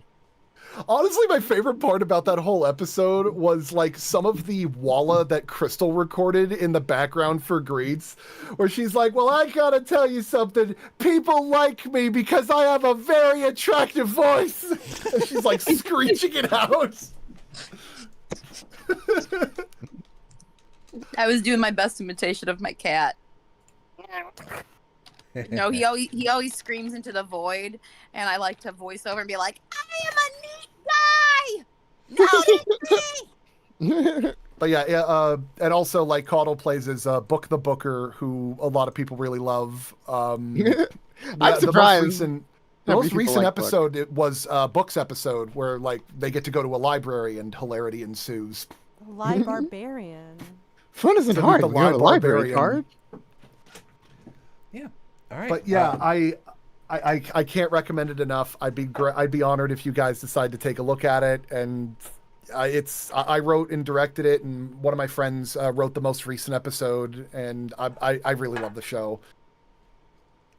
It's really fun. A really great job to do. Kennedy's great to work for. Yeah. All right. Thank you guys again for coming on. Super appreciate it. Thank you for Thank you for having us. offering your Thank stories you. to raise a 4-digit amount of money. You did an excellent job. Fantastic. Hooray. Yeah. Woo! Good Yay, charity! I'll probably have the thumbnail up tonight, but the next one is going to be the cast of what's that show that Vixen is in? The big one, Amazing Digital Circus. That Oh, one is, wow. That one is next week, I think, on the 14th or something. No, the 18th. That sounds more right. It's sometime. It's in the teens. So we're doing that. So Very nice. yeah, You I'll guys see are gonna you have banger numbers on that one, because sure. I know they've got. I know they all have like pretty ludicrous stories. All right. So I'll But see you guys. thanks a lot for inviting us on this, Jello. It was really great to be able to help honor. out on this. Oh, absolutely Thank you, and honored to thank be you to here. everyone Yeah. in chat for donating and giving Thank great you, support. chat. Thank you guys for showing up chat. for the Take trans care of legal fun. yourselves and each other. Goodbye, Yeah. chat. Good night. Go- Bye. Go make a queer person smile. Yeah.